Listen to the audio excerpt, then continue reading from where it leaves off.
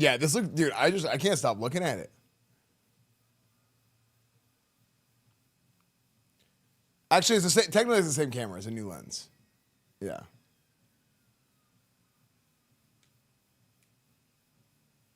The only thing I would change is the focus, so you would be more blurry than the background.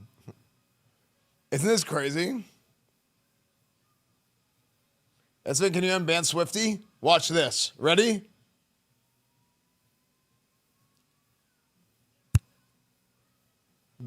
Go to the channel. Check. I just unbanned him.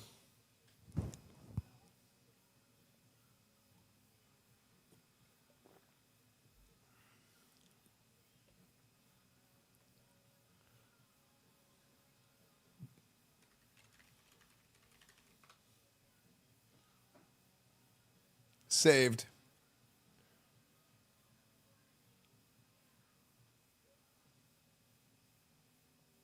I told you.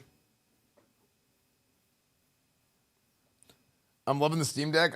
I'm saying it, dude. I swear by handhelds, man. I'm a handheld enjoyer. Handheld enjoyer here. Camera looks insane. Doesn't look good. Can you ban Maya?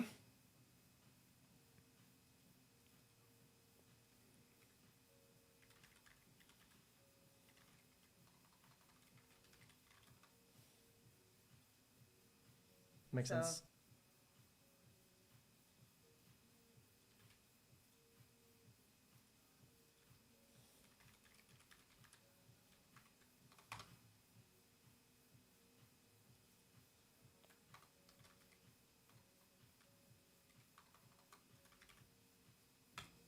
Ready? You ready for it?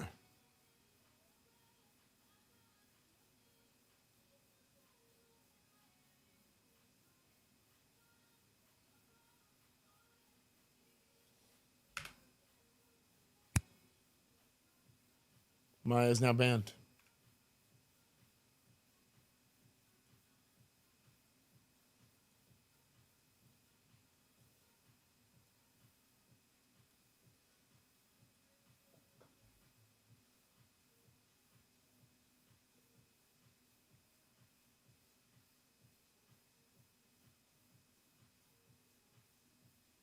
It is done. Cheers to 60 months Esfand. In January 2021, I subbed for the first time so you could be my therapist when the Colts lose to the 2-14 Jaguars, a game where their fans dressed as clowns.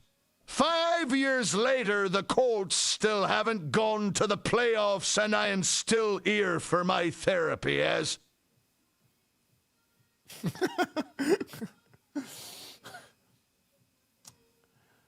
Do not trust this man. He does not have a new camera. He is in front of a green screen picture of his background. Even if has not, that's the kind of thing. Actually, you know what's crazy? That is exactly the kind of thing I would do, Bob. Thank you for the 67 months. Man, you know what we need to do? I might go to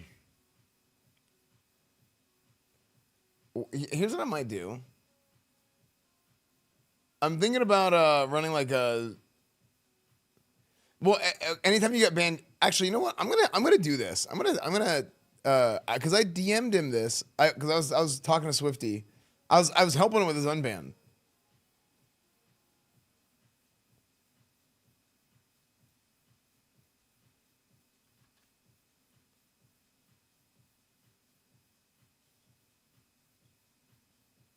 Like I messaged him this.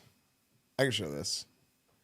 Yeah, I messaged him this. I don't think he saw it yet. So I'm gonna reply to his tweet so people don't like unban them. You know what I mean? No, don't refollow. Don't refollow. Yeah, I think you didn't see it yet. It'll automatically refollow.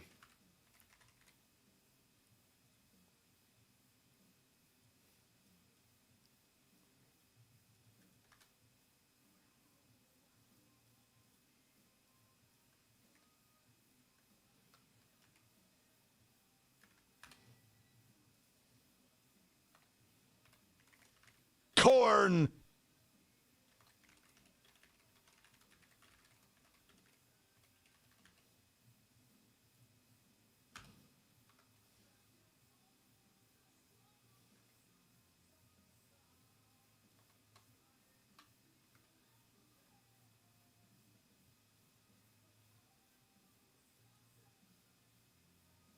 Cool.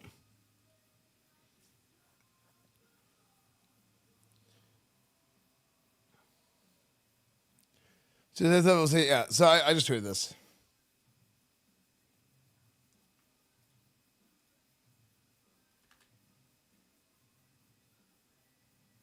Did you check Reddit, my king? My Reddit? Reddit.com/r/EsfandTV. I haven't checked in a couple days. Thank you, Cornwood. Hold on, let me see this, Jenny. Dude, I should get back to checking the Reddit. If you guys post on there, I'll check it. Hype train. Oh my gosh, already? Dude, I feel like we've been in hype train like 3 days.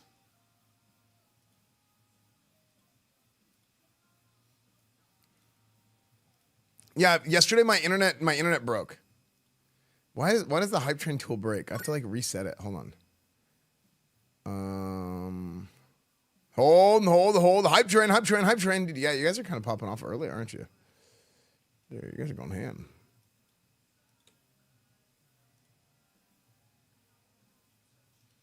Okay.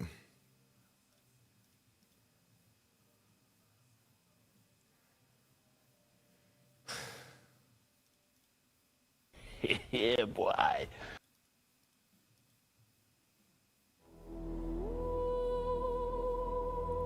Hype train. In Chat. the realm of Twitch, Crack open a Red Bull. two legends reign supreme. From the halls of light, Wait, is this a new one? Esfand, father of retribution, Suzanne Syndicate gifted a sub. Asmongold, the Goblin King. Lord of degenerates. Apart, they are mighty. Together, they are Unstoppable. Unstoppable.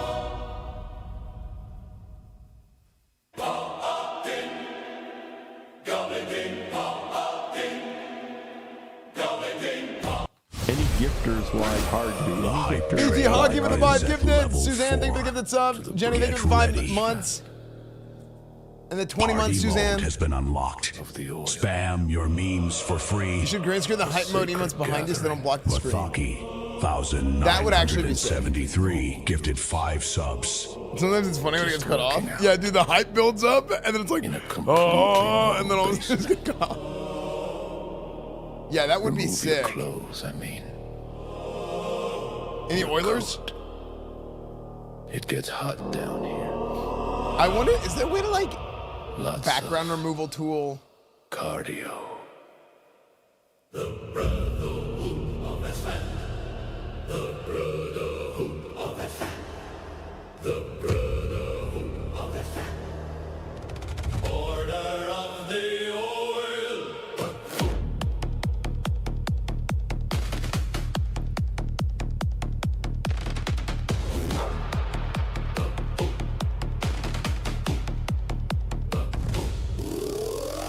I need to get it to where it does this. It changes the color automatically. I still haven't figured it out. What's up, Felipe? Expect dragons get this to the Mia Khalifa. Stop feeding the ass a high fiber diet of salads on the internet. Oh, salad. We gotta order salad. Expect dragons gifted a sub. Order of the oil.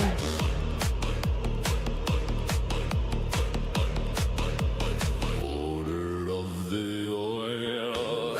New guy has to kneel, show us that you're real. Prove you want it bad, make the master glad. Drop it to the floor, lock and bolt the door. Now the fun begins, cleansing of our sins. Why is everyone oiled up? Dude, it's for injury prevention. Very important to lubricate before you go deep into the squat.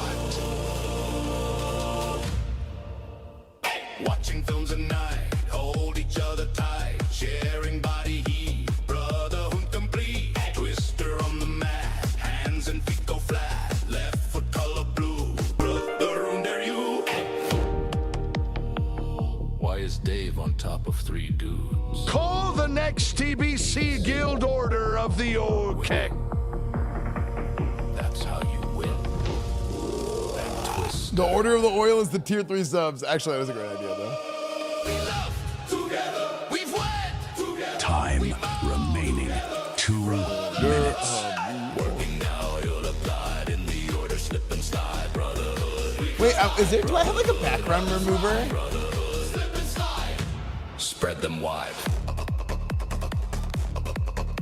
Dude, this song is actually so catchy. I'm still not 100% sure what the song's about. Let's keep it that way. Let's keep it. Some things should be kept the way they are. Dude, doesn't this camera? Dude, this camera looks insane.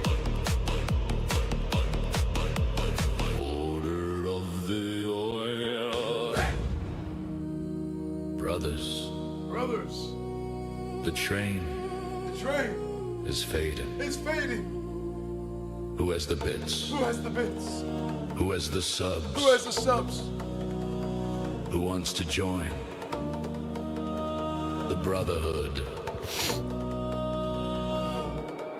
We have robes. Time remaining. Chat. 1 The hype train only has minute. 1 minute. Only 1 minute left. You can see how dirty the carpet is. The carpet is not dirty.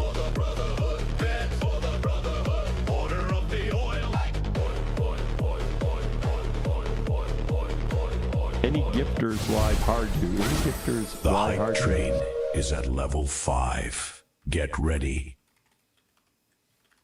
Party mode has been unlocked. Spam your memes I need this for more free. than you, I think. Expect dragons cheered with 250 bits. Bathaki, 1,973, remains unchallenged. Luda Zanny with a 3 Zani gifted. Liran, thank you for the a sub. prime. Song? Liran, 03, subscribed. And the first time chat. Thank you, Liran.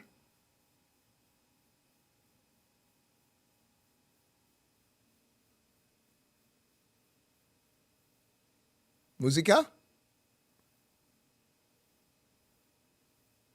Come on. Come on.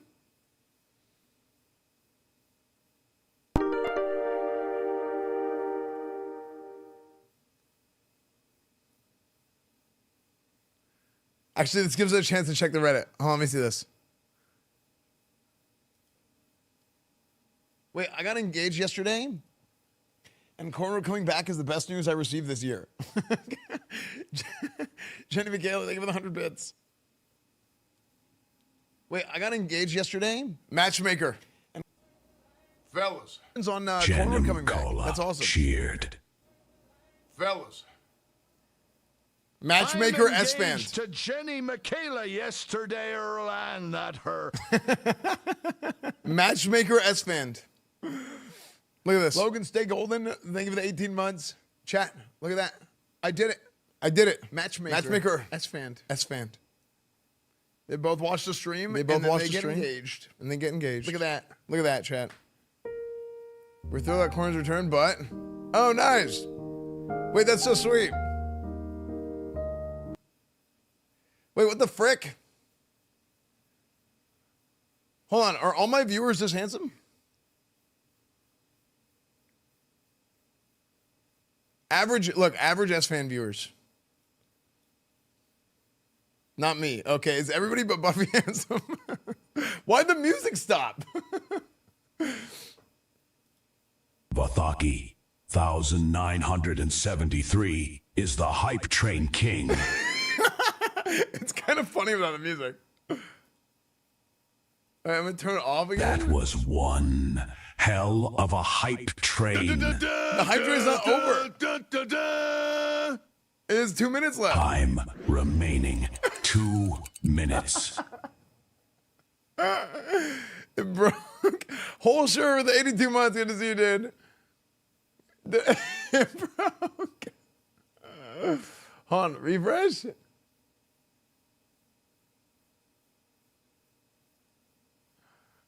What?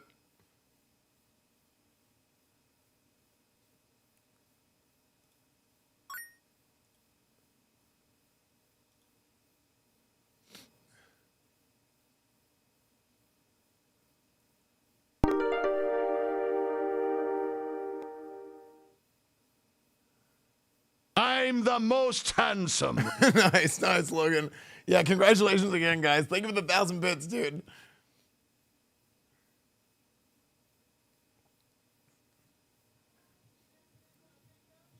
You know what, chat? I'm gonna give subs. I'm gonna like chat. You know what? Here's 20 gifted for me.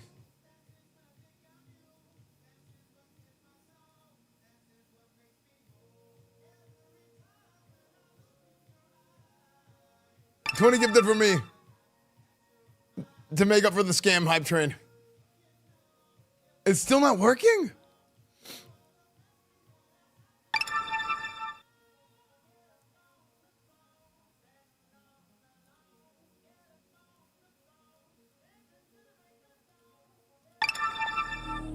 Party mode has been unlocked. Judge. Spam your memes. Okay, level 8 for hype free. train. No, it was on. I paused alerts and then unpaused alerts and it worked. The time has come. What's up, Moral? The train has hungered. The train hungers. It desires bits. It desires cheers. It desires subs. Are you ready to give everything?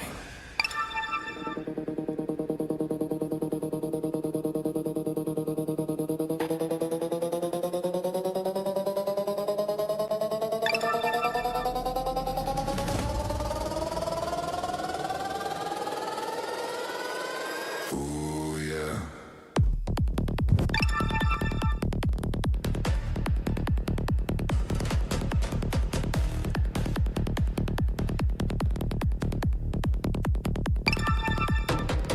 Oil up the train, oil it up. Oil up the train, oil it up. Oil up the train, oil it up. You are the GOAT. We appreciate it. Let's go, hype train. Thank you, Logan.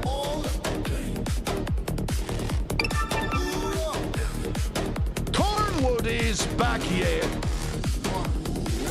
The machine demands more. Trust the bets. Don't worry, guys. To make up for the scammed hype train, I'm gonna gift you all subs so you get to watch even more of me. What a fucking jackass. Cheesequake and Susanna's Syndicate cheered with more than 100 bits.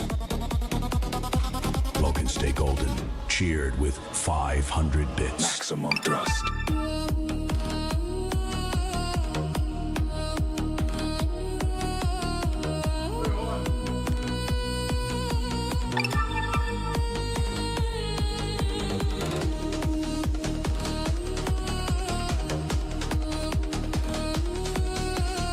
Time remaining 2 minutes. Ooh, yeah. Harder. Faster. Deeper. Don't stop. Faster. Maximum thrust. We need more offerings. Oil the machine. Any gifters wide hard to. Any gifters wide hard to. Oil the machine. Oil machine. EsfandTV is currently our top supporter. Hey, classic. Nobody loves me more than me, chat. Look, I'm not gay or anything, but something little Esfand in that chair does something to me.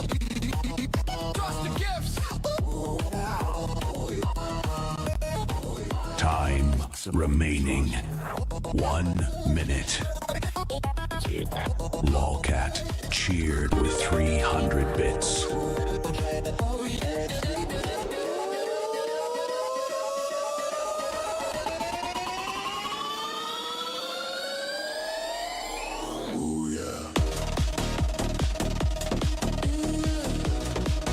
Lolcat, thank you for the 300 bits. 30 seconds. Time is running out.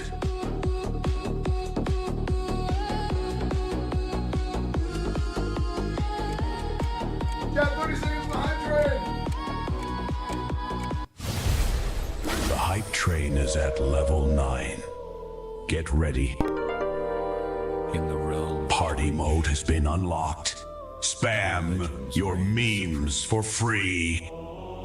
from the halls The of real Croden has our back Croden, thank you for with the 10 10 gifted. gifted subs. and from the depths of the cave, Asmongold, the Goblin King. Lord of degenerates, apart, they are mighty. Together, they are unstoppable.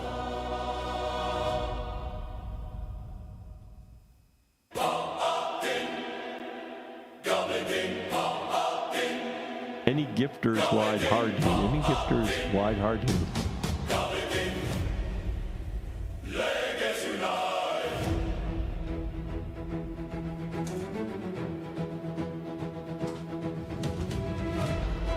Esfand TV is leading this hype train.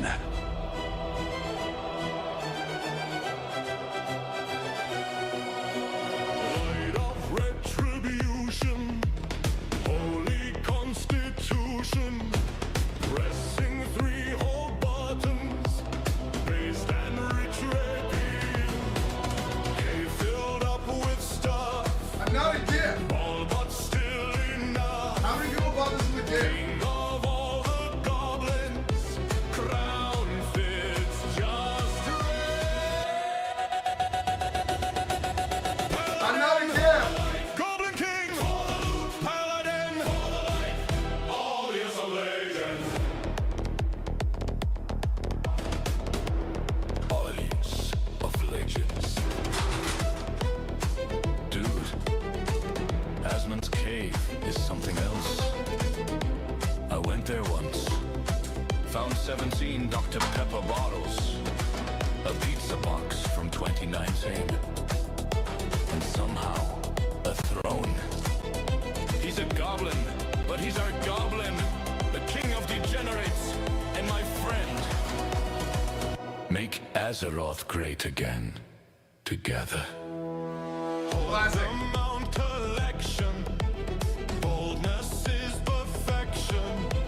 Living in the dungeon. Go believe. There's a lighting, you're blown out.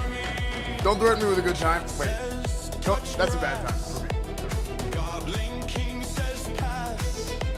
Cave dweller for life. Time remaining 2 minutes.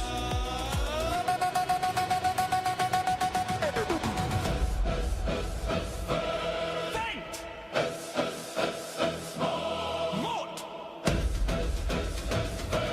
Like together we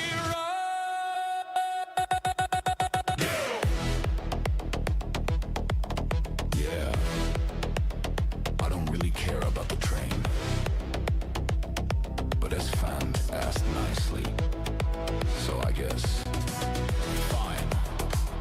Whatever, dude. Goblins don't beg. But goblins also don't lose.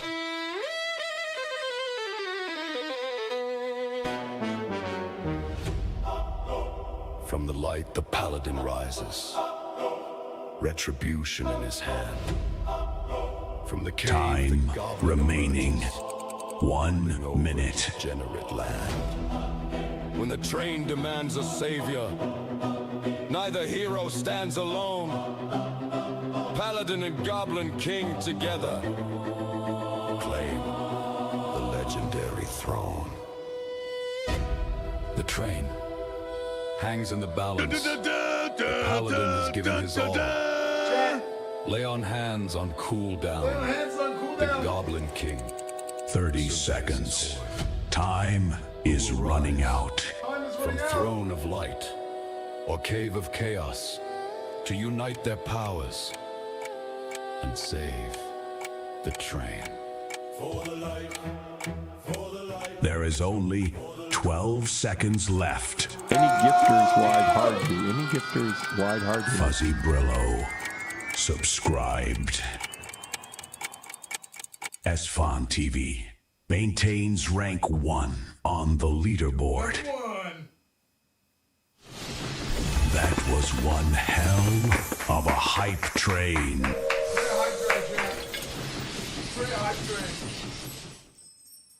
Amazing. Amazing, chat. Amazing hype train. Very good, very good, very good, very good. Very, very good, chat. As a Ravens fan, how do I cope about last night? Yeah, that one's a rough one. Anonymous, thank you for the 5 gifted. Fuzzy Brillo, thank you for the 22 months. Croden again with the 10 gifted. Read the team roster.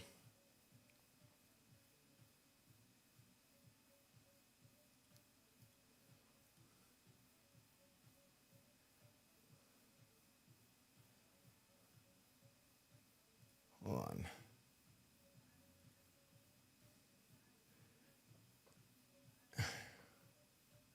Wait a second. Let me close out of this. Agu tweeted this, or linked this too.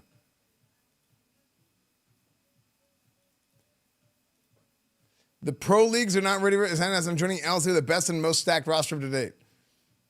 4 swines and a bum. Pobelter mid. Jacksepticeye ADC. Vanguard support. Drew Tut top.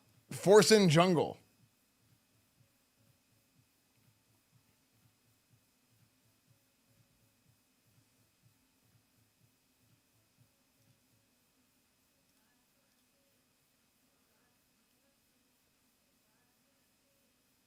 What?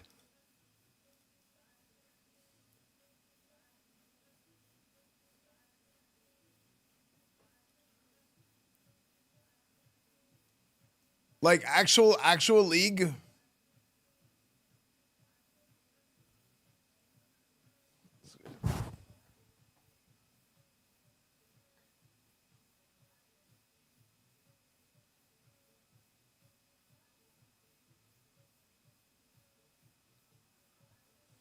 Is the square still visible? Dude, Pobelter the god. Pobelter mid lane god.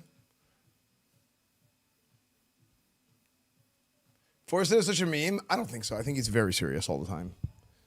If it's any consolation for Ravens fan, they probably would have just gotten bounced as fast as Steelers will. Dude, is it weird that the Ravens are bad? I think it's weird that the Ravens are bad.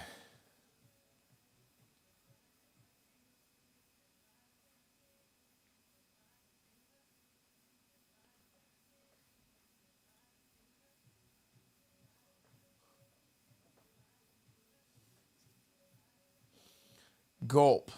I think it should be changed to something else. Okay, I have a question. 7TV, on this emote set, whenever I change the emote set, actual question,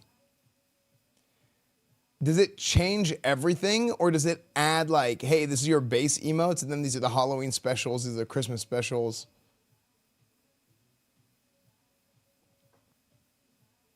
Does anybody know? You guys have no idea.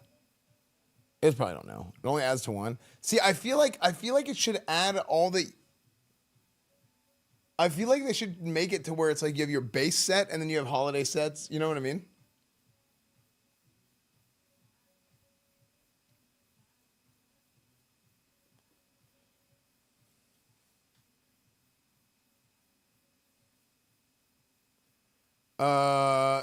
Gulp. I feel like it should be called something other than Gulp. What should this be called?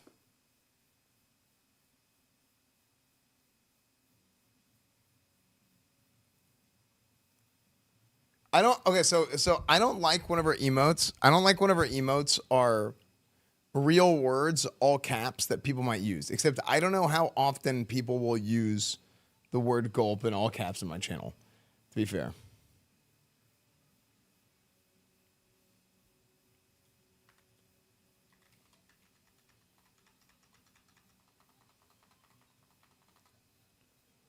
When they go to the old 17 site, change the sets, but the new site's just bugged.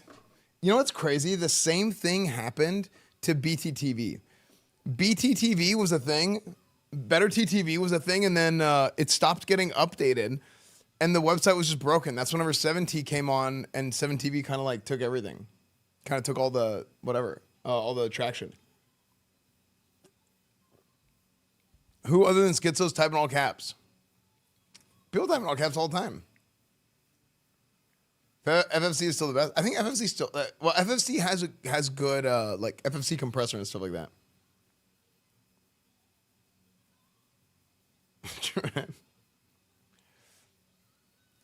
Half the time you search an email on 7TV, it never loads.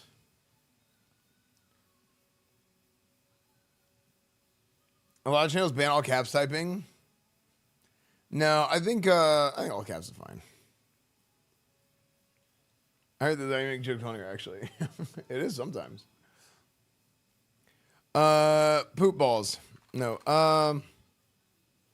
Yeah, J-Dog, Soniku. Gulpers. How about gulpers?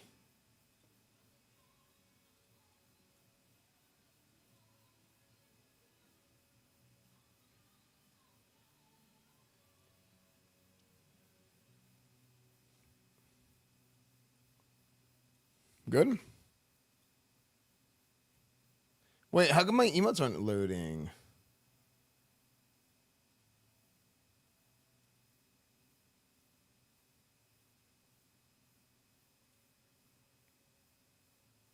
Yo, what's up, Hobbs? How are you, man? Ready to help Swifty? Glad to see them. Yeah, man. I hope you're doing good, Hobbs. Look, the thing is, look, the WoW boys, like, we got to have each other's backs, okay? At the end of the day, it's important, the WoW boys, we all got each other's backs. That's the way I see it.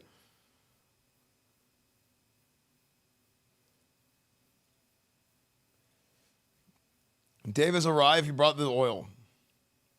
Any Oilers? And girls, yes, and girls, and girls. The legend Hobbs, yeah, speaking of legends, chat, wow, Hobbs is here. Dude, this was before videos could go viral. This is like one of the big time WoW videos. Look at this. 2.8 million views. I'd like to welcome you to my wowhobbs.blogspot.com. Esfand, where are the ads? I paid them to eat your internet cables. I demand action.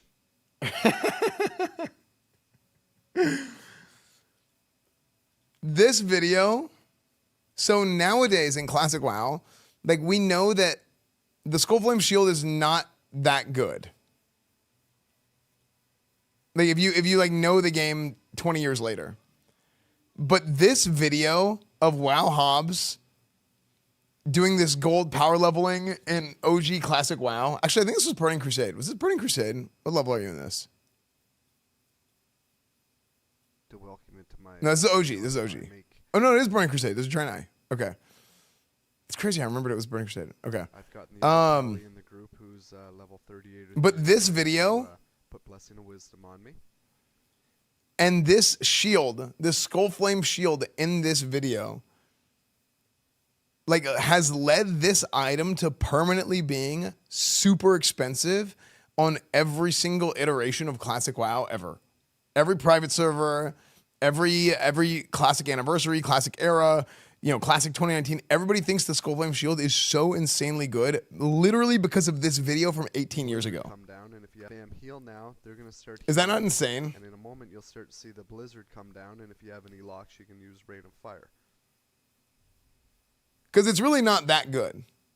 Dude, freaking 4 frames a second, Now dude. that everybody's on me, I am taking a lot of. I mean, it's okay. It's only good whenever you're getting hit so many times because the proc rate is so low. the other players, their mana going down. But, like, That's me being And freaking the mob will start to disperse. super min-max, right? Like if you get like, I think Crest of Retribution is better, for example. One of the mages From uses Stratholme. Blast, and these mages are all 38 to 39, and you can, like I say. But isn't this crazy? 34, Hobbs made this video like almost 20 years ago, and it permanently changed the culture of classic WoW, and like what people think of this item because of this one video.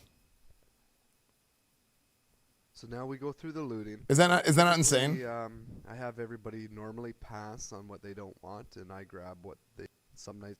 But I think they're killing this in Burning Crusade. You can't do like AoE pulling. Right? You can't do AoE pulls like this in Burning Crusade.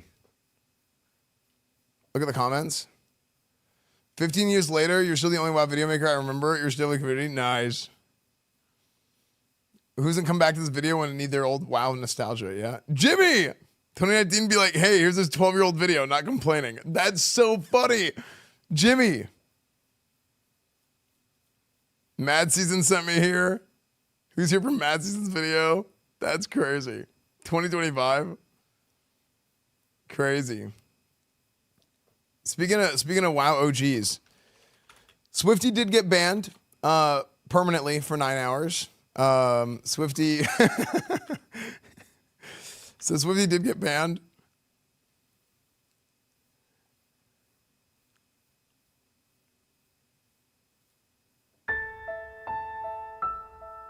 And Swifty has been banned before, but not on Twitch. He got banned from WoW whenever streaming was like first becoming a thing. And this video is like, this video is so good.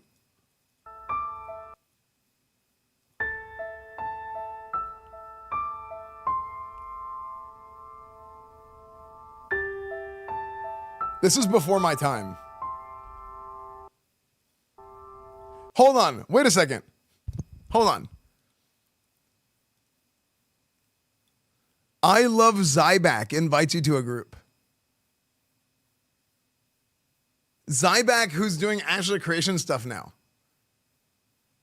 I know he was a former WoW guy, but I didn't know him from WoW because this was before my time. Like I wasn't like in WoW content creation at this point or like paying attention to anything. Yeah, he did like Feral Druid stuff. Guys. Dude, this is the thing. Dude, this. You guys think Asmon has hordes of people following him? Look at like, dude, this is insane. This is way more than anything you ever saw on Asmon's stream. This is crazy. Is that not insane?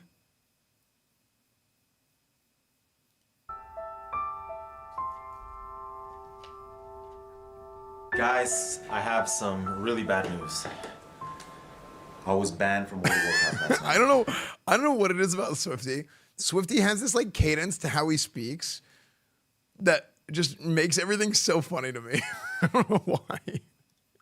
Banned from World of Warcraft last night. Like it's just so the music, it's so Guys, heavy. I have some really bad news. I love it. I was banned from World of Warcraft last night. An actual ban, not a suspension, a ban, a permanent ban. We had about 4 to 5,000 people joined the live stream last night. The live stream was held by my guild, Datamaktir, and it was hosted on Justin TV. We took turns hosting. When it was my turn, He has Facebook open. Inadvertently Old YouTube caused a server to crash. Now, it wasn't my intention. We don't want to lag out, so we'll go to dwarf. You crashed the server. Server's down. Wow. No crashing, guys. No crashing servers. We're not purposely doing it. This account has been found in violation of our zone areas disruption, exploitation policies, rules, and penalties. There was an era of time that like Blizzard just hated content creators. Like despised them. And it lasted like 10 years.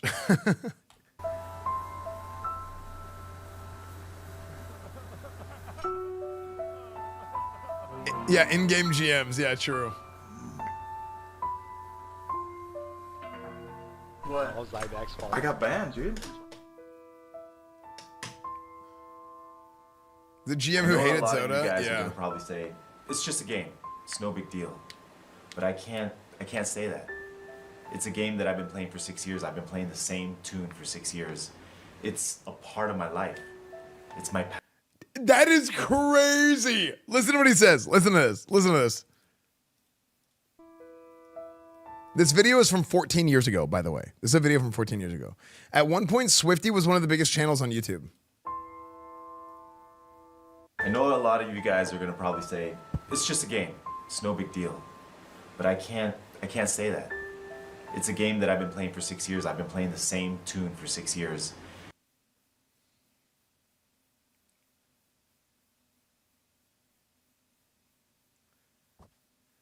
Six years.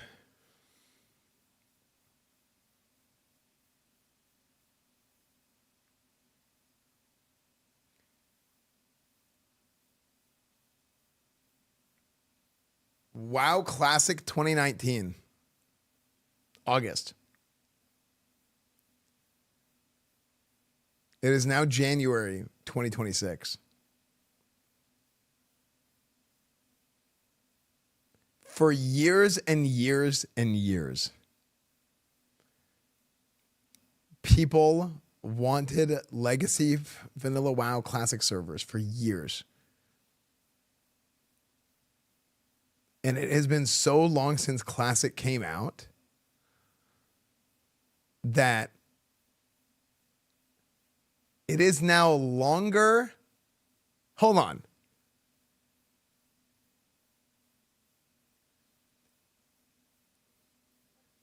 Classic WoW 2019 has been out longer than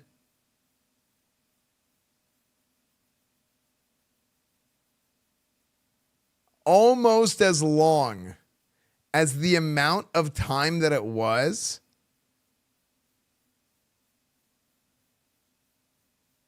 from whenever realizes he's wrong, so starts trying to reach for other facts. Whenever season 2 of League of Legends had come out after WoW launched. Isn't that crazy?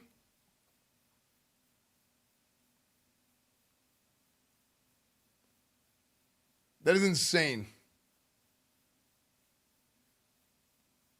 It's a part of my life. It's my passion. Yep. Yeah, I could create a new level 1 tune, but it's not the same thing. I mean, I have all my old memories. This is an old like WoW band that he had. This is not related. But it's just funny. Because it's I think it's just Blizzard pointing the finger at someone. Someone has to take the fall for this. I didn't sleep. But Blizzard used to hate I slept 3 hours.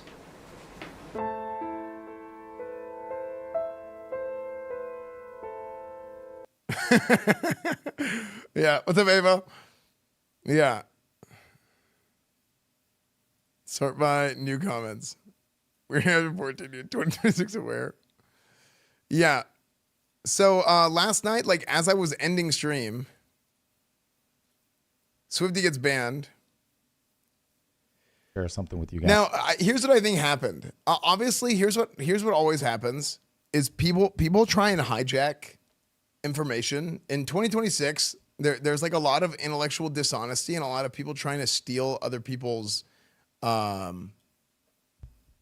things that are happening to other people, right? And they try and make it about themselves. That's a lot of what happens. Which is why I'm here to say that I personally unbanned Swifty on Twitch. He is currently unbanned. Hearts in the chat for me. I know. Hold your applause, but you can put your hearts in there. Yes, that was me. I unbanned him personally. 100%. No. Okay, memes aside. People like make it about themselves. So if you go through this and it's all this like, it's just like a bunch of bullshit, right? Where people are like, Twitch. But here's the thing. He's streaming. Here, just watch the video. I'll talk about it. Guys, today I was streaming like food delivery. I've been doing it for the past week on Twitch. Really enjoyed it. It's been amazing. And I've been doing it for, to make ends meet in the month of January and February, because those are the worst ad revenue months of the year. So I do it in combination with streaming. It was working out too. I started getting a lot of viewers. I was actually getting more viewers doing food delivery than I was playing World of Warcraft. So I thought it was the greatest thing ever. And I had so much fun doing it. So today I'm doing my food delivery, and I saw other people doing food delivery also on Twitch. So I thought everything was fine. And No, I was streaming today, no, I will and say then this. one of my mods, Ava. Ava, she's here. Actually, hold on. I'll talk about. I'll let the video play. I was streaming today, and then one of my mods, Ava, she calls me on the phone, and she says, "Your channel's gone." I'm like, "What? No way!" I just realized Swifty is probably sitting there streaming, just driving, doing his next delivery, and he's like, "Oh, yeah, so we're going to this next place." He's like talking to chat for like 5 minutes, and then Ava's like spam texting him, calls him, "Hey, you're banned." I was like, "Wait, what?" Like, the idea of finding out in that manner is so funny. So I check, and sure enough, it's gone. I just got back. I just drove home, and my channel's permabanned. So like to me, it's a huge shock. Like I can't even believe it. I've been streaming for like 14 years. I've never gotten in trouble. Never got a ban. Never a suspension. And I just got permabanned on Twitch.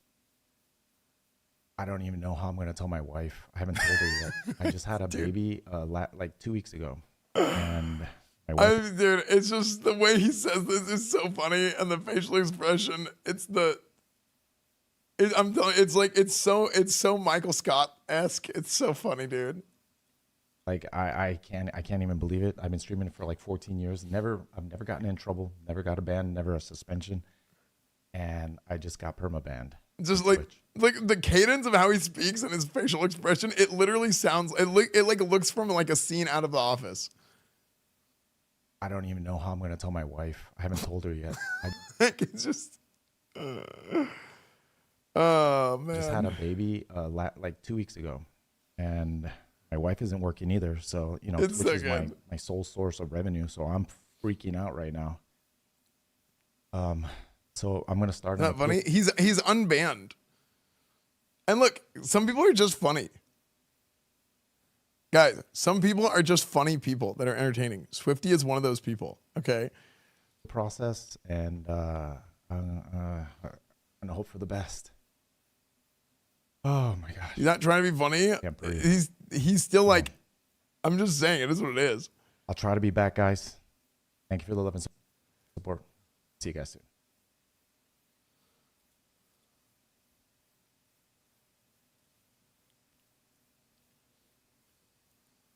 Your suffering empowers me. Okay. You can be mad at me for laughing, but if you really care that much, what do you care more about? Do you care more that I message somebody at Twitch to help look into this at 4 a.m.? Or do you care more that I laughed at one thing that he said, that the cadence in which he says it is just funny? I'm laughing at the streamer being entertaining. I mean, if you like, I don't know. My thing is like, come on, like you gotta have some honesty, you know? It's just like, give me a break.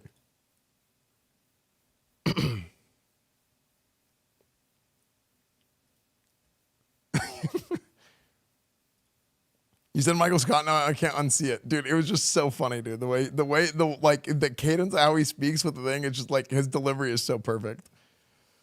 Yeah. He's on for DoorDash while streaming, so just leaking everyone who he delivered to. Well, so here's the thing. Do we know why they banned him? So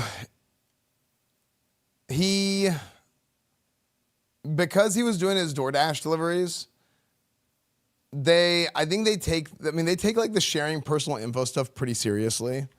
And yeah. yeah.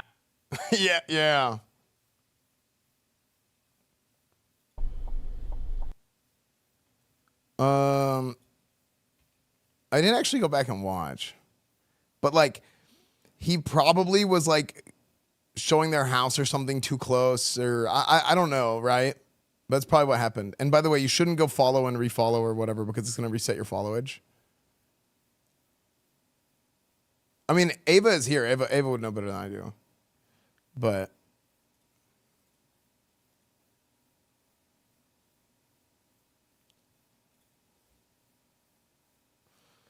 Oh, this is the only VOD that's here. It's like only a 12-minute VOD. Or wait, is it 12? Devices. It's a good setup he has. Miss turn 4, curbs hit 2.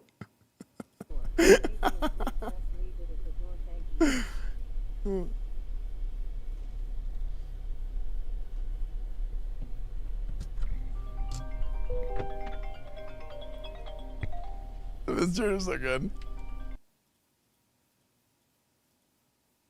Oh, like the unbanned, the green, the Swifty green screen video. Bathroom break.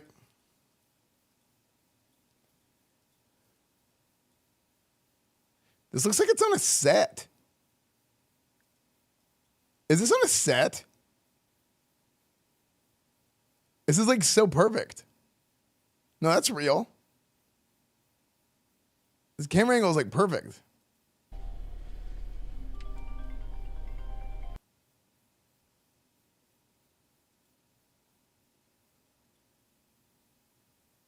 Wait a second. Actually, hold on. Tokyo Drift. Wait, hold on. Ava, is this whenever he got banned? That's crazy, because that means it still uploaded the footage after he was banned. Didn't this happen to somebody else who got banned and then their stream was still on and then it pushed the footage of after the stream turned off? Maybe Tokyo Drift. Interesting. Wait, so he really was, dude, Swifty was streaming for like 2 minutes after he got banned and then Ava called him. Tokyo Drift. So this is he got banned right before this. I haven't missed. Oh. He got banned for showing the GPS map location on screen. It was showing where he was driving to, only showing the address of the restaurant, but never the customer's address. Oh, you know what they probably saw? They probably saw an address on the screen, and which, by the way, if you're putting the customer's address on the screen, which he wasn't doing, totally justified, right? But they probably saw the address on the screen, and they were like, "What the hell?" And they probably thought it was the destination of the delivery, not the destination of the pickup. Yeah. Which you gotta admit, totally justified. They need to give guidance. I actually don't think they should do that. I don't think they should. I think a lot of times, like, defining things too closely or too distinctly is not good, because it doesn't. There's an endless. Okay. Content creation is this big, wide open canvas, and there's so many different things you can do. And Twitch can't realistically, or any platform can't realistically go and determine all the little minutia of every sort of little thing that there is ahead of time, because anything can happen in life, right? It's just a constant set of variables. Every step you take, every move you make, every breath you take, I'll be watching you. And so we'll chat. And anything can happen. So I don't think it's a good idea to go through and try and define all these things, because then you have these people, you have the same people who are like in the comments here. Like, a lot of people are supportive, right? A lot of people are supportive, but then there's a lot of people who are the same types of people that are like, wow, well, actually, the rules state in Section 7B of Article 9. It's like, dude, it's just AIDS, right? It's not really worth their time. And I don't think it's a good idea. If you didn't do a police reference, I was going to be disappointed. I'm going to do Cornwood later. Esfand, where's the oil? It's in the order. I sent you an image on Discord of what it looked like. Let's see. Yeah, see, this is such an easy misunderstanding. I mean, to be honest, I probably wouldn't even do this anymore. Hold on. I probably wouldn't even do it like this. Because even though it's interesting, it is interesting. But like, this is like an interesting way of doing it. But I think sharing your phone screen, it probably, it's too, I think this is too, like, it's too much info. Like, actioning somebody for this is, I think, 100% justified, right? Now, it's like immediate permaban, no warning, so everything looks really bad. But at the end of the day, like, he still did just put an appeal and got unbanned within 9 hours. Like, I went to bed, wakes up, he's unbanned, right? Now, it is stressful, right? And he does have to wait to stream, because if he goes live now, I don't think anybody will get a notification, because it has to repopulate the follows on his channel. So, yeah. It only works as a road trip thing, not delivery. Yeah, it's probably, yeah, that's different. You're right. Yeah, like if you're doing a road trip, maybe. I do think the setup is cool, and I think this is interesting. You know what's crazy? Swifty has always been, this is way before my time. This is way before my time. Because I didn't really watch Twitch before I started streaming. But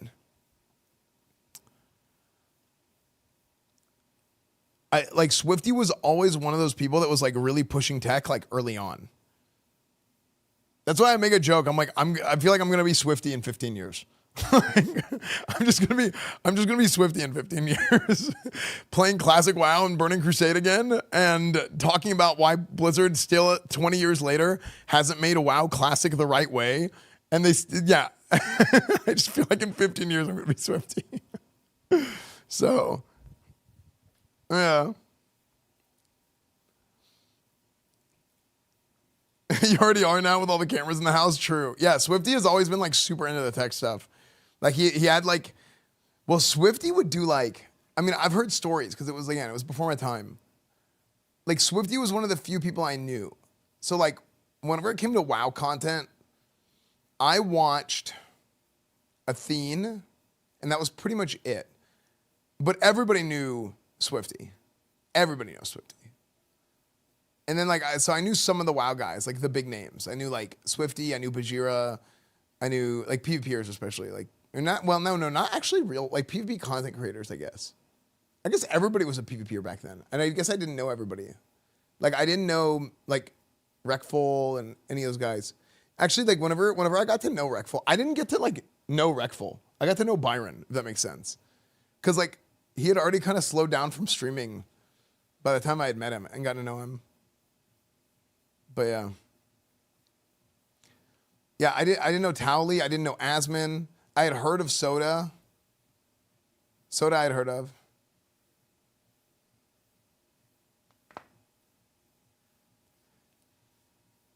I feel like you should be able to show the map like GTA map with no location names. Maybe.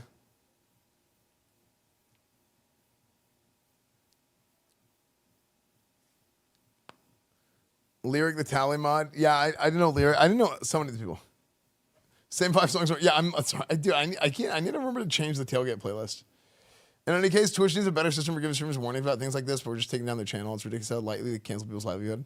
Yeah, no, I agree with. I've said that for a long time. I mean, I got banned once. If you don't, here's the thing. If you're like, okay, I'm gonna be kind of mean for a second, but honest. If you're inept, life is really hard. And streaming doesn't necessarily make it easier. This is insane, Link. Yeah, take a look at this. Huberry, thank you for the 3 years, man. Yeah, if you're like inept, like if you don't know how to like handle business and get stuff done, like find a way to make things work, then you're going to have a hard time in life, right? Streaming is no different. Twitch is no different.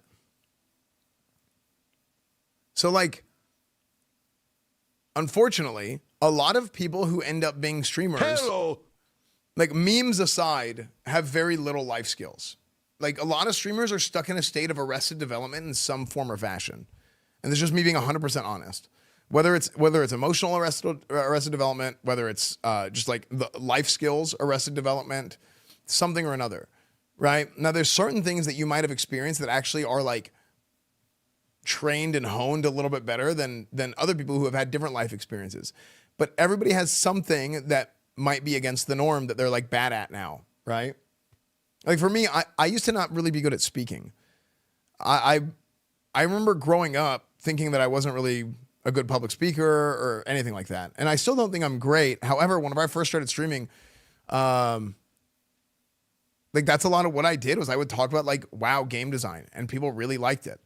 So that's something that kind of like, to me, has just gotten better and better, I think, over time, over the years. And streaming has helped do that, you know, has helped continue to develop that. Esfand stuck in the office, not arrested. Most people have to go through discomfort to experience change. Yeah. So like, again, like somebody like Swifty gets banned. He sends an email. He puts out a tweet and he's like, hey, this happened. Sends an email. I'm sure he sent an email. I see the tweet. You know, a bunch of people see the tweet. People reach out to people, right? And then he gets unbanned, right? Problem solved. Now, there's a couple of things here. Swifty is known, right? He's an OG. A lot of people know Swifty from like the early days. So like, yeah, there's like some advantages there, but at the end of the day, like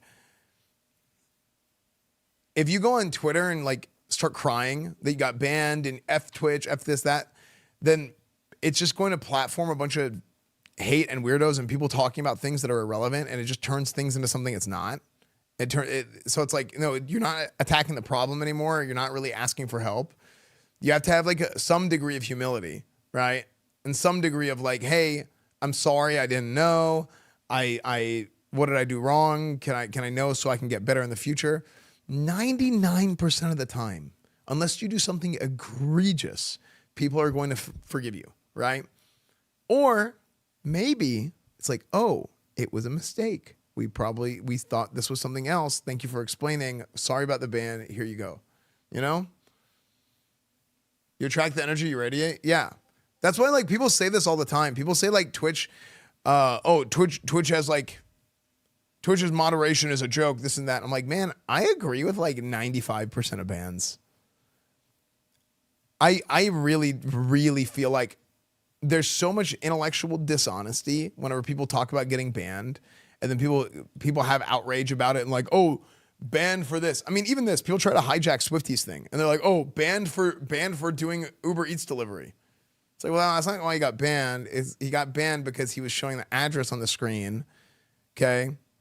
And maybe there was some kind of misunderstanding. They thought the address was the delivery location, not the pickup location. So they think it's the customers. So they think he's doxing people, right? And it's just a misunderstanding, right? And then within 9 hours, he's immediately unbanned. You know what I mean? So like, at least there's like a reason for it. And at least I just say this from a screenshot and what Ava said, right? There could be something else that we don't know about. Just being honest, right?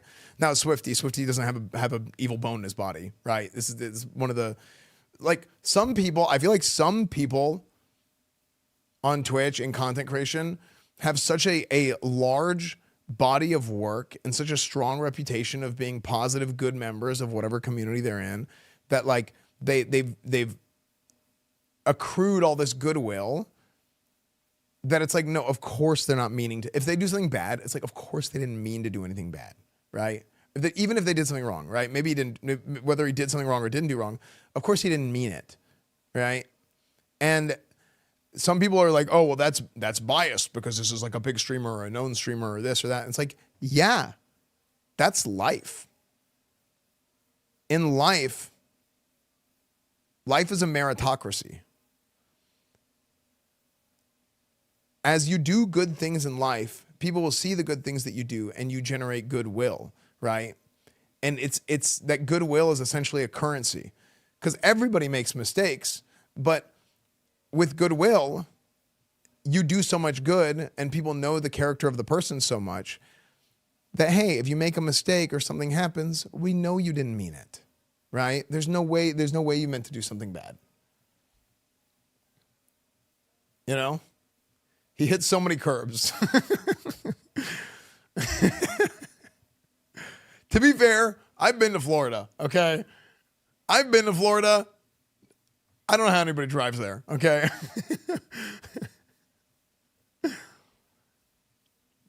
Yeah. So if you guys only ever tried to cool ones up, yeah. Good take, Esfand. We actually get the logic and not focus on morality way too much. Yeah. That's why, like, I'm a very, like, logic-driven person, but I actually believe this. I feel like you can't have logic without emotion, which sounds backwards to a lot of people.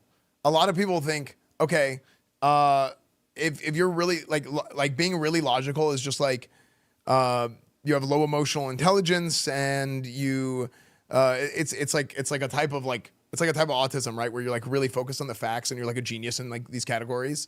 But then like there's certain things that your brain just doesn't comprehend. I think that to be like to truly approach everything from a logical standpoint, you have to factor in emotion. I think if you don't factor in emotion, then it doesn't, you're not being the most logical that you can be because you need to account for how other people see things too. You know? Wait, what did Ava say? I say the reason for ban, I never heard that. Oh yeah, it says sharing personal. See, that's exactly what it was. Sharing personal information that directly locates or financially damages another person without. Yeah, so they that's. I mean, it was just a misunderstanding, right? They thought he was doxing people on accident. Yeah, I mean it's simple. Stuff happens, but no, I'm glad he's unbanned. Next Elevation, thank you for the 89 months. For example, people don't leave jobs, they don't leave careers, they leave poor management and poor work environments. Yeah, that's a really good point. You don't need to take emotion into account, just that everybody. Yeah, logically, you have to understand that they're all dumber than you are. No, I think it's like you just have to understand like how other people are gonna feel about certain things, and then you have to make a logical decision based, like factoring that in. You know. When does this man sleep? Tomorrow. Raiders could be spending $50 million on fired coaches. Barry sent this earlier. $8 million Antonio Pierce, $10 million Josh McDaniels, $10 million John Gruden, $60 million Pete Carroll, $6 million Chip. Wait, hold on. So they're still paying out these contracts for this many fired coaches? Did Pete Carroll get fired? Pete Carroll will make $300,000 a week from the Raiders for the next couple of years, and one of the greatest retirement gifts we've ever seen. Did he get fired? Why did Pete Carroll get fired? Didn't they just hire him? He came out of retirement and fired by Raiders after one season. Bro, what are they doing?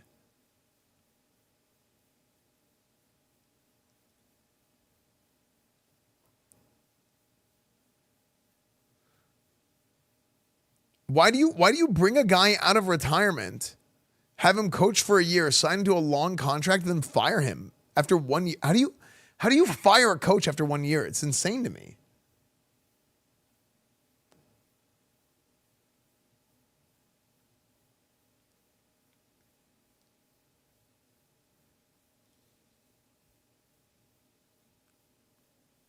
What's their record this year?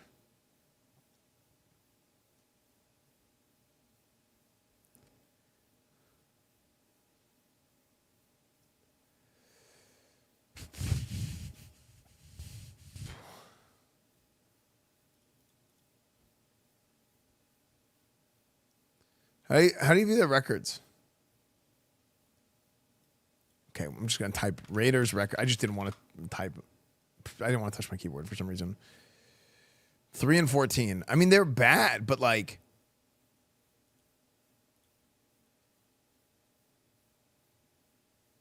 they're bad last year. I mean, they've been bad. They were already bad last year.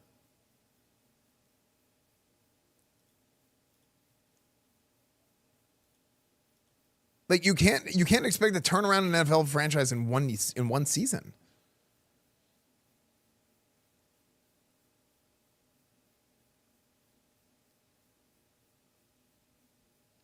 Have you seen the Madden movie trailer? I have not. I actually need to watch this. There's only one John Madden. They didn't make another one.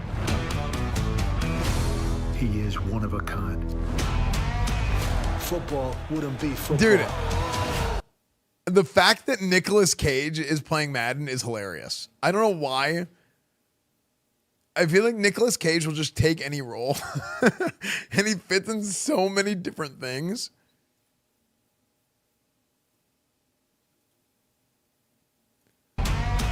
Football wouldn't be football without him. Shane Gillis. Who we are, where we're coming from, or who we're throwing to. Very interesting. Wait, it's going to be a Prime video?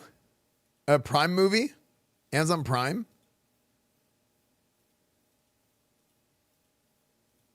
Where we're coming from, or who we're throwing to. That's crazy. That's crazy.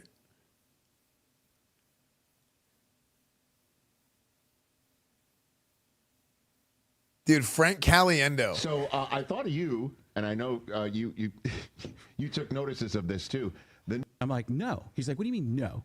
I go, I want to hang out with Nicolas Cage. If I'm going to give the recipe to the Madden voice, wait, actually, I want to watch this because I was actually thinking, like, how are they going to get him to do the voice? Movie about John Madden. I got a 6 NFL teams need new head coaches so far, and Black Monday isn't over yet. Dude, I really want to play some Madden, man. This is like, January is a great time for Madden. January, February, because it's like, people's teams are out of the playoffs and people get excited and they're like, you know what I mean? People want to live a fantasy. So it's like franchise modes are really fun. Anyway, continue. About it. I got a call originally. They asked me to audition for the part of Howard Cosell. I was like, what are you Are you serious? Yes, and I didn't even do it because I'm like, I couldn't. First of all, this is I would be a terrible. I don't do a Howard Cosell. Sure. Like anybody that comes to one of my shows for the last 30 years, there's always an older person who's like, do Howard Cosell. I mean, that right after my Spiro Agnew. So they For want those me, who don't know, they want me to. Spiro Agnew is Richard Nixon's vice president. So nice.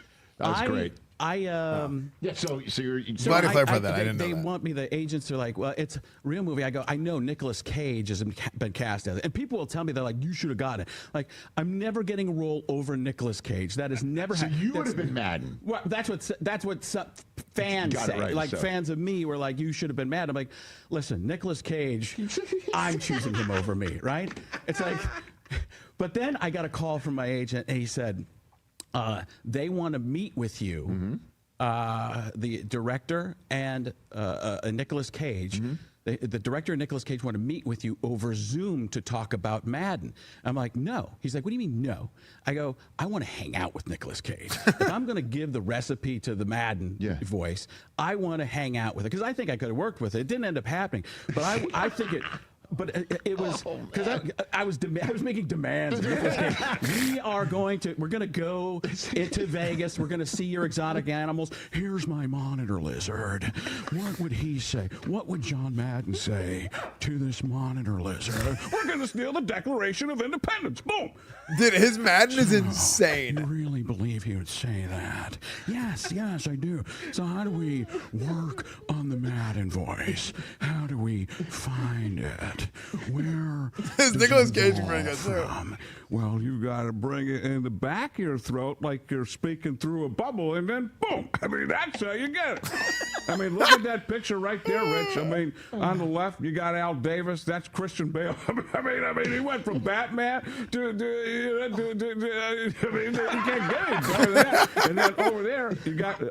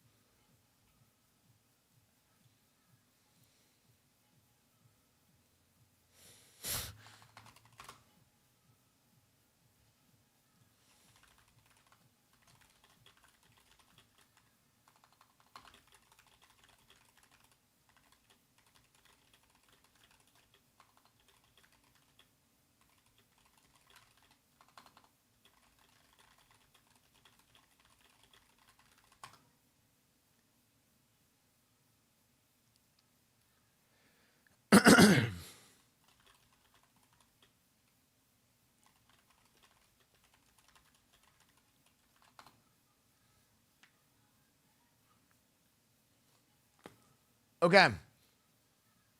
Touch me one more time. All right, we're back. How dare you watch YouTube videos on YouTube while streaming on YouTube? I know.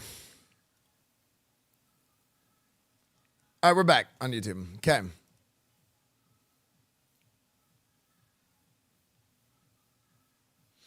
CES preview. Okay. Actually, we're gonna make a YouTube video here. Ready? I want this to be a YouTube video. Ready? All right.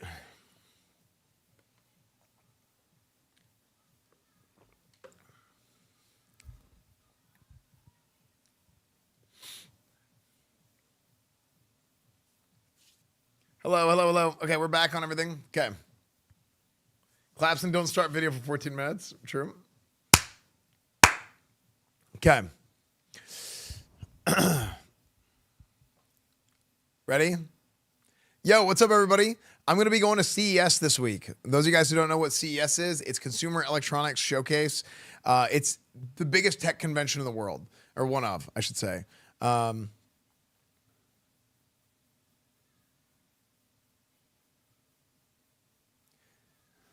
Wait, what is... Hold on.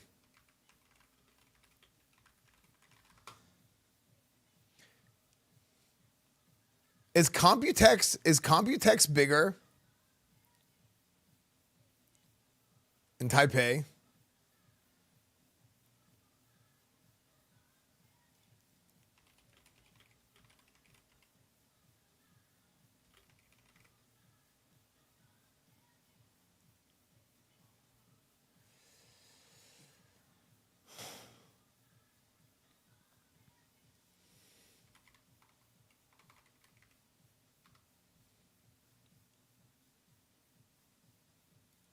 Okay.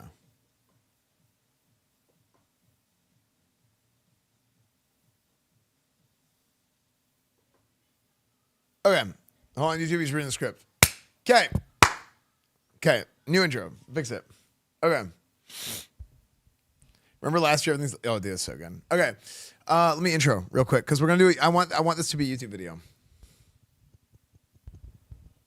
So yeah. Okay, anyway.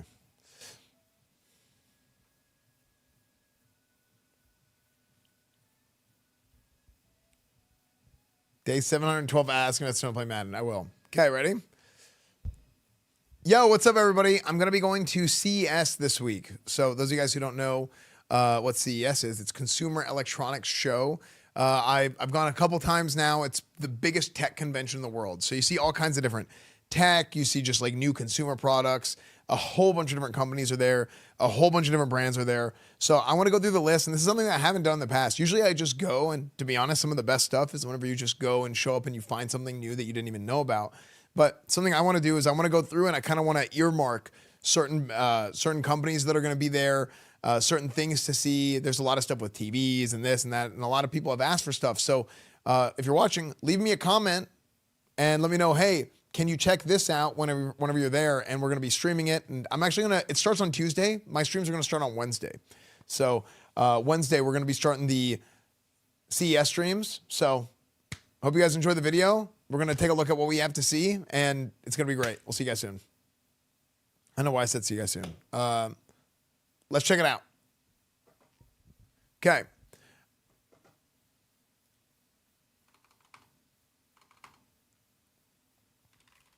All right.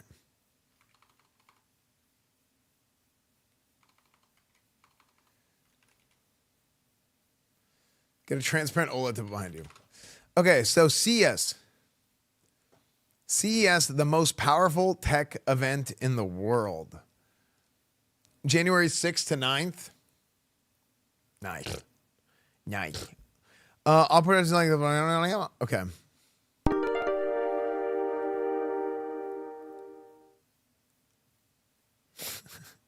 Thanks, Jenny. Thank you for the 100 bits. Great YouTube video so far. Make the most of your CES experience. Book a show floor tour. Okay, so you can like, so I'm already registered, right? I'm already registered. I'm gonna be going, but there's like all kinds of different exhibits. They have some keynotes and stuff that goes on. The CEO of AMD is gonna be doing a keynote. Huh.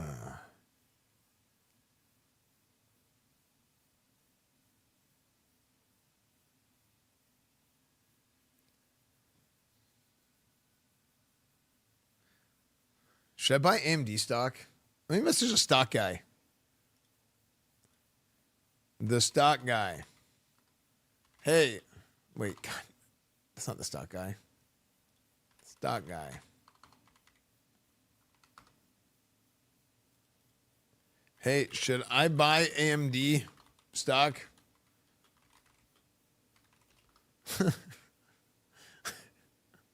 Okay. Book a show floor tour, upgrade your conference pass. Wait, I've never done this. So one of the things that I never really did in the past at CES was I feel like I didn't do a great job of having a plan for what I wanted to see. Now, to be fair, I think it makes it great whenever you go with no plan and then you just kind of enjoy it as is. But maybe, like, what are the, one of our group tours? Oh, God. Custom VIP tours? Whatever. No, I don't think that'd be anything for us. For us, like, we like to go see the exhibits and just enjoy it. So we go to exhibitor overview. Oh, this is for like 305 Fortune 500 companies attend from 158 countries. 53% of attendees are senior level. Oh, old people. Adult content.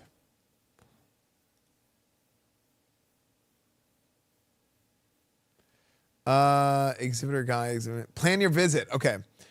Schedule, attendee guides, dates and hours.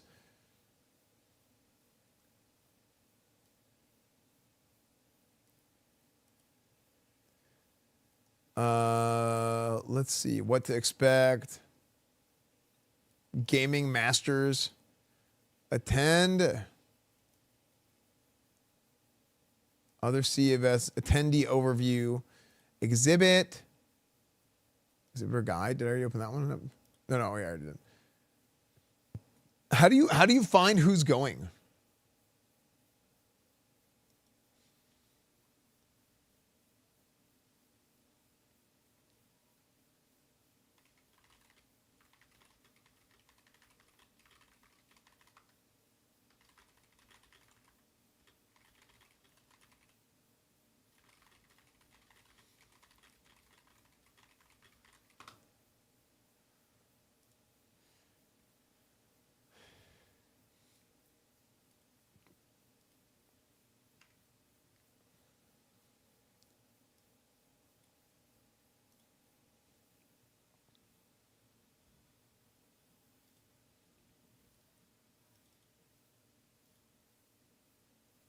Okay. That's Computex.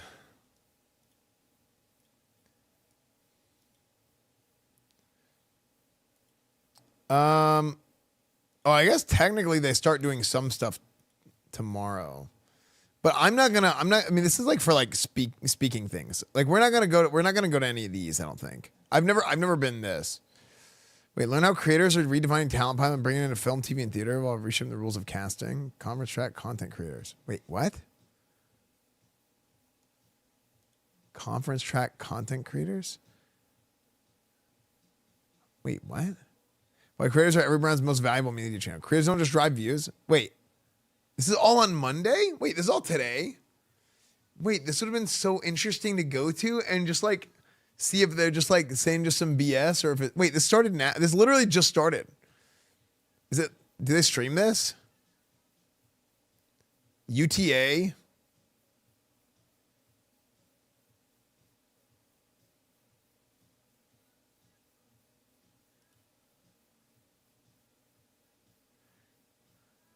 Wait, so UTA is doing a bunch of stuff at CES. That's interesting.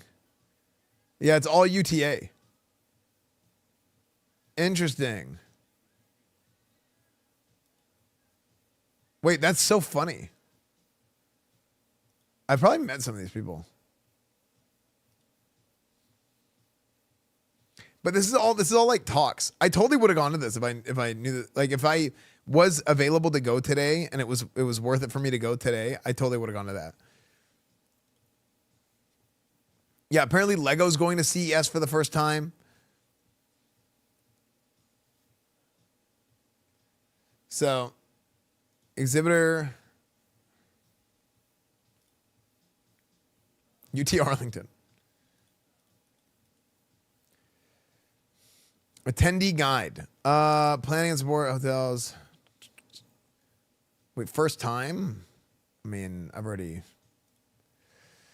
navigating the show. Yeah, we're gonna start our streams on Wednesday.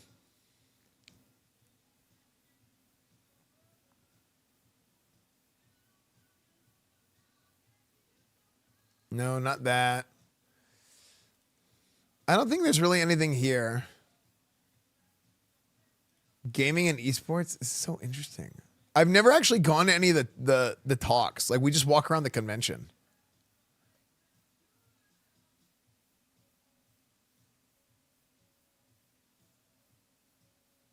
I don't even know where they do the talks.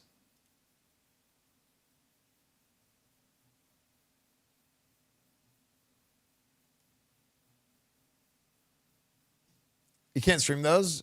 Can you not? I don't know. I mean, exhibitor list. Thank you. Okay, so let's look at the exhibitors list. Let's start here. Let's look at the exhibitor list. Is there like a dark mode?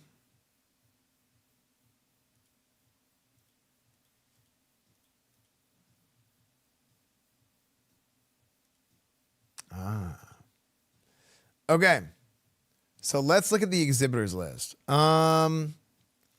Filter by category. Let's see gaming is okay, gaming and esports. Featured exhibitors.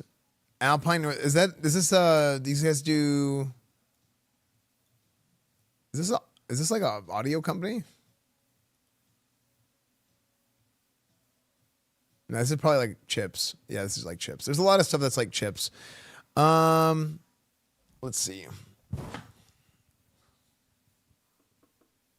Well, it's not just electronics that are at the showcase, which is kind of cool. All exhibitors, see all results. Wait, these guys are all gaming?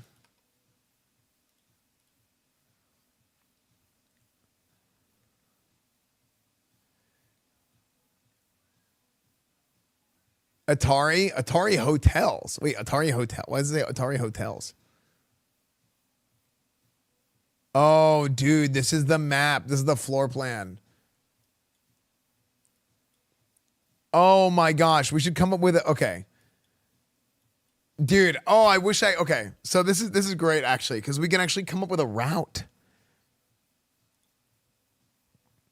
Bose, big game company, indie video game development company. B Haptics. Okay. Wait, this is actually great. Wait, can I just bookmark? Hold on, 1 second. Wait, I can hold on. On the app. Hold on.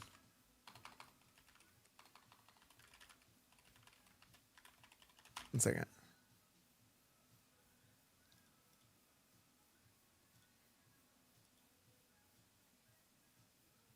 Hold on.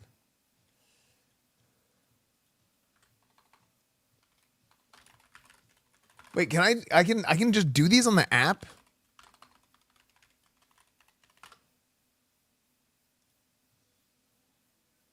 Wait, this is actually amazing. I didn't know they had all these tools, so we can come up with a whole like a route for us. So we can just make sure to see the things that we really want to see.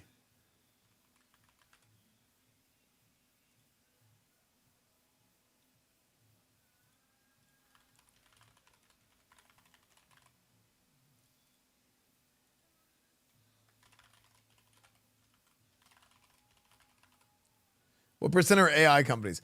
Dude, okay, so here's the thing that we're going to notice. Like I almost feel like we need to come up with a bingo or something, or like some kind of mini game for us to play, because there's always a CES buzzword. Okay, there's always some kind of CES buzzword. A few years ago it was metaverse. Last year it was AI. I think it's still gonna be AI, and every booth is just gonna say AI powered this, AI powered that. And as with most AI these days, it's not actually like coming up with stuff. It's the same sort. It's just a continuation of stronger and better machine learning, which has been a thing for years. Yeah, I mean, machine learning has always been a thing. So, but people use AI now as a buzzword, and it's very funny. Yeah, it's very funny. Like everything is like AI powered. It's like, okay, you know, AI, metaverse, AR. Yeah, AR is another one. Augmented reality. Oh, also true. We always find Tony there. Like the shut it down Tony that we met in Korea is always at CES, and I don't know what he does. Yeah, he's just like he's an enigma.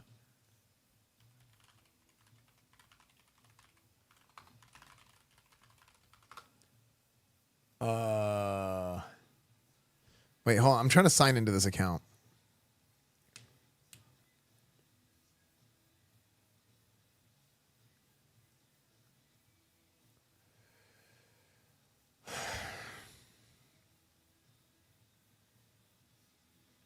What is my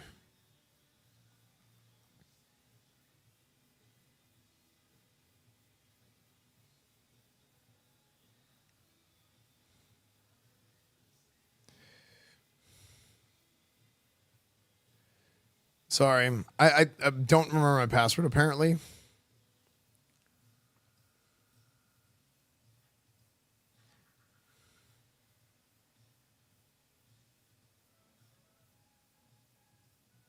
Oh my.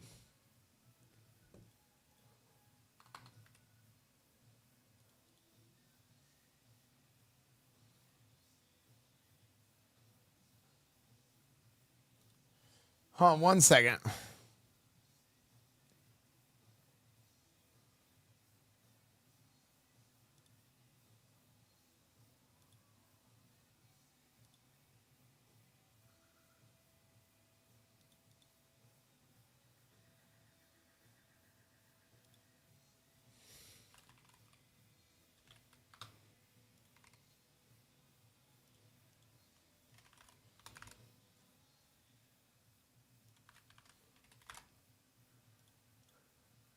Oh my gosh, CAPTCHA.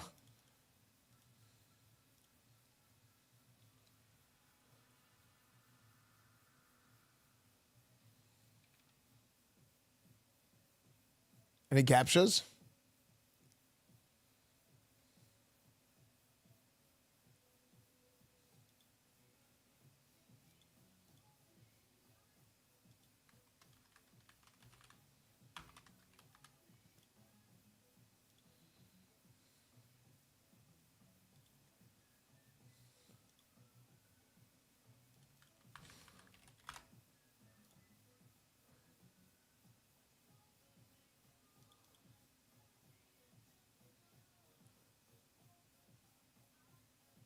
Okay.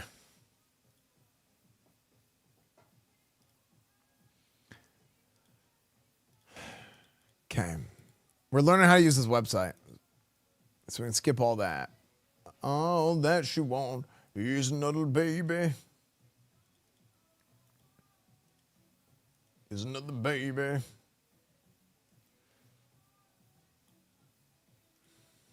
Okay.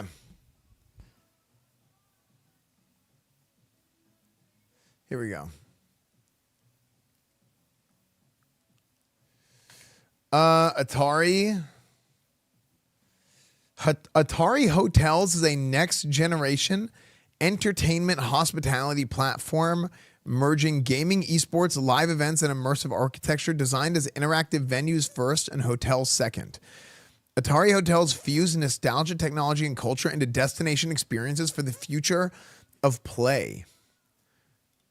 Venetian Expo Halls AD 50617. Content, entertainment, gaming, and esports.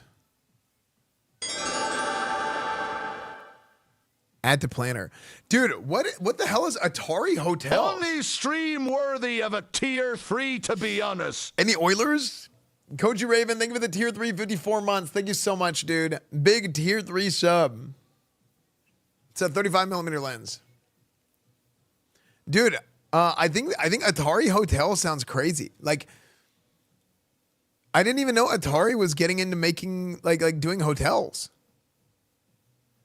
Maybe I want to go to this booth and find out more about this. Maybe there's like events and stuff we could do and like work with Atari on it. Who knows? That would be kind of sick, wouldn't it? Check out their video on YouTube. AtariHotels.com. Own a piece of the world's first Atari hotels. It all started with Pong. And you can own a piece? Physical brick? Wait, what? Phoenix. What is this?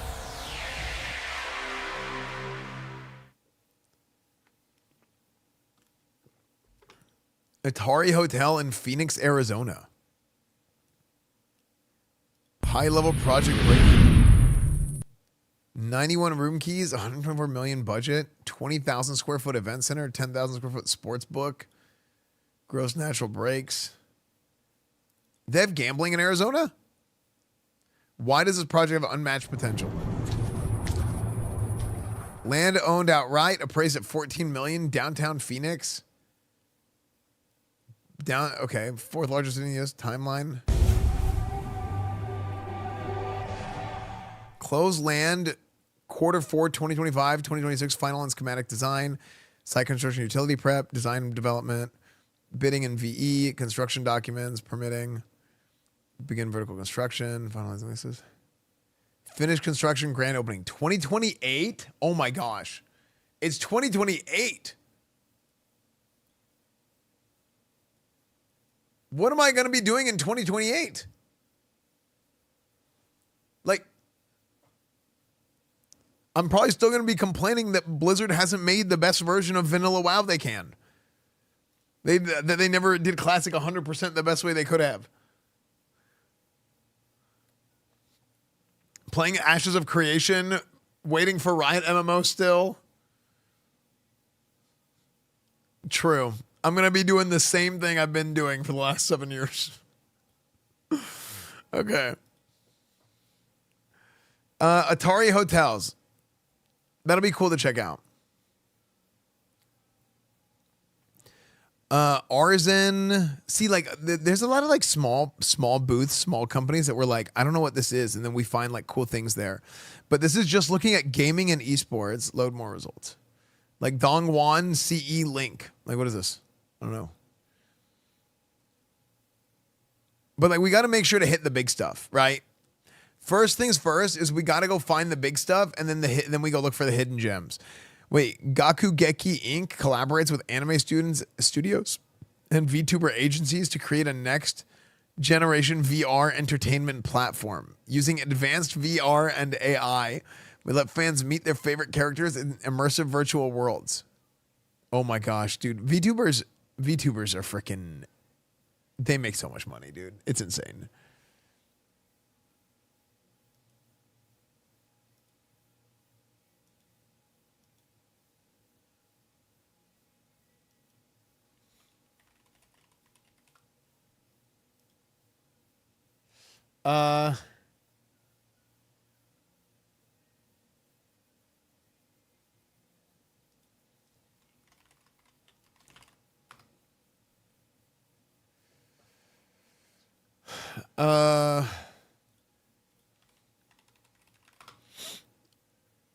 Someone from Twitch just messaged me.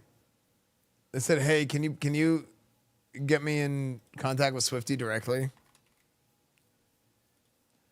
Because I guess he wants to explain.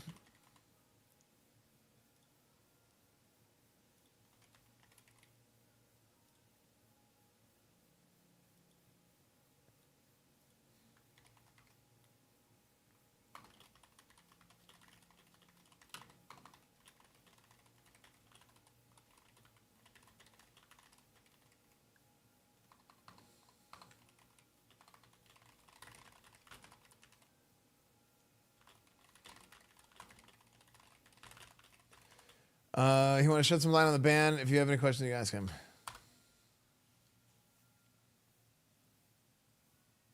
Okay.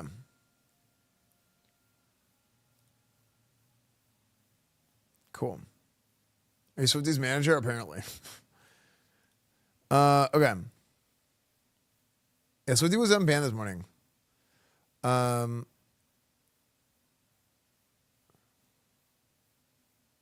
Wait, actually, you know what? Ava, I'm going to add you in this group.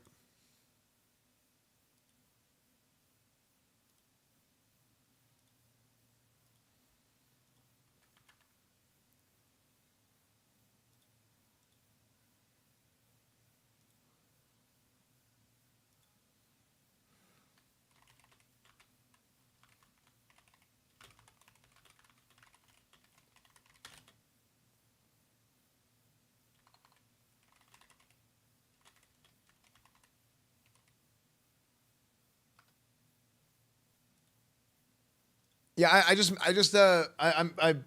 did the group on Twitter, so you guys can do whatever.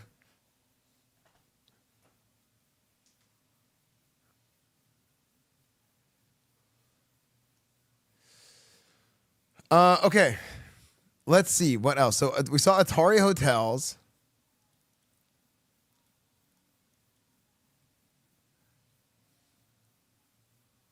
Dude, is this not crazy? This VTuber tech. I think, dude, VTuber is just farm, man. VTuber is just farm. I mean, maybe we'll actually, you know what? Add to planner. We're gonna go see that one. Discord is gonna be there.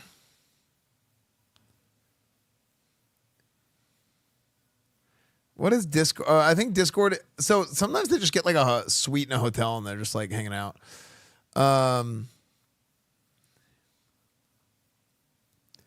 Bose. We got to go check out Bose.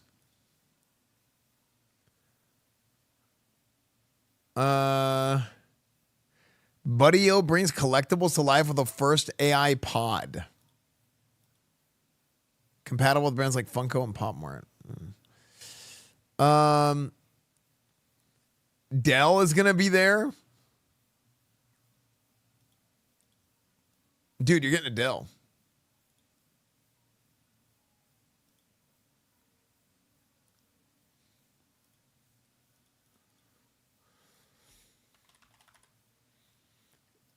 Go to Belkin and get free chargers and cables.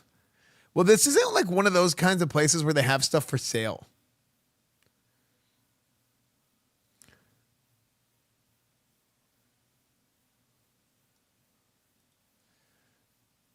Helps organize. Wait, Dell Technologies build their digital future. Oh, they have a. Oh, I mean, they have like a hospitality suite.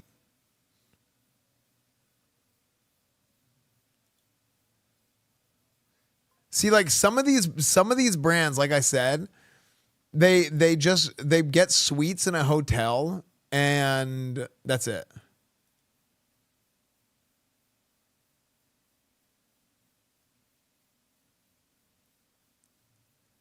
And they'll have meetings with people. Is that what Bose is doing? Yeah, like suite, Venetian suite. Whatever. We might go to the. You know what? We're gonna try and find out what goes on in those booths. We did something like that for. We went to like Starforge had that, and they just have meetings 24/7. Fandom Inc. Fandom is the world's largest fan-generated entertainment and gaming platform. We're constant companion, ultimate end-to-end resource from fans. Our family members include Fanatical, GameSpot, TV Guide, Metacritic. But again, hospitality suite for meetings. GameX Studios. Central Art. GameX is an interactive gaming company on a mission to redefine how people play, move, and engage with video games. Gamer Smart Mats turn your body into a game controller. Step, stop, and jump your way through arcade-style classic games. Okay? Guangdong Tigers. Python Electronics. No, dude, I love going and checking out all the Chinese manufacturer booths. Dell has good monitors.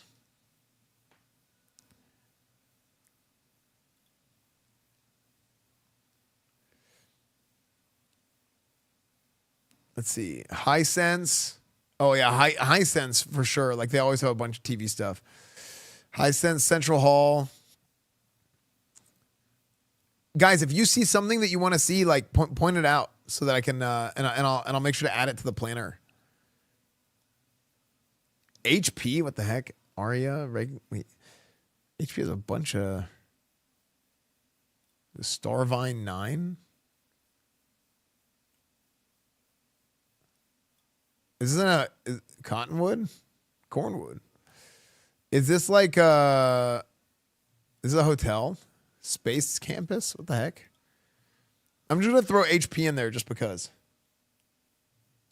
Is Intel gonna be there? iBuyPower is gonna be there. Intel is gonna be there. I had a bone to pick with you guys. Delfino? Wait, there's a Delfino Plaza?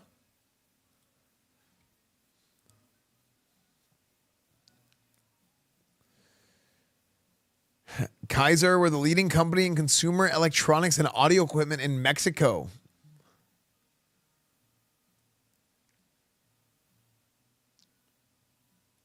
I do. What is this website? The first thing you see is somebody violently shaking somebody's hand. What? This is crazy. It's crazy. Yeah. Dude, I used to hate HP. Add this. Will you let AI cut your hair? Oh my gosh. The Glide Smart Hair Clipper has an AI. Wait, what is this?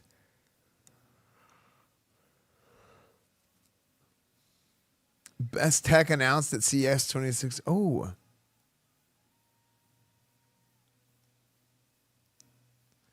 Wait, yeah, we got to look through that. Wait, is the way that I'm doing this boring? Looking at the companies? Should I go look for articles? Microsoft. Like, what's a better way of me doing this, chat? Or like, you guys aren't typing a lot, and it makes me think like, wait, is this boring?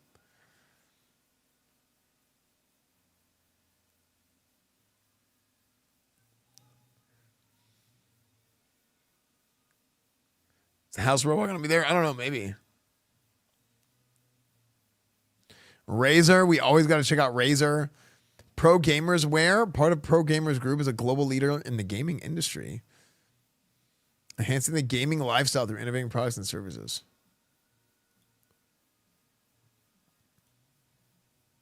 RCA.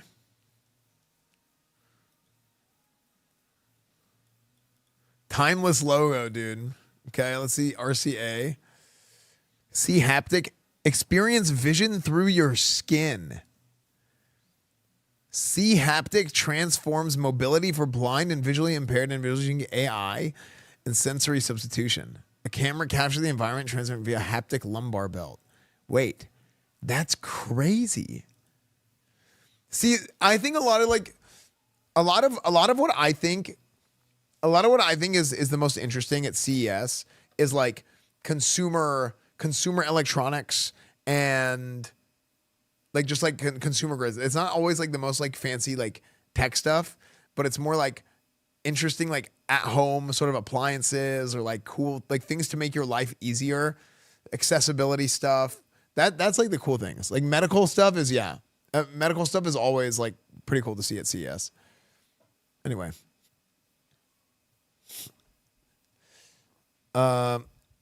Sense Robot. Aiming to make play smarter, Sense Robot is pioneering home robotics with a mass market AI robotic arm. Millimeter precision, 99.9% AI vision, enhanced hand-eye coordination to highlight human-centric innovation backed by 40 patents and 20 plus years of research and development. Okay.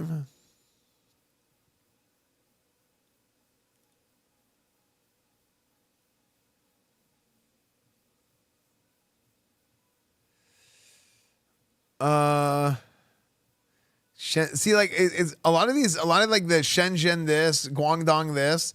It's hard for me to like they're all different like electronics technology company. Like, so it's like the names don't really stick out, but we'll see these whenever we're there. Like we'll just walk through and we see these, and they have a lot of really cool stuff. Like a lot of the Chinese Targus, they do like the bags, TCL TVs, right?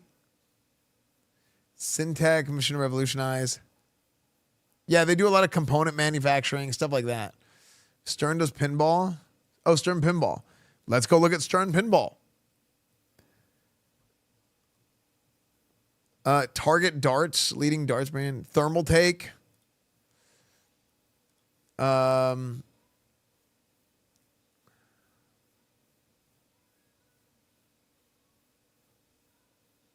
Ergonomics. 3D Desk is a premium ergonomic workstation. Okay, we'll see it. Vitour extended reality glasses. Is there anything else we should see here in gaming? This is all just gaming. Accessibility.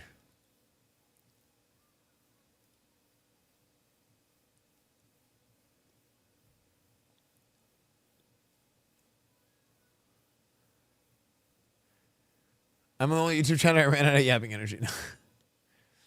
I think people think, is the Pickle 1 going to be there? I don't even think the Pickle 1 is real. That's why I asked if they're going to be there, but they didn't. I mean, nobody responded. I don't even think it's real. I think it's just fake. That's why I was like, kind of like, accessibility stuff.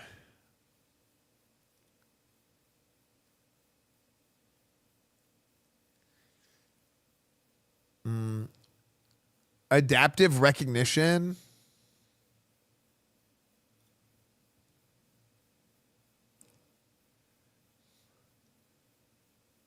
Well, you know what? I think I should just earmark the things that are like, here, maybe I just do view all. And I just earmark all the things that I'm like, okay, these are the big boys, right? To make sure we hit all the big boys. Like Hitachi, they do TVs, right?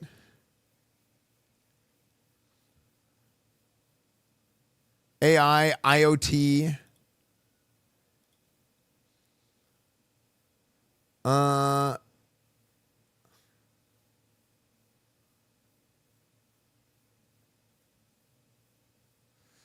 these are the featured exhibitors.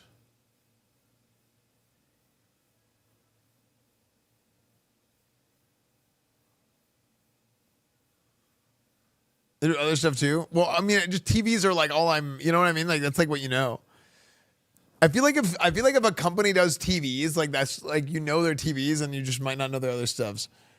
Like them featured, I think they probably paid more. Honestly, oh, this is probably easier. They probably paid more to be featured. I don't know.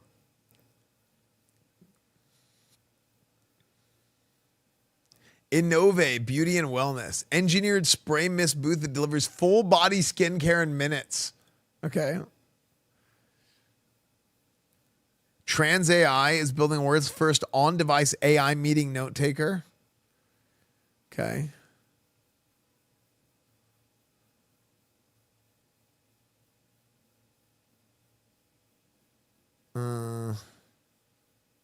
Okay, I feel like their featured is like whatever. Okay, all exhibitors. We're just gonna go through the list like this. 3M.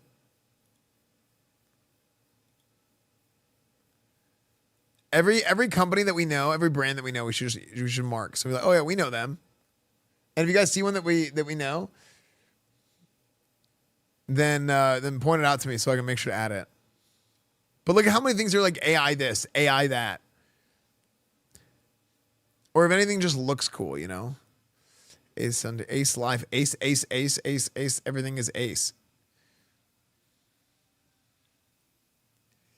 Adjusted coaching, power category creator, mandatory. Wait, transforming the mandatory gym towel into smart hardware.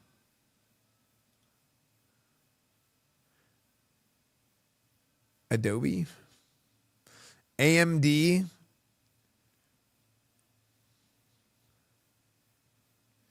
ADT Home Security. AE Motion is ending traffic jams. Bold new form of mobility. As agile as a motorcycle and as safe as a car. Okay. AE Robot is South Korean deep tech startup specializing in humanoid robots. Okay, we got to see that one. Wait, maybe I should be reading the descriptions.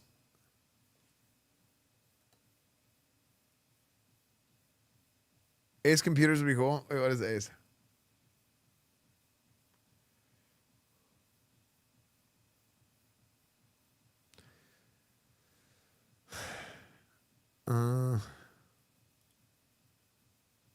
Do they make computers?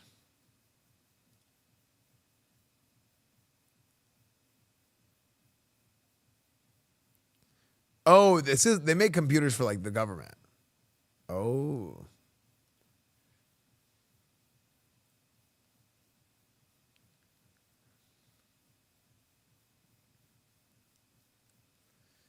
AI. AI offers unique software-defined LiDAR solutions that enable enhanced driver assistance, vehicle autonomy, smart infrastructure security. Dude, what a name. Affero leading secure IoT platform as a service. Affero merges simplicity, ease of use, security, and data into the entire solution from manufactured product to cloud to... Age Tech Collaborative from AARP. Agfa Photo. Agility Technology. High Performance Storage Solutions. Agi Inc. Agibot. Agiga is a AI native company building next generation wearable technology. Okay. Wearable technology. We'll add that to planner.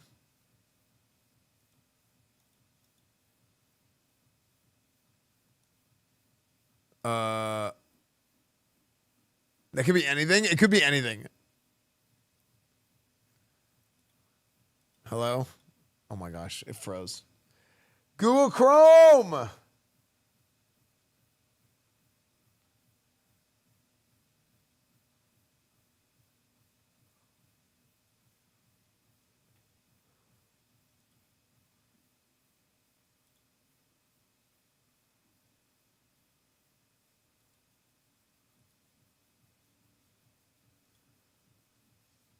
Oh my gosh, hold on.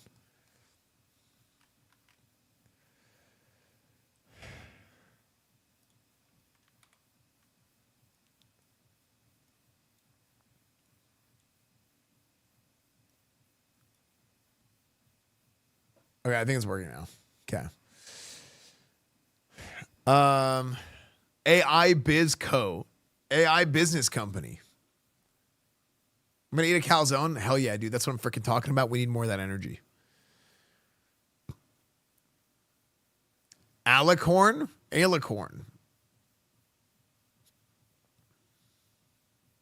Anal computers. AI Ret Core. AI Ret is a life-tech smart home that starts at the entryway. Our built-in AI shoe care system combines storage, drying, deodorizing. What? AI Speaking. AI Solution. AI Arvida. Wearable device company. AI Specs. AI Storm. AI Thena. Oh my gosh. AI Evolution. You gotta be kidding me, dude. It's all AI.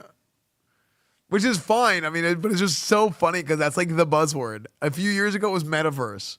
Metaverse.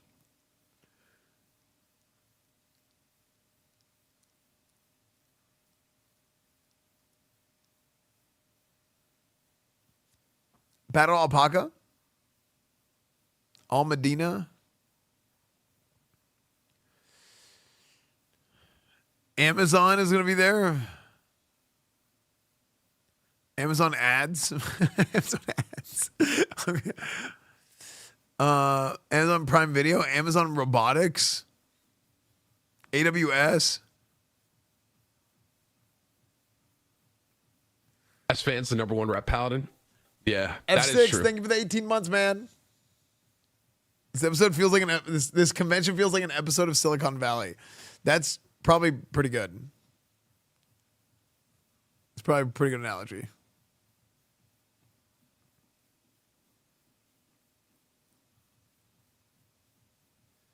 Let's see.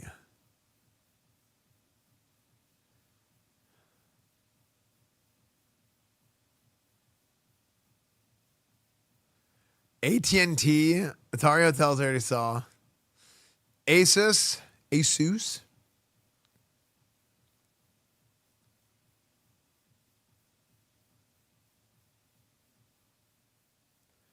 Audio Boost.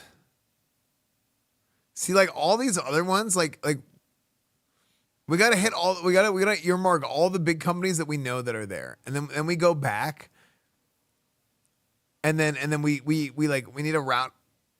We need to route all the spots.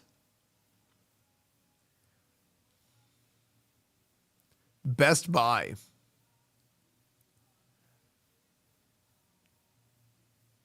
We got Belkin. I added Belkin. Big Games Company. Big Tablet Inc. Bionics Research Center.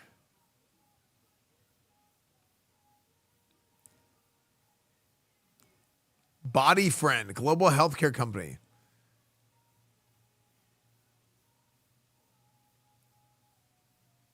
Okay. I feel like this video is not going to be interesting doing it like this. We check out the phones at CES? Yeah, for sure. Boundless sports technology. That's nice. I got a Micro Center here a few months ago, so glad I don't have to go to Best Buy anymore. Wait, what is in Miami?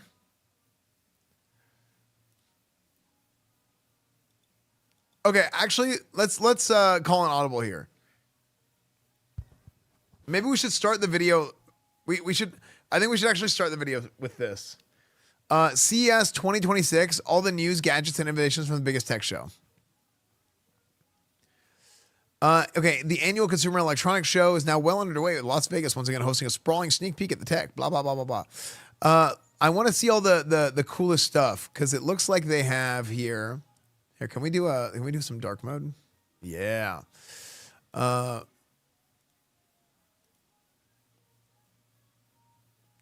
Let's see. Lego announces a smart brick, the most significant evolution in 50 years. Lego's first smart brick will start shipping in Star Wars sets this March. So the Lego group will be considering the most ambitious brick it's ever made, a tiny computer that fits entirely inside a classic 2x4 Lego brick. When it detects NFC-equipped smart tags nearby, embedded inside new Lego... If you're trying to go underneath. Dyson has this? Wait, do they? Mine doesn't have this. Dude, you know you're old when you're excited about vacuums? Okay, hold on. No joke. If you've never used a nice vacuum, you don't know what you're talking about. Okay? I remember in college, or whenever I was working at SMU, we had like the old vacuums. And then we got a Dyson Ball. And holy hell, that thing was unreal. The way it turned, how smooth it was. Going back from, we had a bag vacuum. Oh, from like the 80s. I don't know how long it was there. And then we got a Dyson Ball.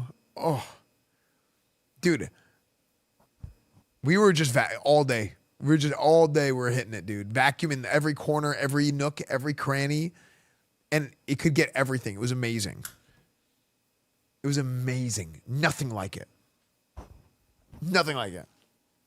I gotta, hold on. You guys have seen my vacuum.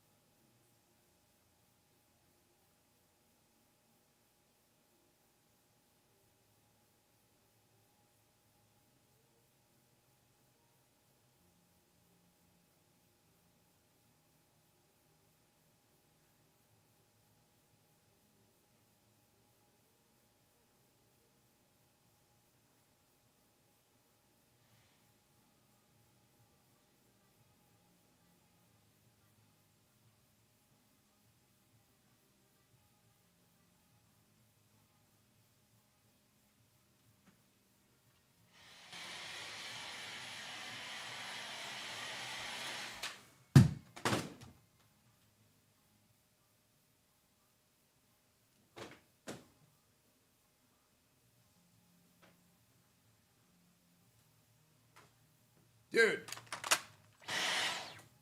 This thing is sick.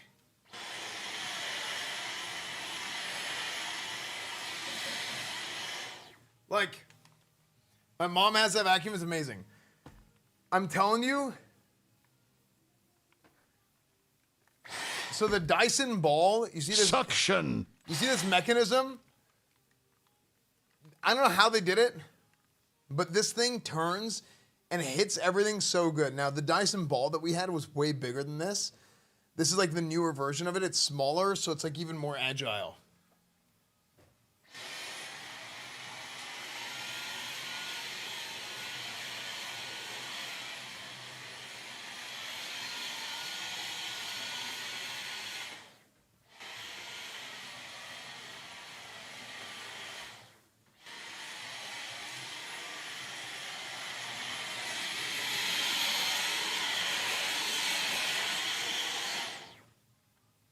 I'm telling you, dude, you use a good vacuum and then you put your feet on the carpet and it's like so clean. You know what I mean?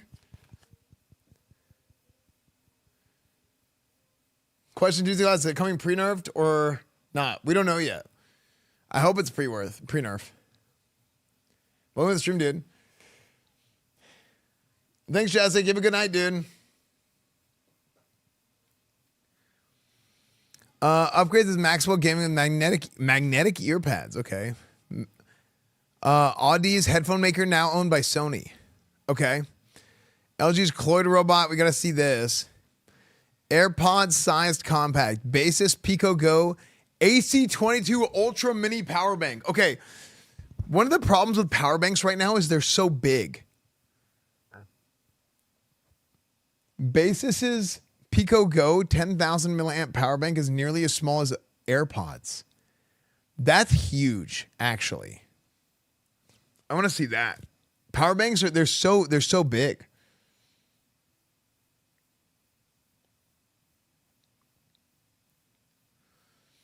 JLab claims its new mini ANC are the world's smallest earbuds with active noise canceling. That's what ANC, new mini ANC. Each bud measures 19 millimeters, 21 millimeters, 14 and weighs 2.2 grams. For comparison, AirPod Pro 3 weighs 5.55 grams, so like 2.5 almost times. Stands comparatively towering 30 millimeters tall. Even the charging case is barely bigger than a Zippo lighter, and they're only $39.99. But is the audio quality good? Anker's AeroFit 2 Pro can be worn as open-ear headphones or active noise canceling earbuds. Okay, yeah, I really like open air. Open air earbuds are very nice around the ear, open ear. Anker put a screen on its smallest 45-watt charger. I think the Anker chargers with screens are so great.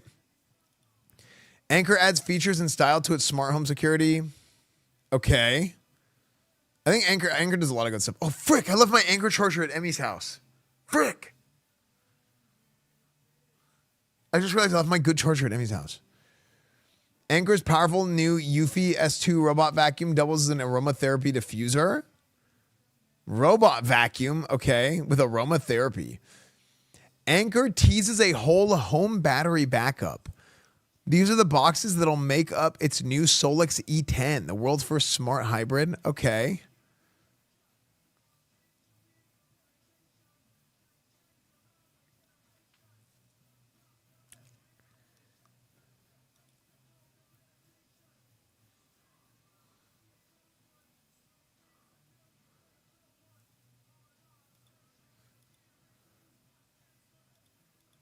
Wait, LG's keynote? Did they already do this?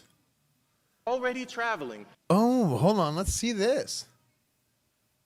LG had a keynote already at CES because it's the day before. Let's see what LG has announced.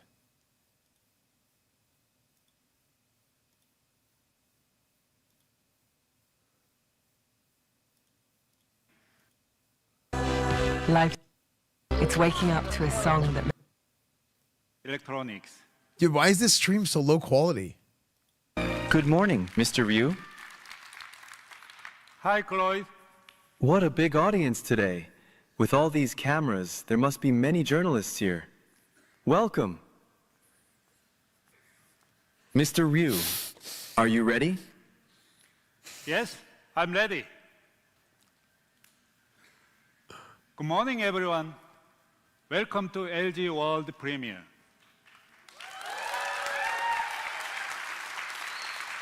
It's a great honor to stand here today as the new CEO of LG Electronics. Over the past years, the world has changed dramatically. But one thing I have LG TVs. has become more clear. Innovation only matters when it truly makes our lives better. 2 years ago, when everyone was talking about AI, we at LG asked a simple question.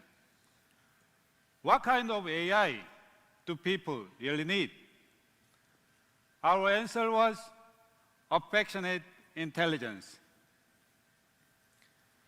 We believe AI should understand people and care about them. Affectionate intelligence. And today, not we artificial. take one step forward and ask a new question. What if AI could step out of the screen and start working for us in real life? The home is the place we know best. But for AI, it is My toaster one loves of me. the hardest places to understand. Because every home is different. Each one reflects its own habits, culture, and emotions. For AI to truly help us, it must understand these differences and learn to adapt by itself.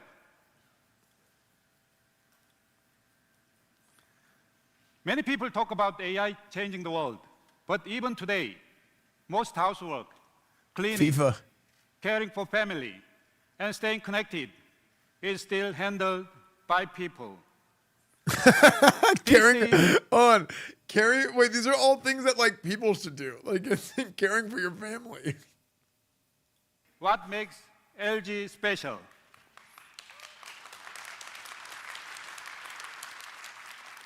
As a global leader in home appliances and consumer electronics, we already have lots of touch points in people's living spaces. We deeply understand real homes, real lifestyles of our customers around the world. We believe this is where LG has unique advantage in the AI era. Our vision for the AI home is clear: to give time back to our customers. Now, let me show you a short video that brings this idea to life. Appliances made housework easier, but easy doesn't guarantee better results. When the order is wrong, when the temperature is off, when easy turns into a mess. So we started to rethink what really matters.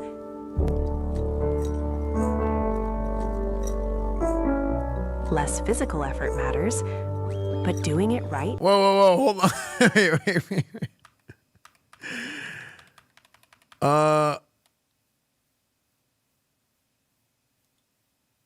Hold on. Really matters.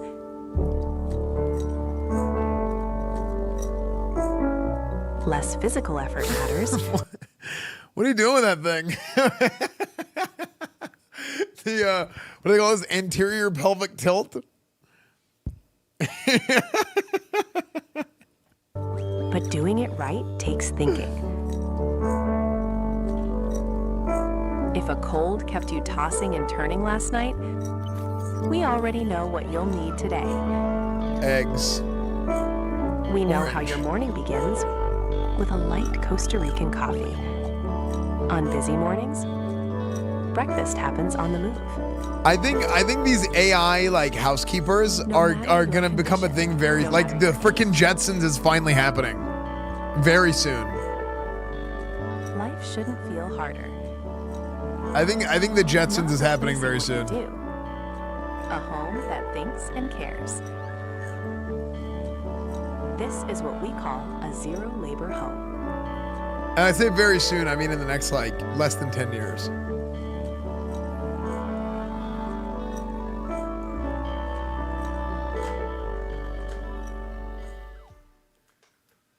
What we just saw is zero-labor home. A future where devices Hold on. Zero labor home? Dude, that means I would have no content for the last month. But look at how everybody stands up. labor home. People start standing up to take the picture of it.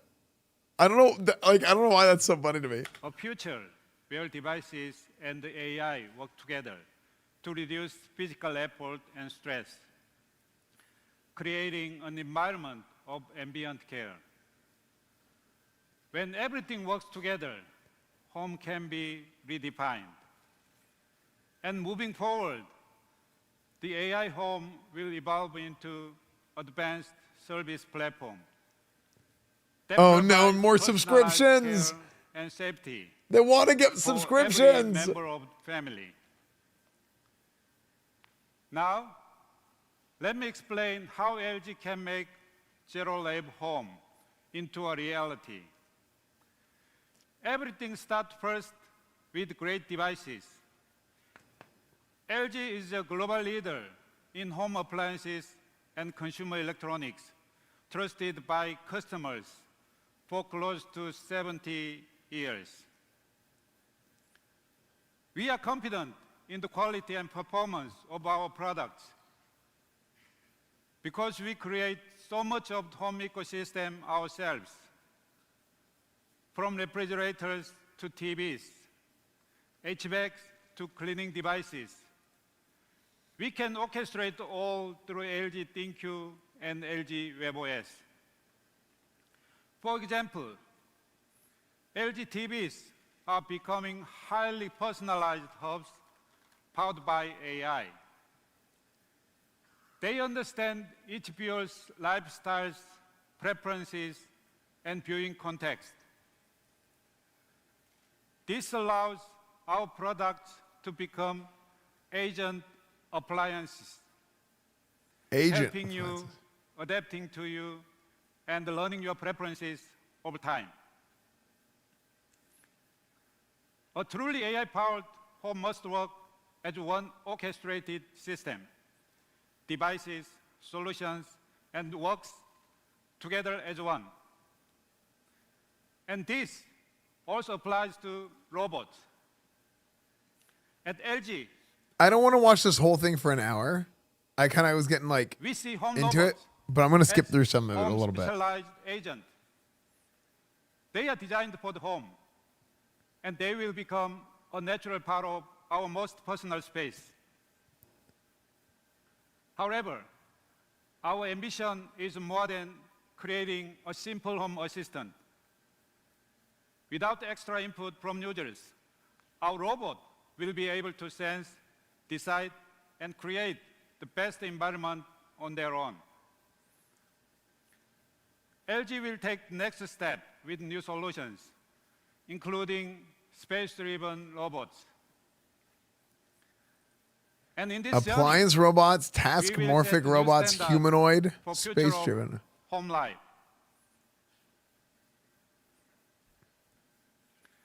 Now, life doesn't stop at home.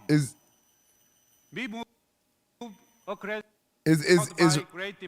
that is why LG's affectionate intelligence, powered by great devices, seamless connections, and robust safety. Dude, this guy trying to do his laundry. Dude, look at the video of this guy trying to do his laundry. Great devices. He looks seamless so connections, distressed. And robust safety will continue to improve life across all spaces you live in. For many generations, LG has continued a journey of innovation to bring better lives to our customers and into real life. I invite you to see how we are turning this vision into reality, transforming the home, enhancing the spaces around us, and making life truly good. Thank you. I'm gonna skip through a little bit. LG wallpaper TV. Okay.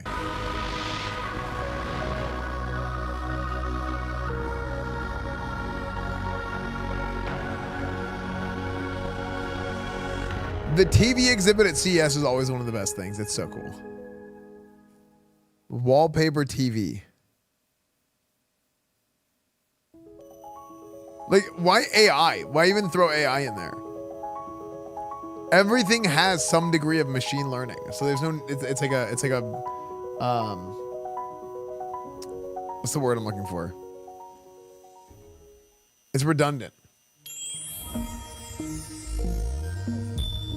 AI hype.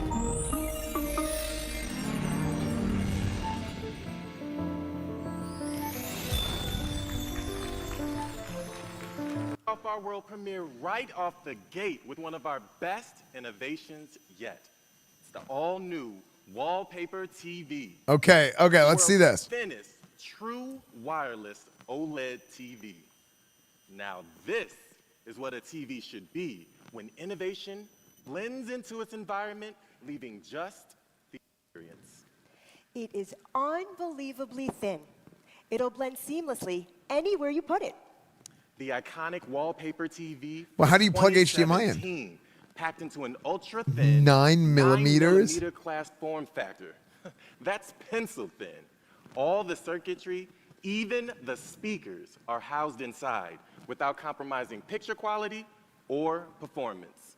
The wallpaper TV, reborn. Greatness at its thinnest. The wireless box. Even the speakers, and all in one. That's right. No visible cables, no clutter, thanks to LG's true wireless tech with ultra We did see this last year. 4K, 165 the wireless hertz lossless video and audio. It's the world's first wireless at 165 hertz. And the upgraded Zero Connect box, now 35% smaller. It's thinner, but more than enough room for its I don't remember how they do the performance. power. And the wallpaper TV performance is proven through LG's new Hyper Radiant color tech that enhances picture quality in various environments, creating a new standard for our OLED TVs. Dude, if it was USB-C power, it'd be Technology amazing. enables the wallpaper TV to be 3.9 times brighter, delivering perfect black and perfect color, even in brightly lit rooms.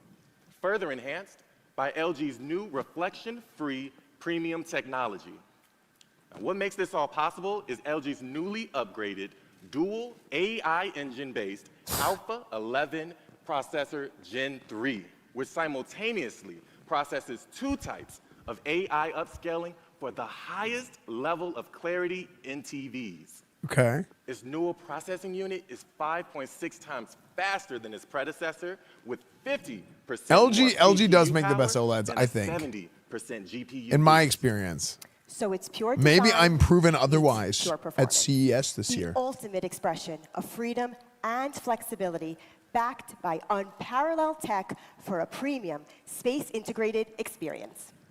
Pairing it with LG Sound Suite, the world's first soundbar audio system powered by Dolby Atmos Flex Connect on the Alpha 11 AI processor, it's a whole new level of flexibility, letting speakers to be placed almost anywhere in the room. For Dude, these guys' speeches is like so immersive rehearsed. sound without complicated setup. The audio components of It LG sounds like they're Sound Suite reading. allows you to create up to 50 combinations and build as you want. Though incredible spec-wise, its true value is more than hardware innovation. Hardware is only the means to realize LG's core vision for TVs, which is the ultimate AI TV experience. And the full AI TV experience begins with WebOS. Starting this year, LG AI TVs integrate industry-leading Google Gemini and Microsoft Copilot for a more in-depth multi-AI ecosystem. And a multi-AI ecosystem on a TV benefits us how, Aaron? On the LG AI Magic Remote, there's an AI button. Let's say you're curious about what you're watching. Whatever's on display, Simply Grok, run what a is on the search, screen right now? and AI Grok, my eyes don't work. Overlays relevant information. And this feature Grok, is available I'm not for smart live enough to use context broadcasts clues. and feeds from set-top boxes.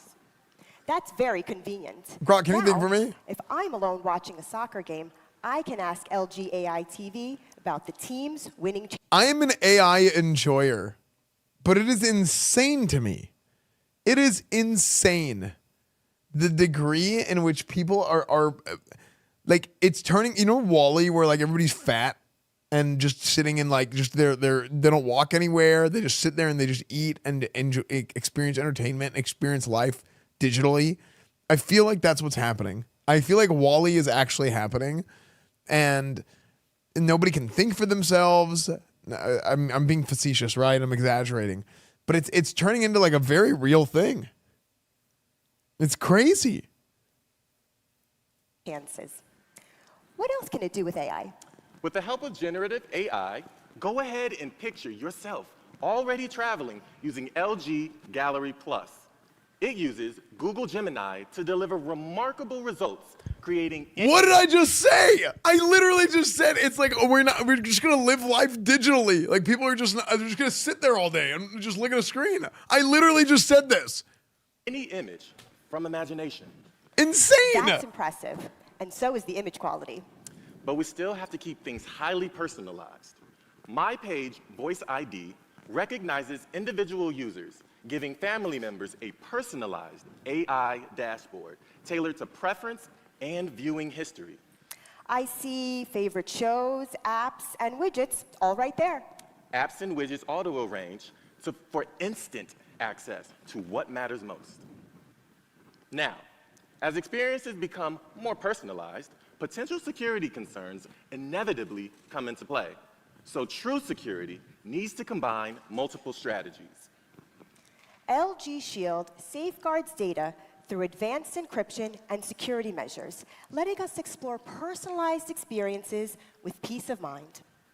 Hardware-based keys and advanced cryptography encrypt data across all operating systems, frameworks, apps, and networks, keeping data storage and transmission secure.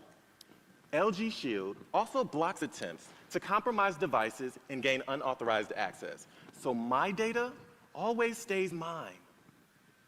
Now, knowing that our devices are getting safer and more secure, let's move on to how we can further complete our homes with spaces beyond entertainment.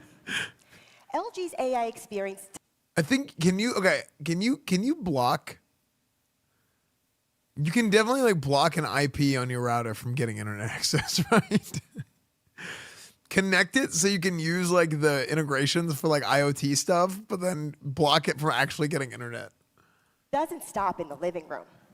The newly updated LG Signature Series brings AI innovation into the kitchen as well. We're doing more than simply adding AI to appliances. We're evolving them into intelligent agents. Or, at LG, agent appliances. Hold on, is agent going to be the new word? Perform complex goals. Agent actually might be the new word. How so? By incorporating large language model into the LG Signature refrigerator, you can voice control or use natural conversation to ask how to store, let's say, a pound of meat. It'll recommend the ideal storage zone and adjust for freshness. So, if it's being stored for a few days, it will recommend Precision Chill Plus's meat mode. And for Stuff like this is good. Stuff like this is cool. For longer storage, it'll opt for meat soft freeze mode, something like that? Yes, and it'll give practical tips such as suggestions to consume the meat. I think stuff like this is 2 really cool, weeks. actually. The LG Signature Smart InstaView refrigerator features 2 large TOLED displays on either door. Its built-in camera, which supports the Think You Food feature, identifies what's on hand to guide users with optimal storage options as well as recipe suggestions. When it comes to cooking, the LG Signature oven range, also with a built-in that on your camera, phone? It's faster. uses gourmet AI to recognize dishes and suggest over 85 optimal cooking modes. Plus, it lets us know when it's Wait, done. that's cool. Wait, Now, that's cool. Let's say you want perfectly toasted croissants in the morning. AI browning uses the same camera to fine-tune the baking process. And Wait, lets that's you know so when it cool, turns actually. golden brown. I see what you mean by complex goals now. This agent appliance experience will roll out first with the LG Signature Series. Also, they'll be released in 3 stunning, artful collections to bring a sense of aspirational luxury to your home. The seamless with a subdued, built-in look that complements any interior. The iconic with its bold design and gold accents command attention. And the tailored that blends classic sophistication with customizable details. All 3 with their newly refined minimal design and unparalleled tech will complete any interior beautifully. Exactly. LG AI TV and the updated LG Signature Series will elevate the value of customer experience. LG's I just hate that they call products everything have AI because evolved into a collection it of makes the intelligent word innovation. mean less. And That makes sense. they reflect luxury, premium values to enhance every day for everybody. Thank you. Enjoy CES 2026. Wait, that was actually sick. Let's see. Is there anything else? And our unveiling of this prototype today is to show you our vision for robotic transformation within each of our lives. Looking ahead, we believe robotics will largely be affected by vision, language, action. This is an area that LG is deeply invested in and proficient with. Our proprietary VLA research and applied sciences will help shape the future for the entire robotics industry. Our VLA model enables the execution of complex physical tasks through AI algorithms that quickly optimize performance even with limited data. To bolster efficacy, we're building large-scale data sets, including tactile and force data, through collaborative partnerships with big tech companies. This will accelerate learning across a multitude of platforms. Our goal for Cloyd is simple yet ambitious: to make life effortless by performing complex chores, to enrich activities to make them even more enjoyable, and to expand assistance beyond everyday life. Now, it's worth noting, Cloyd's technology is not limited just to the household. Its components, like the actuators, are all expansion opportunities. Decades of accumulated innovation in AI core tech, including AIDD motors, were what brought about our actuator technology. LG's actuator lineup will offer scalable solutions for diverse robotic systems and industries, flexibly supporting different payloads, motions, and operational needs.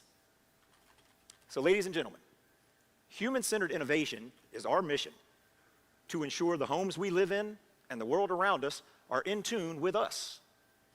Our innovations will continue from the home to the world outside and to every space that we encounter. Thank you.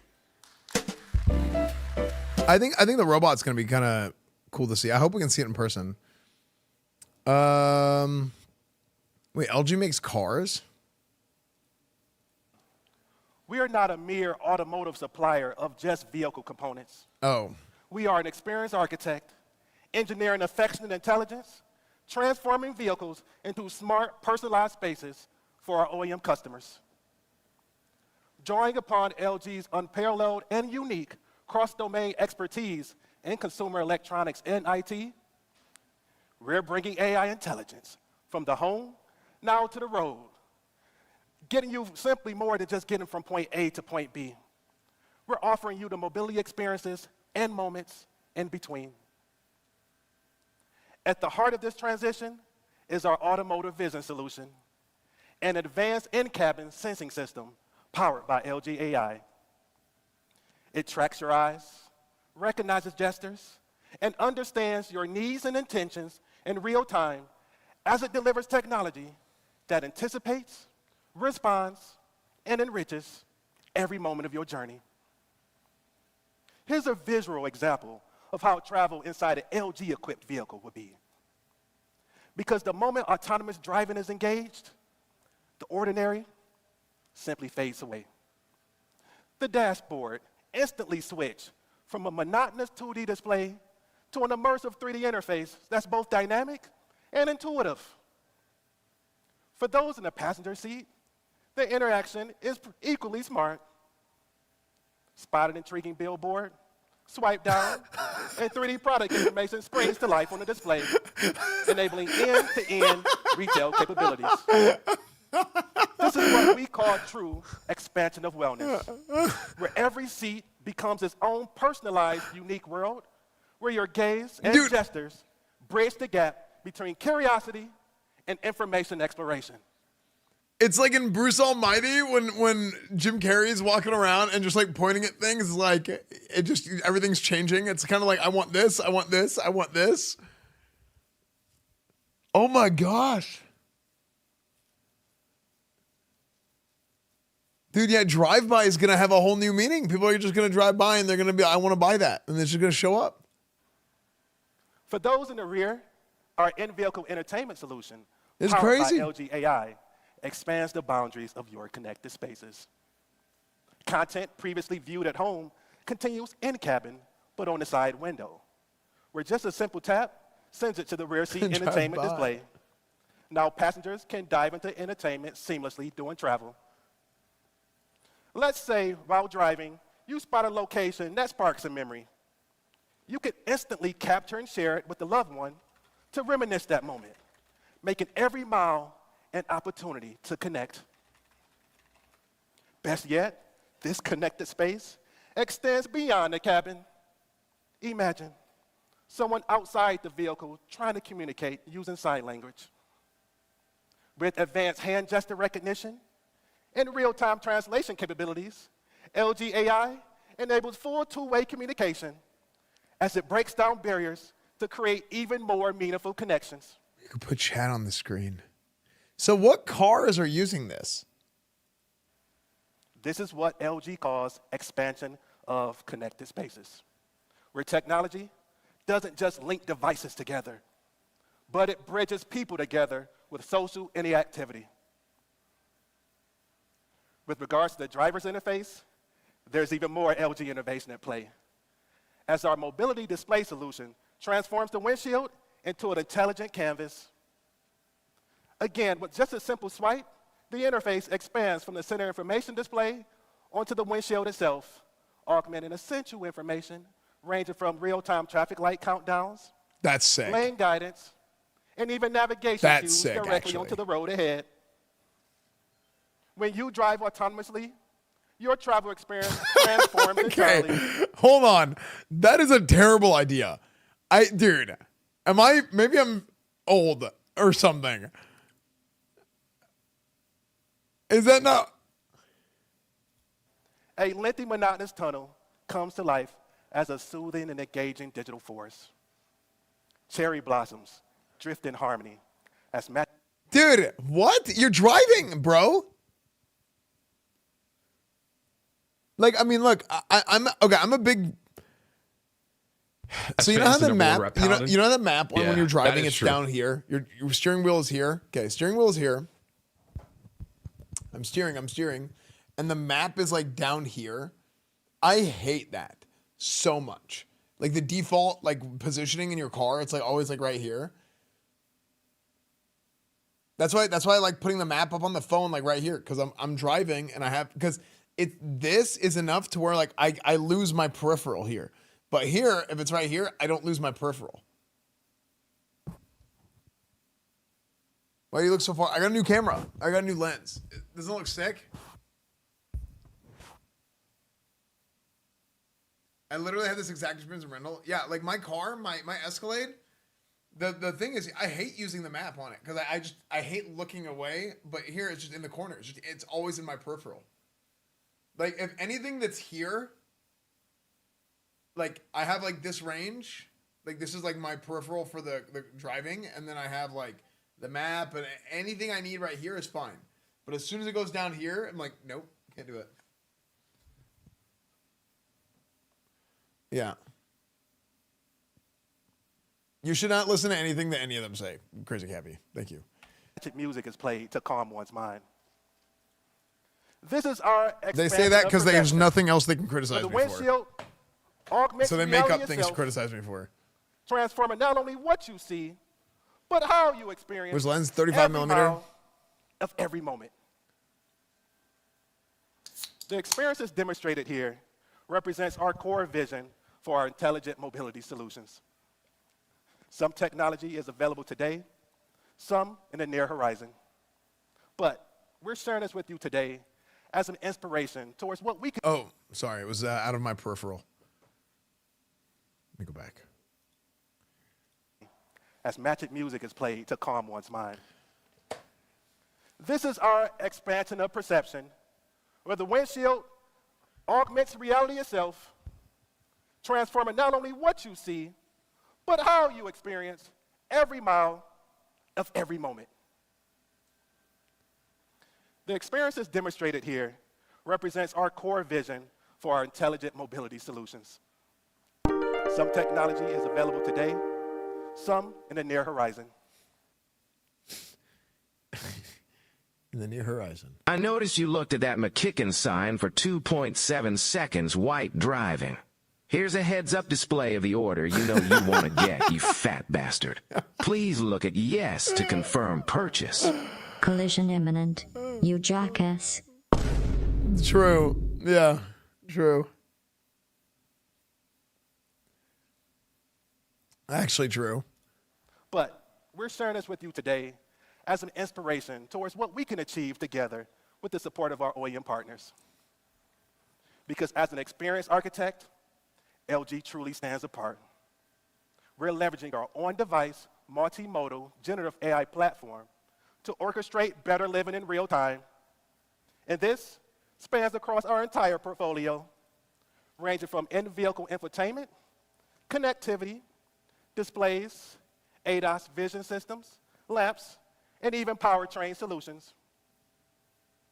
Now, from the home to roads and beyond, we're engineering a connected tomorrow that's truly intelligent, effortlessly seamless, and ultimately providing a personalized space that's uniquely yours.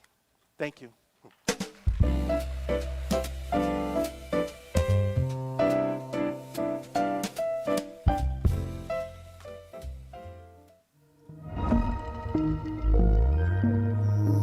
Rise in temperature and humidity throughout the hall.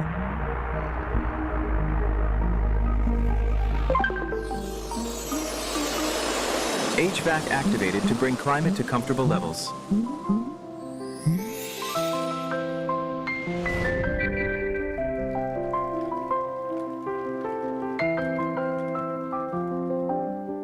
Wow.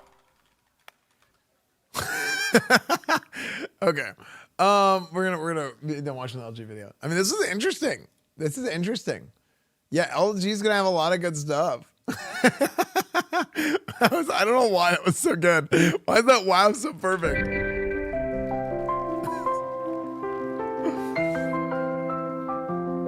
The music. Wow. With all the new innovations. Oh man, CES is gonna be great.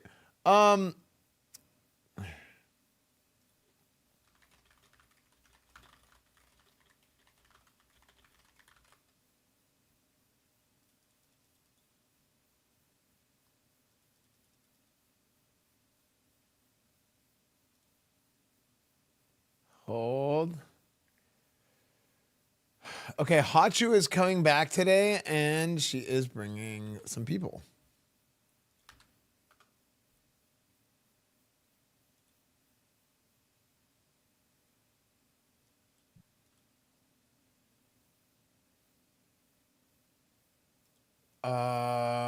Do we have an open room?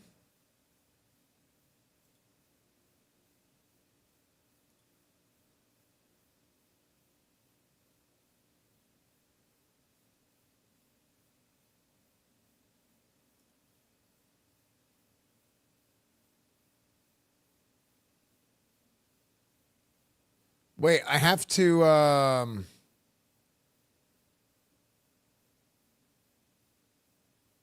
there's a lot of open rooms. Well, there's stuff in them. And East is coming.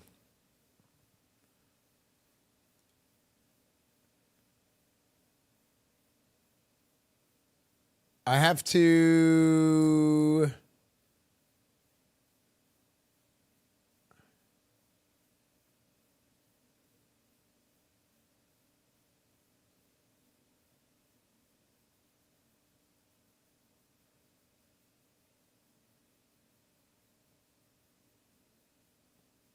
Okay, in a second we have to go.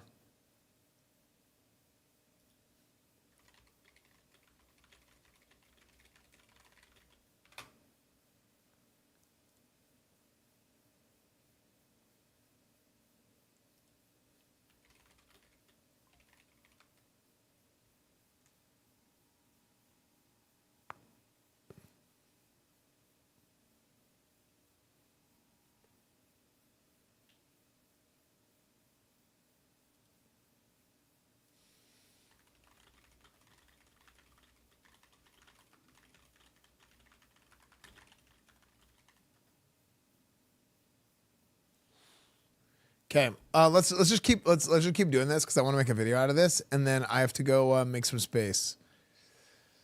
Belkin's new HDMI adapter connects wireless to screens over 130 feet away. That's sick. Wireless HDMI adapter.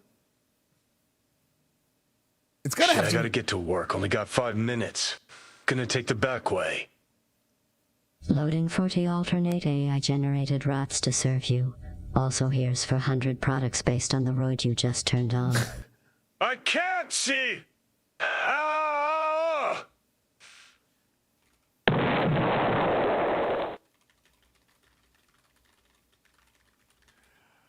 Yeah, that's pretty much exactly what's gonna happen.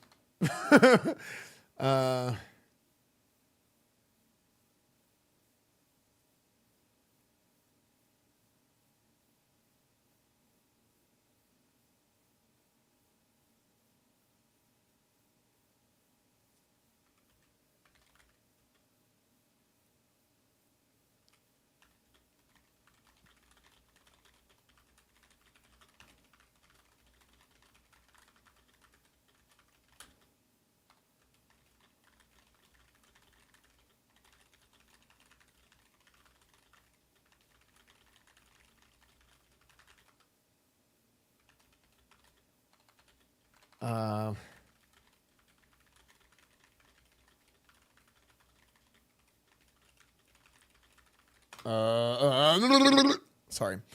Okay. This is kind of cool. Wireless HDMI adapter. I mean, it's nothing new, but if it has like no delay, that would be nice. Oh, it's through USB-C though. That's the difference. Yeah, USB-C wireless HDMI adapter is kind of sick. Also, people asking, yeah, I got a new camera. Maybe I should put that in the title.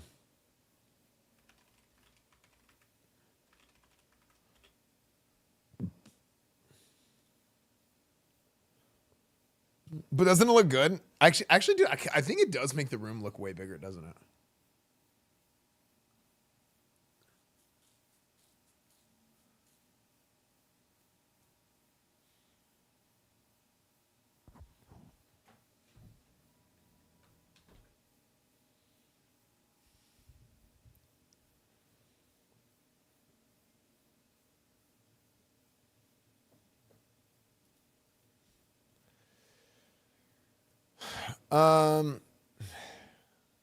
Let's see. Face tracker is broken. Oh, thank you.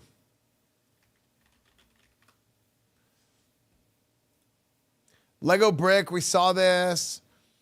Okay, now let's look at this. The best tech. So this is the best tech announced for CES. Let's look through this.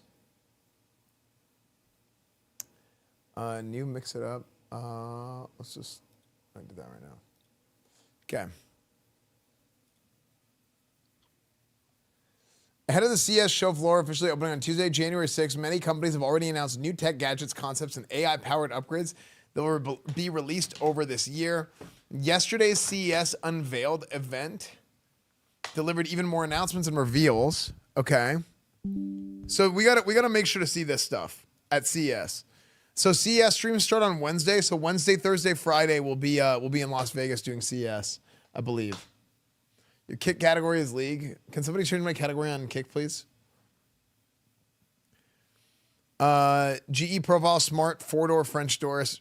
Wait. Smart 4-door French door refrigerator with kitchen assistant.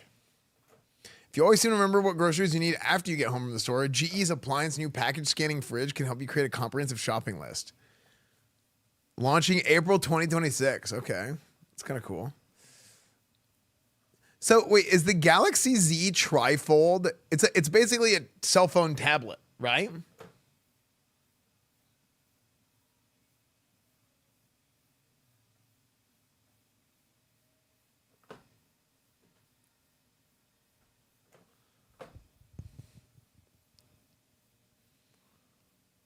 Not the Triforce, the trifold. Look up MKBHD's video. MKBHD Samsung trifold. I mean, I don't think I would want one of these.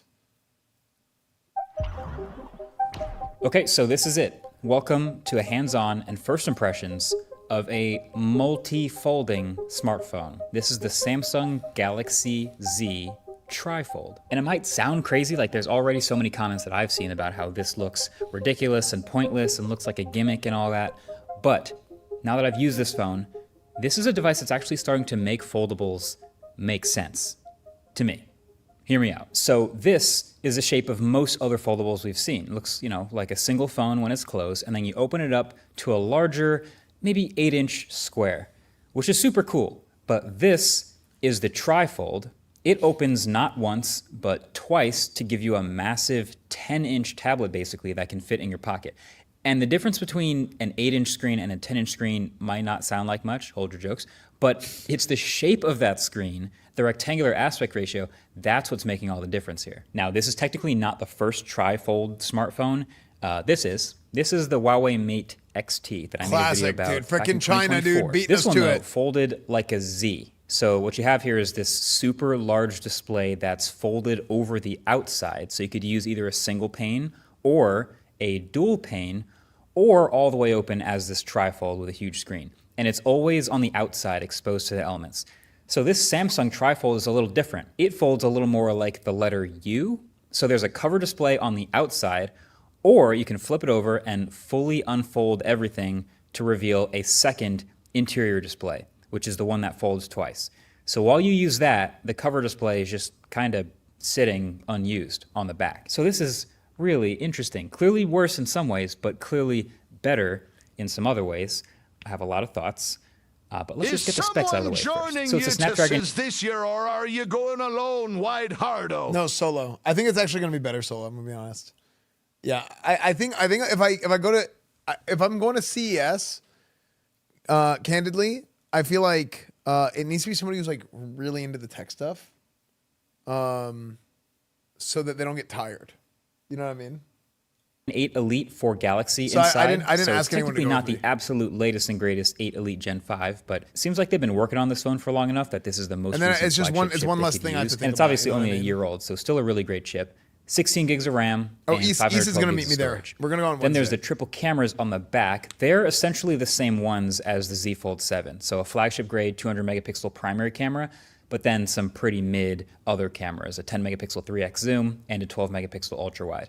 The cover display up front is also essentially the same as the Z Fold 7, 6.5 inches, 21 by 9, 120 hertz, and 2600 nits. The biggest difference, of course, is how much phone you're holding when you use it in single screen mode, because you can see all of that metal and those hinges. This phone is a heftier 12.9 millimeters. Man, you know what? Actually, this would be sick to have. Because right here, this is what I use for my stream setup now. I'm using this right now. Oh, this is hot. The screen was on all night. What the heck? It was plugged in, but the screen was on. So I use this right now, right? Where I have this. This is my companion phone. I call it my companion phone. But I can have like all my chat, all my alerts. Like my multi-chat is on here with Stream Buddy whenever I'm IRL. But also whenever I'm at home, I put it on my wrist. And, I can do like full cam, desktop. We can even go down to... is the FX6 on? Did I forget to turn that off? I think I did. Yeah, but like I can go to the kitchen. We can do this. We can do all kinds of stuff, right? So yeah, this whole setup that I have, it all is right here. So like the house has like a whole like sort of like seamless integration right now, and there's still like a few more cameras and things to add, but it's pretty sick. Yeah. What a mess. It's like 2 boxes that are opened. It's not a big deal. It's sprawled out because I was getting all the parts out. So this actually would be sick because I could have chat on one side and then I could have my, it would actually allow me to, oh, whoops. Press the wrong button.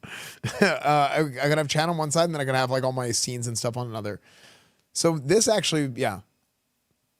I mean, I'm not going to replace this anytime soon. Don't get me wrong, because it's just too expensive. I actually, for a long time, I regretted buying my S25. I actually regretted buying my S25 for a little bit. Because it's too powerful of a phone for what I use it for. And it's too big. It's too powerful and too big. And I got the Plus or the large version. Thick. And it's also over 300 grams. So it feels like it's about 50% more phone you're holding than the regular Fold. Now, looks crazy on camera and looks crazy on paper. Those are big numbers. But holding this phone and using it, it's not sleek by any means, don't get me wrong, but it doesn't feel that ridiculous. For some perspective, this is actually thinner than the Z Fold 1 and the Z Fold 2. Oh, that's interesting. And the Z Fold 3 and the Z Fold 4 and the Z Fold 5. How's it thinner? Something to think about. Either way, it does mean, while using this phone closed, it is a little bit clunky. The bezels are pretty thin and all, but this is obviously not why you're getting this phone. You're getting this phone because you can unfold everything and you end up with this massive tablet-sized 10-inch display. And boom, boom. Now when it's open, this tablet is 3.9 millimeters thin at its thinnest point, which is over here on the left, and 4.2 millimeters at its thickest point. So it feels really thin and easy to hold, and suddenly 300. I mean, I don't want to go through this whole video. Is the same video on the trifold, and you see how much, is this that much bigger? There's just a bunch of, but the video frame that you're watching is not that much bigger. There's just a bunch of blank pixels around it. So this is the same video on the trifold, and you see how much better that is. That's the main theme here for why this is worth exploring, this widescreen aspect ratio thing. In this case, it's 16 by 11, and it just really makes for a way more expansive canvas. Like, I think that is full-screen videos, also full-screen games feel really nice. There's a ton more real estate for them. And while we're at it, here's a few more nicely optimized things I noticed while playing with this large horizontal display. The Files app lets you see multiple columns at once, so you can fit. Looks really, or read just actually. Actually, this phone is so sick. Like if you use your phone, I feel like if you use like Android for a lot of things, then it's probably really good. You can just get a tablet, yeah, but now you don't have to. Now you can get a tablet and your phone all in one, and you can put it in your pocket. I've used Fold since 4 and I love them. Yeah. Yeah, the crease kind of bothers me too, but I've heard that they're not as bad now.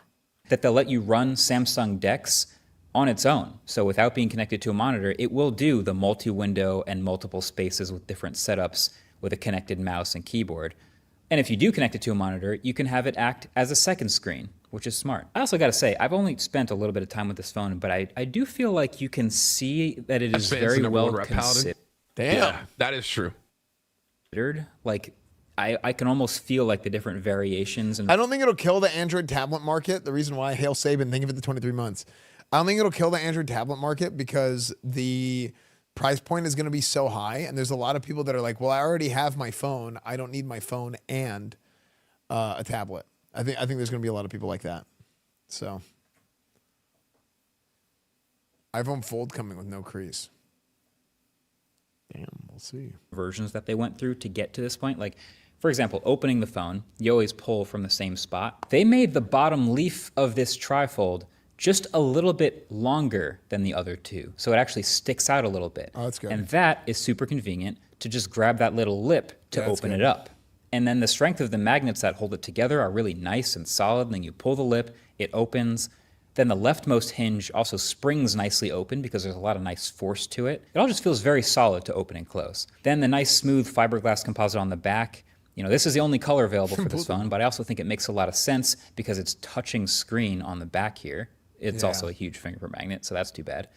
But then, you can only fold it a certain way. Left side first, fold this phone. Cable the world has ever seen. But alongside that charger, this phone also comes with a case that basically fixes that. So ever seen. But alongside that charger, this phone, a Fold 7, this is one of the biggest rockers on a table the world has ever seen. But alongside that charger, this phone also comes with a case that basically fixes that. So what's the catch? There's got to be a reason why not everyone's doing this. There has to be downsides, right?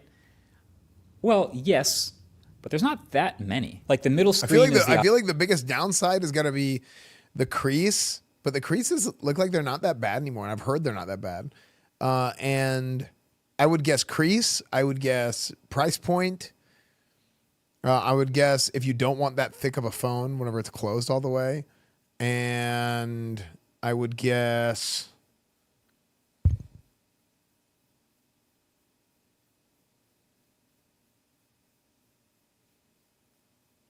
Once you use the phone for a couple of days, the crease disappears. Really?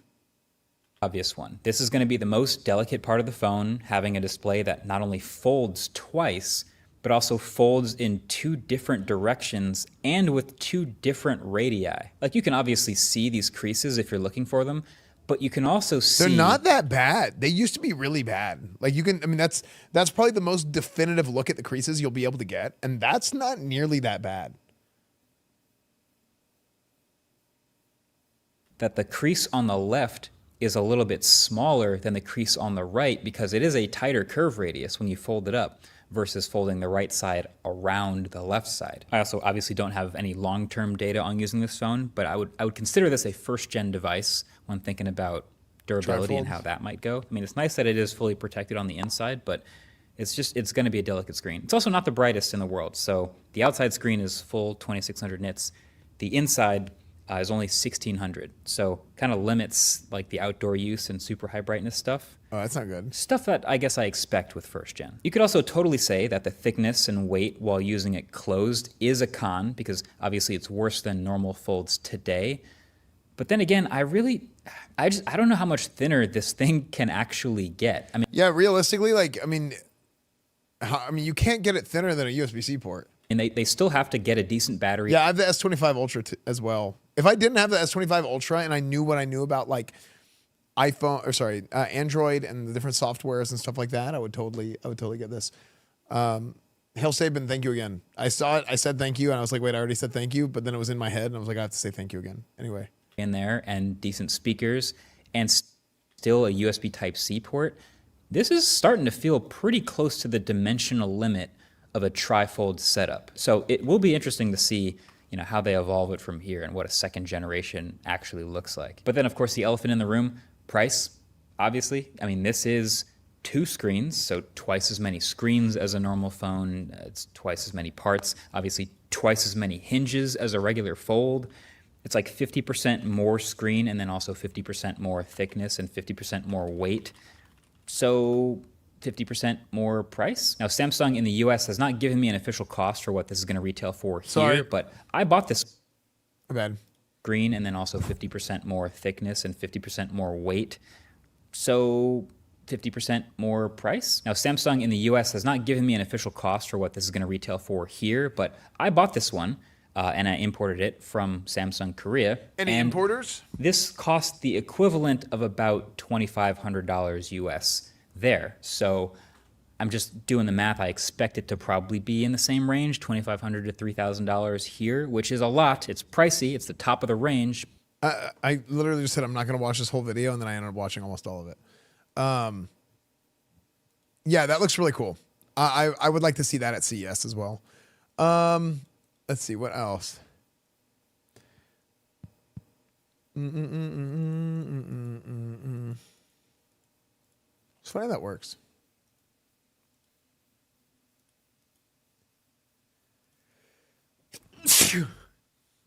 Okay. Sorry. Hello,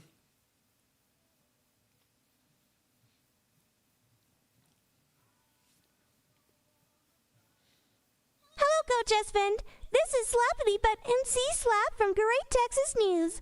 Watching current college football playoffs, I find lack of SMU or any Texas teams in later rounds disturbing.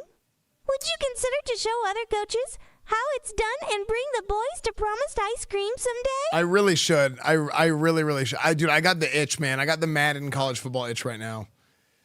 Is this hell of a sneeze transition? Yeah, dude, I think I just sneezed myself into the corner.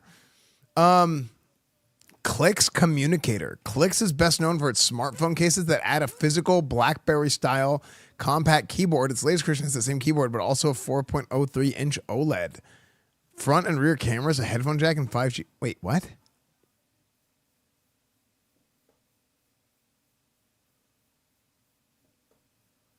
I came here from Intel Live, yo. Hopefully they said something good here. Here's what I need to do though.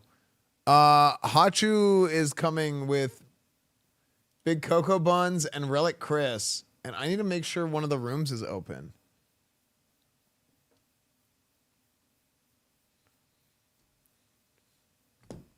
I need to because I didn't realize they were coming today.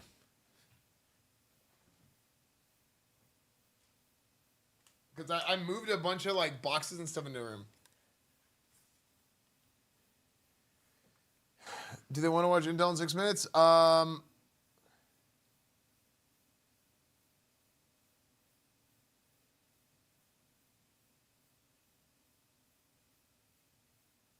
Yeah, I'll watch it in a second.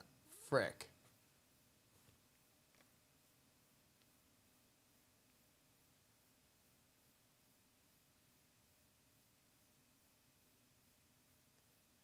Yeah, let's swap to this.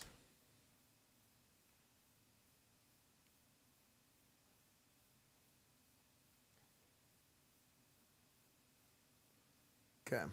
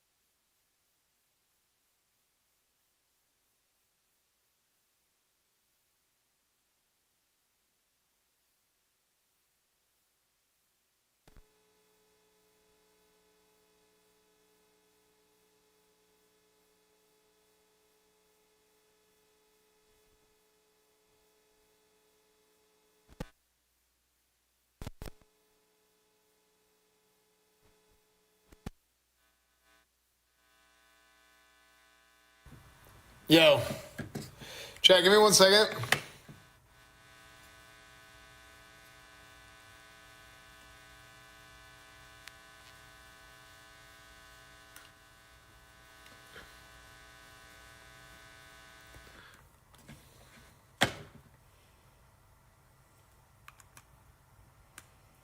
Call me. Okay, test, test, test. Can you hear me? Okay.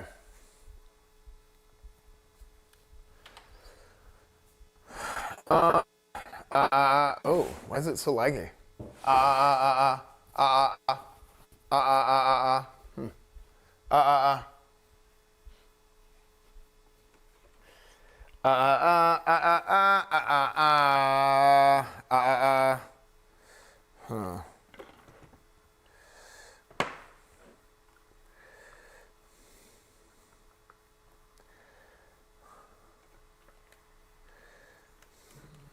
Okay.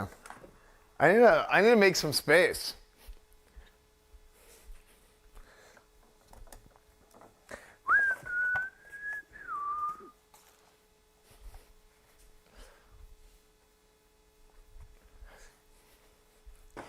Okay, so chat, we'll get back to that in just a second.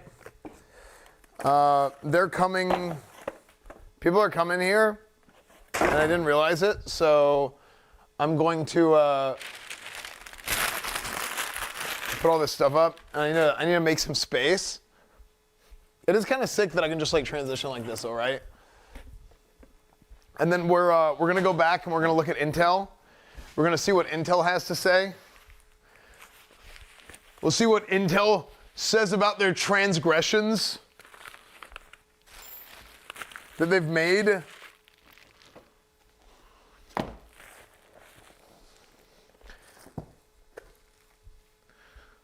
Intel transgressing on us. Freaking insane.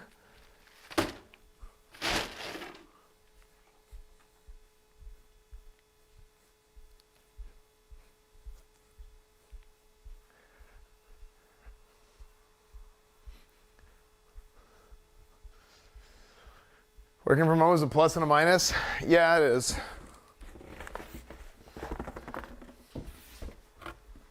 It is.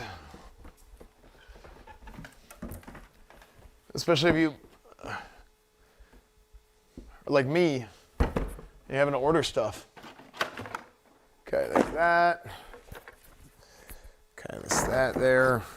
Okay, audio's a little bit better now. I had the noise canceling on. Okay, it's all stuff from this box.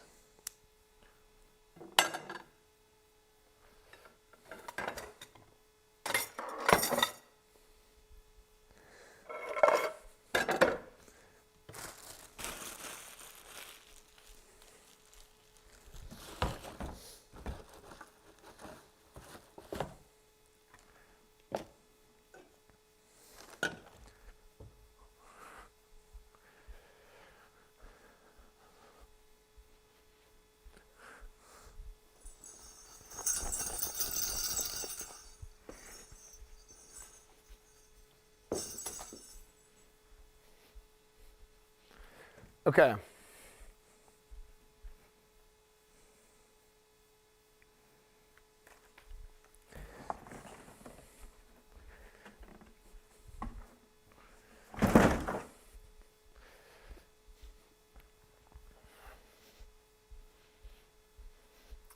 Oh, dude, I'm sorry, Cepheid Variable. That sucks, man. Yeah, dude. It's like pet animals, like pets like that are they, I mean, they're a part of your family, dude. Yeah, it always sucks, man. I'm sorry.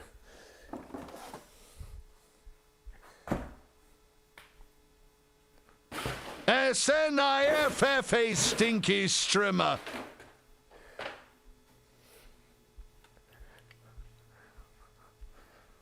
Ultimate Woo, thank you for the 64 months. Okay, there's a lot of stuff in here.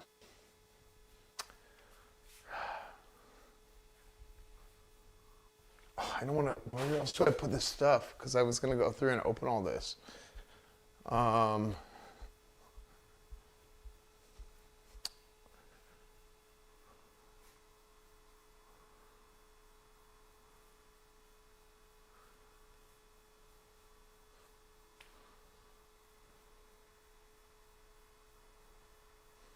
Okay, hold on.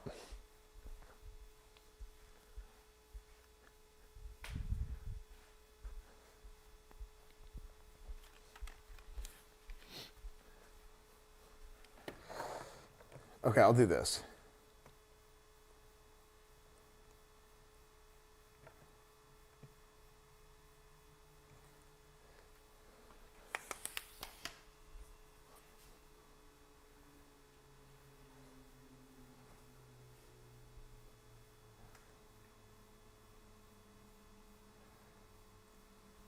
Okay. I'm gonna be moving stuff in the closet, and then we'll get back to the schedule. Get back to the agenda. Okay.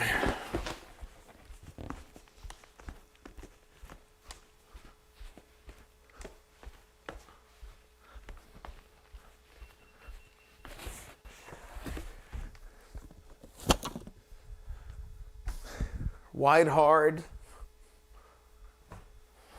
One.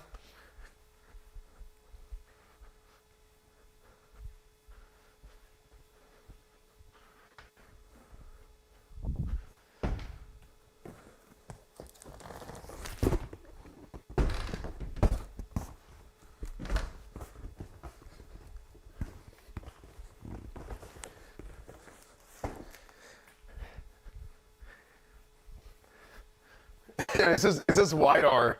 He says wide R, but it sounds like wide R.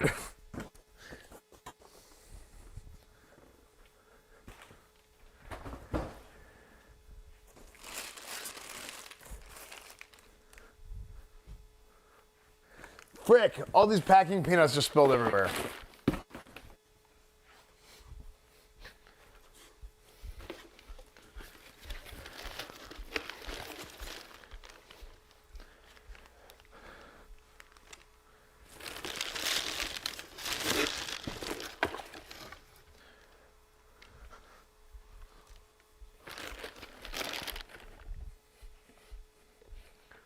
Call my horse Mayo because mayonnaise.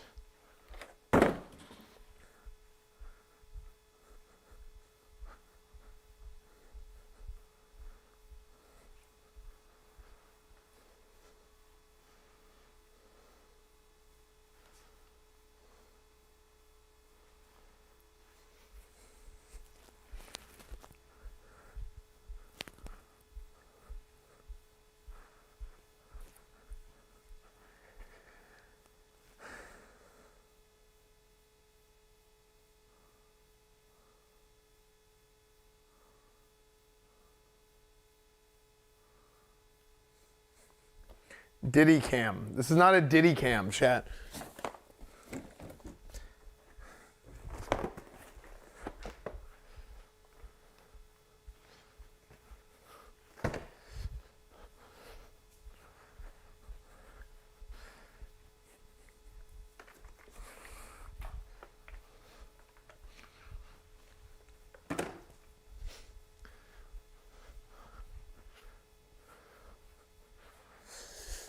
Okay.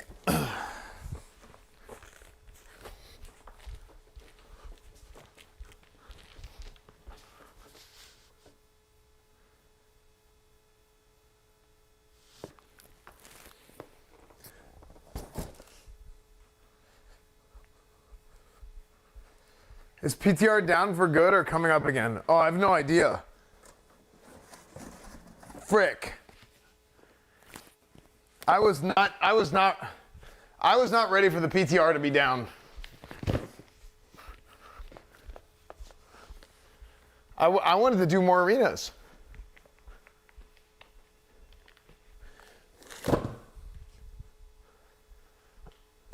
Yeah, I was not ready for PTR. Is it down?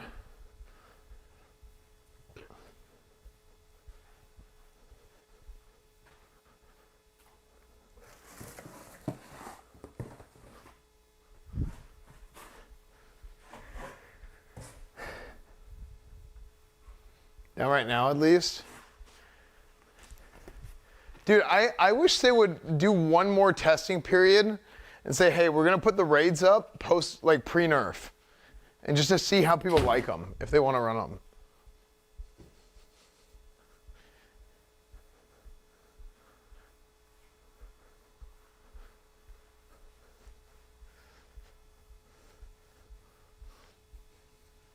I can't watch guys without sockets. Huh?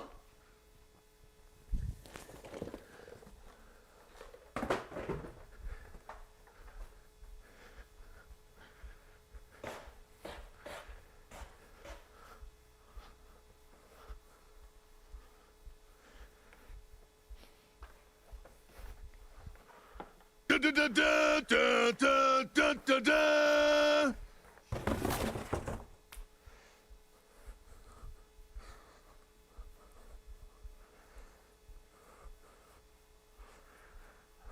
Oh, that's sad, Titanium. Yeah, dude, animals are so sensitive, dude. Like, you never know what's gonna happen. Like, you really gotta take care of them good.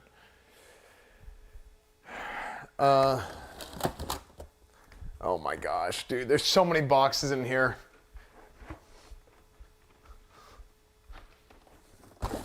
I moved everything in there. I don't remember why. And then I was gonna sort through everything.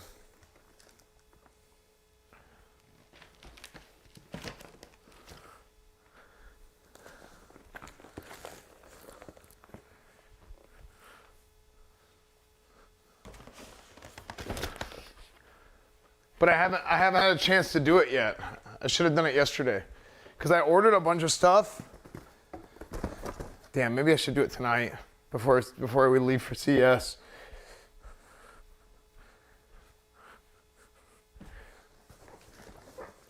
Well, like I have like some extra mount things.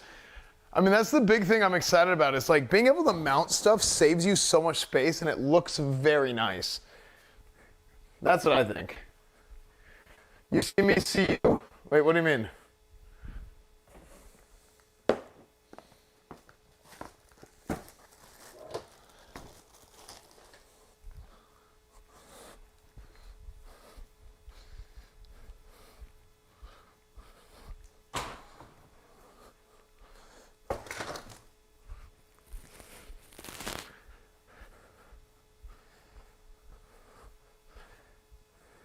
Is everything so organized?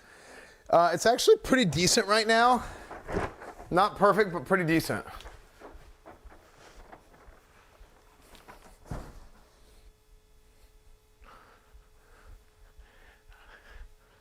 Like we actually did a lot in the last December.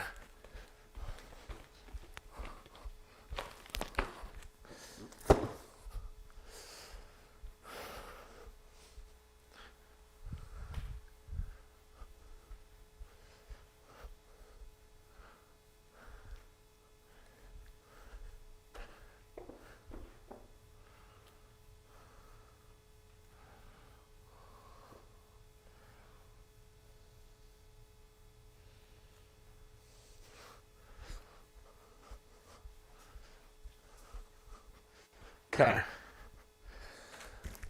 Like there's a couple of things, like I bought like a racing setup chair for like to mount like my steering wheel for like a racing setup,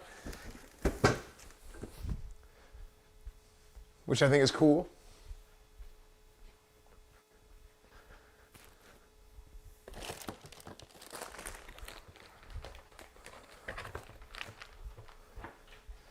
This is trash.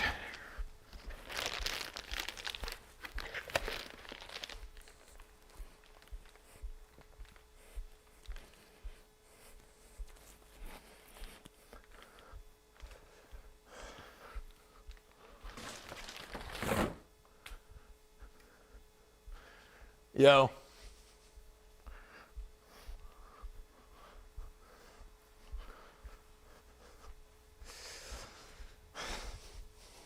What's up?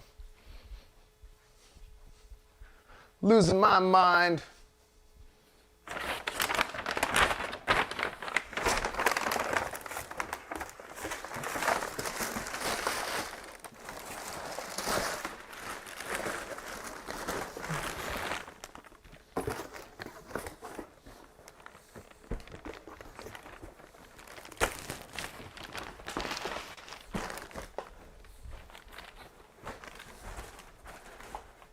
Foam roller.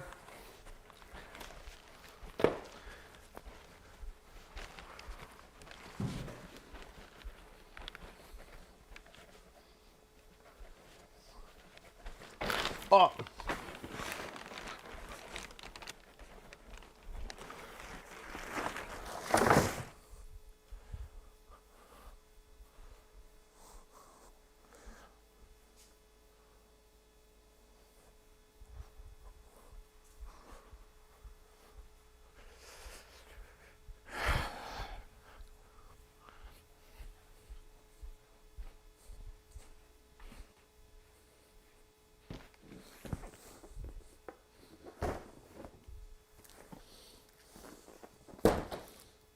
In 2 pieces.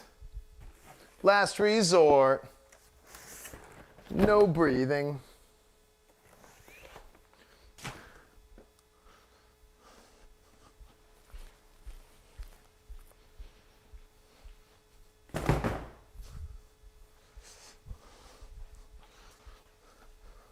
Which somebody would tell me I'm blind. Wait, no, I'm fine. Not blind.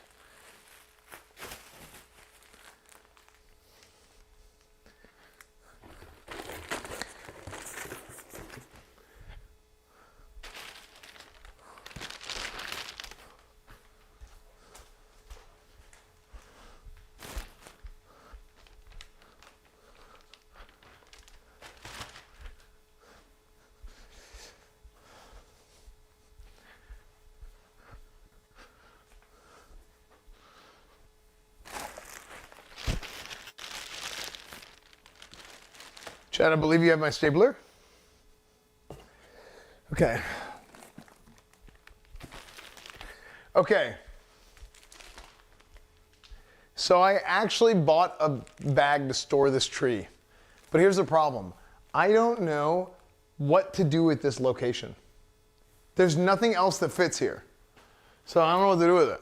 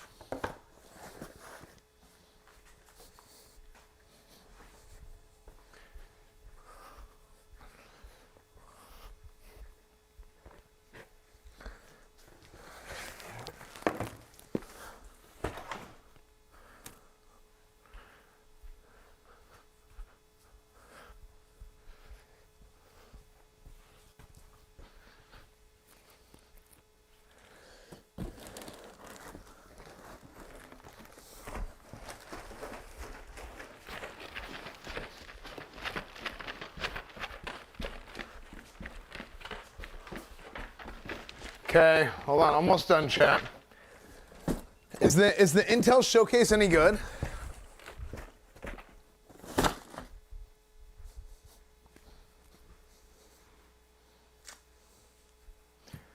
Yo, what's up, Garrett? I'm making space for guests that I didn't know were gonna be here.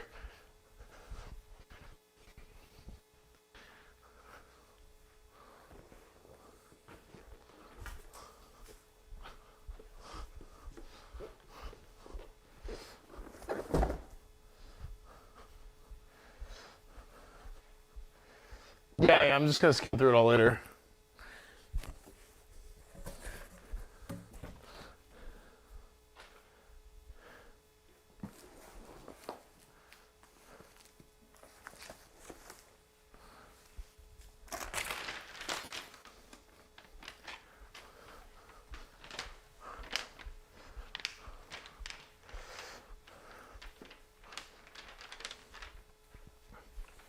Okay.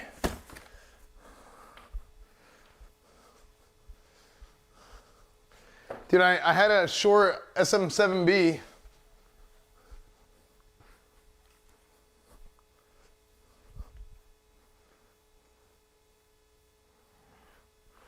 Had packing peanuts in it. And they all fell. I mean, I think this is good enough.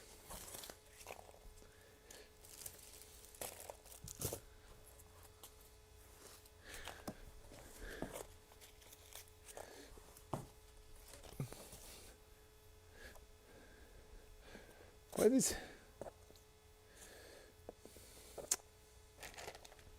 Yeah, boy.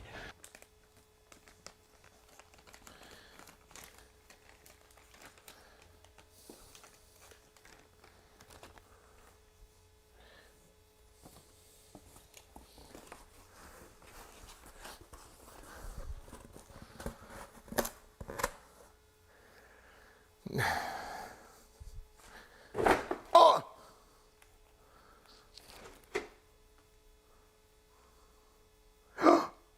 No!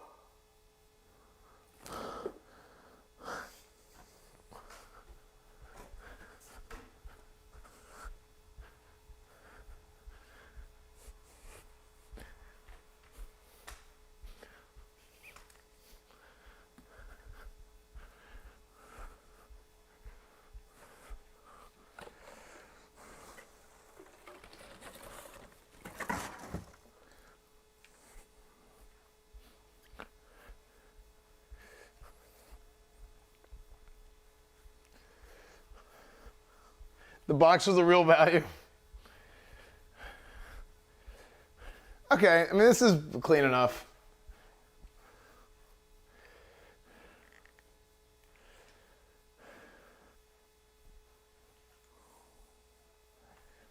NVIDIA Fold GPU.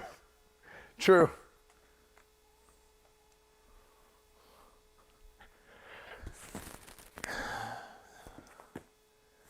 Wake. Lakari.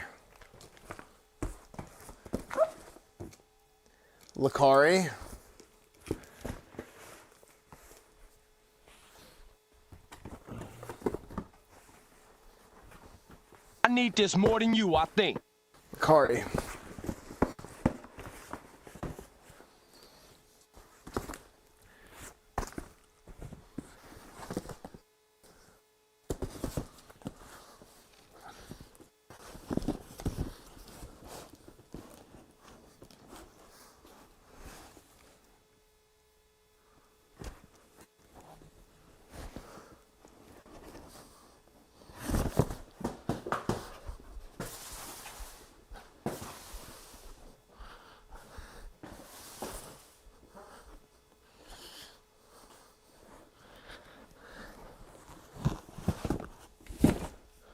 Okay.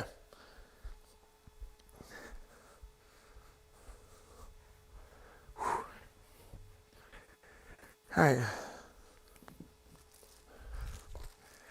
That's good enough. Hey.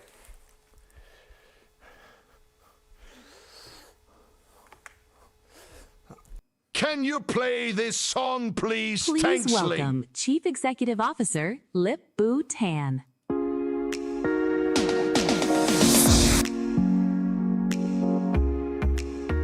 Lip-Bu Tan. LBT. Lakin, Bettis, and Tomato. Good afternoon, everyone, and welcome to CES. And thank you for joining us today.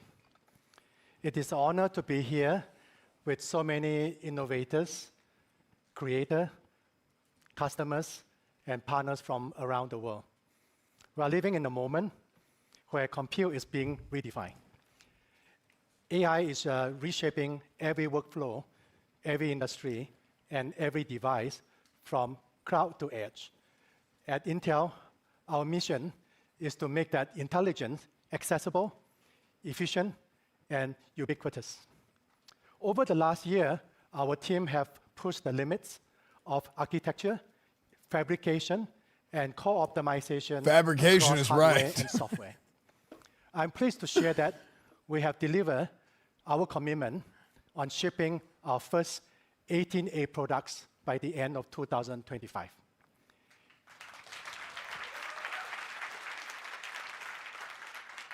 In fact, we are over-delivered. I'm delighted to announce that we are ramping all 3 Core Ultra Series 3 die package as we speak. What you will see and hear later today are breakthroughs that can only be enabled by a tight integration of silicon design, advanced silicon process, and packaging technology. It is something that only Intel is uniquely positioned to do, working closely with our OEM partners and the open ecosystem. You will hear from Jim later on, and his team talk more about all the technology we are announcing today. Our latest Series 3-based system truly represent a new class of computing, designing for AI-driven future, built to empower developers and creators and engineers to drive and deliver massive leaps in performance and efficiency. This announcement will representing the next evolution of the PC. So thank you for joining us. Let us talk about what is next and show you what is possible. Thank you.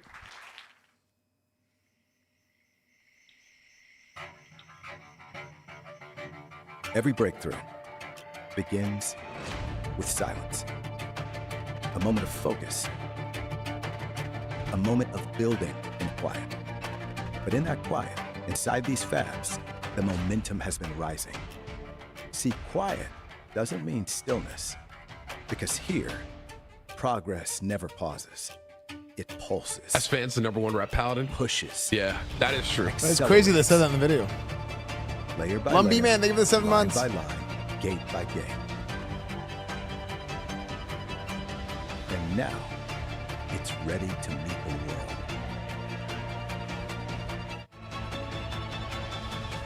Progress never pauses. And neither More do we. Cornwood, please. Please welcome Senior Vice President, General Manager, Client Computing Group, Jim Johnson.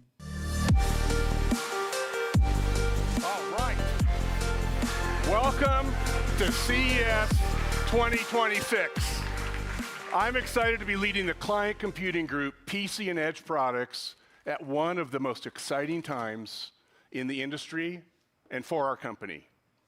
CES holds a special place in my heart because together we get to set the tone for what's coming this year.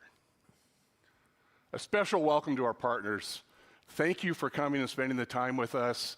You know, we could not do it without you.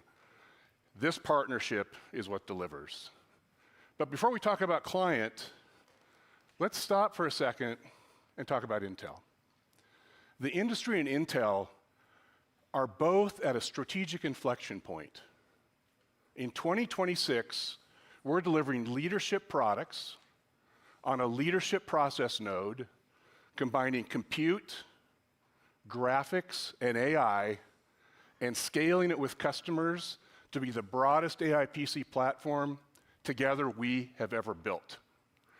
In the last 5 years, we've invested heavily in capital, R&D, new fabs, new tools. Much of this investment aimed at pushing process technology forward, expanding manufacturing capacity in the United States. I just don't want their processors to break. That's all. That's all I want with, like, you know what I mean. At this point, that effort. my computer's fast enough. Just don't let the We're in processor production and break. Ramping Panther Lake. This is a big milestone. As the world's first foundry node with ribbon FET and Power VIA technologies. What are those and why are they important? Ribbon FET is gate-all-around technology, transistor technology, that provided our architects a way to precisely control electrical current critical for performance and energy efficiency. Backside power delivery via Power VIA enhances power flow and signal delivery. What's this mean? It enables Intel to deliver up to 15% better performance per watt with more than 30% better chip density. This was not an easy task, but we executed to our plan and we're ramping to our expectations.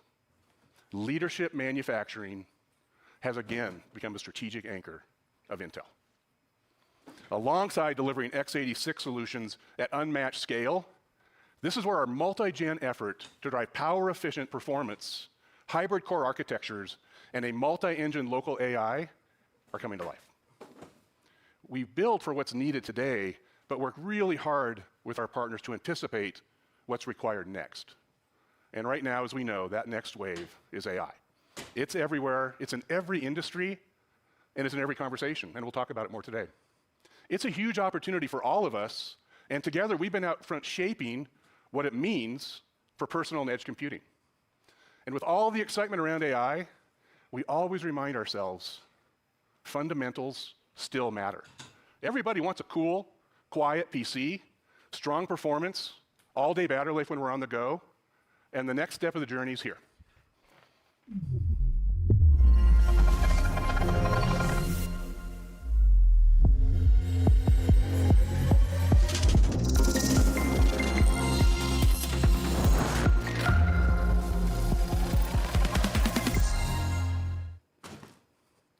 This I can't believe I did is that. Core I'm Ultra so stupid. Series 3. I don't know what I was thinking. The first processor built with 18A technology, the most advanced process in the world. We've taken big steps in improving our major SoC IPs in virtually every piece of the chip design, bringing the latest and greatest on all fronts. We have new E-cores, brand new P-cores, a massive GPU with built-in ray tracing, and an NPU that packs more low-power AI in a very dense area, much denser than prior generation. Next-gen memory, next-generation I/O, and the latest connectivity, wired and wireless. All right, Intel, we These get were all it, done dude. to achieve a primary goal with our partners. This is the reason to scale why power humanity efficiency was a leadership, mistake. performance across all workloads, expanding our graphics capability. I can't wait till you see this, and enabling a broader set of devices. With our OS partners, with our ODM partners, our OEM customers, and importantly, the ISV community. Together, we've nailed these goals with Core Ultra Series 3. Achieved by combining the performance and power efficiency we launched across our Series 2 family of processors into one single product. And this isn't marketing speak. We will show you how it's deeply architected into the SoC through our fabrics and with our 18A process node. We've used the power efficiency of Lunar Lake as the architectural foundation of Series 3 and our roadmap moving forward. The graphics performance was already impressive, but we wanted to expand performance available across more devices. We've moved the GPU tile to its own chiplet. And now we can attach larger or smaller chiplets based on the market segment needs and the device needs of our customers. Airways blocked. We're continuing to push through our hybrid core strategy, redesigning cores for 18A so they operate at significantly lower voltage. It means greater per-core performance while increasing efficiency. It's at 1.2. We've improved the multi-threaded performance of Series 3 by adding up to 8 E-cores. Nobody cares about and this. We completely redesigned our low-power island with dedicated low-power E-cores with their own cache that run hundreds of workloads that are optimized for maximum battery life. Examples like web browsing and video conferencing that demand power efficiency. The benefit, better performance, much lower power, better pizza, Papa longer John's. battery life. We've also consolidated all the IOs onto a single chip. This was a big ask by our customers' design teams because they want to take Series 3 and expand its capabilities and its market coverage. But people don't buy SoCs, and we know that. So beyond the SoC, we've deployed other technologies at the platform level focused on power efficiency. Intel's intelligent display technology, context-aware charging, low power video conferencing with our image processor, long-lasting connectivity with Intel's Wi-Fi solution. We bring this all together with our advanced Foveros packaging technology, delivering a full range of Series 3 processors. That architecture flexibility allows us to provide multiple configurations using a single package type up and down our customers' designs, something they've been asking for 2 generations. They have more memory options, and they now can use their own power delivery schemes for their product management. This gives them design flexibility up and down their product lineup, supporting them into the market and easing design efforts for their teams. So we just covered a lot on architecture. Let's unpack what it can do, starting with the x86 core. We're proud of this accomplishment. Core Ultra Series 3 delivers 60% more performance than Lunar Lake Series 2. And it's faster and more efficient than our highest performing SKU, running fewer P-cores. This focus, this maniacal focus our design teams have on power efficiency and the implementation of the low power island dramatically improves a range of applications we use every day. A simple example would be streaming 4K video on Series 3 draws now 1/3 the power than prior generations. A massive reduction that allows us to be talking about battery life in days, not in hours. It once again puts the myth to bed that x86 can't be power efficient, even at higher performance levels, and this is the last time I'm going to say that. So let's switch gears and now talk about the GPU, arguably the biggest update to Series 3. And to walk you through it, let me welcome our GM of PC Products, Dan Rogers, to the stage.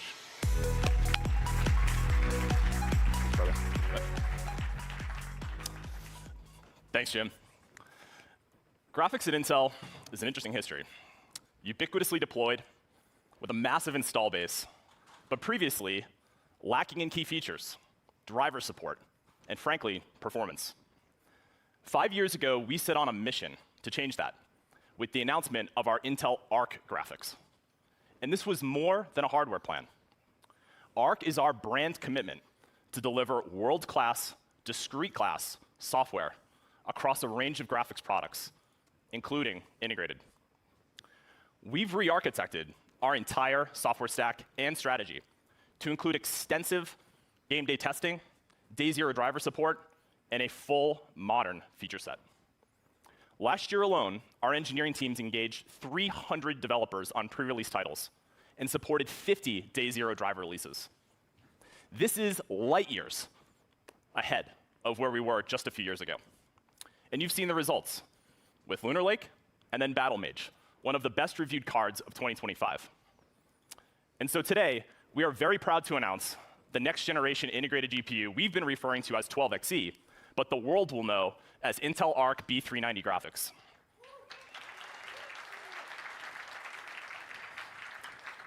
It features 50% more graphics cores, twice the cache, and 96 built-in XMX AI accelerators for 120 GPU tops.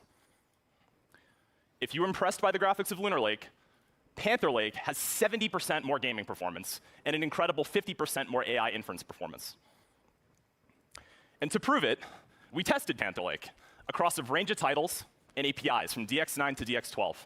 And as you can see, the new Arc GPU not only delivers a consistently smooth gameplay, but when compared to the latest from AMD Radeon, with similar power and similar memory, delivers an incredible 70% higher frame rate on average and 2x faster on select titles. This is truly amazing.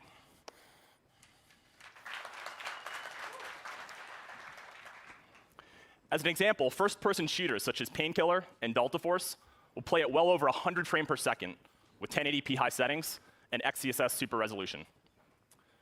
To the developers and engineers at Intel and partners across the industry, thank you. Through your hard work, millions of PC gamers will be able to experience a great discrete-class game performance on a thin and light laptop for the first time in 2026. But as impressive as this performance is, in a way, it's a look only at today. This is traditional. If you have a gaming laptop, if you game on a laptop, what's unique about our graphics is that we built this for the future, and we call this modern rendering. This means better lighting with ray tracing or other demanding visual settings. then this could actually be a pretty big deal.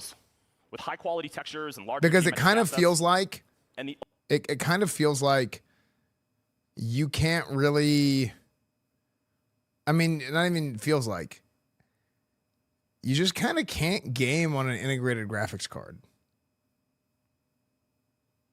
And they're saying this is integrated?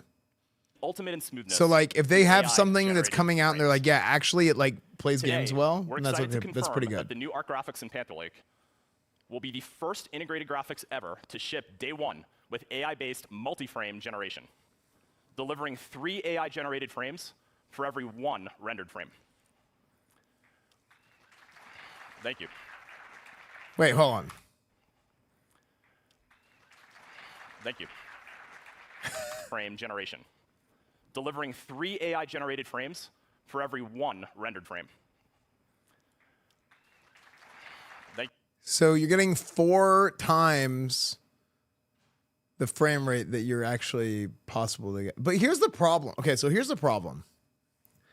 It's like this AI. It's almost like a frame blending that occurs. Like if you're only getting like 30 FPS, it like blends the frames together up to like 120 potentially. But then like, doesn't that add a degree of latency to it? Doesn't it add lag? Input latency? Yeah.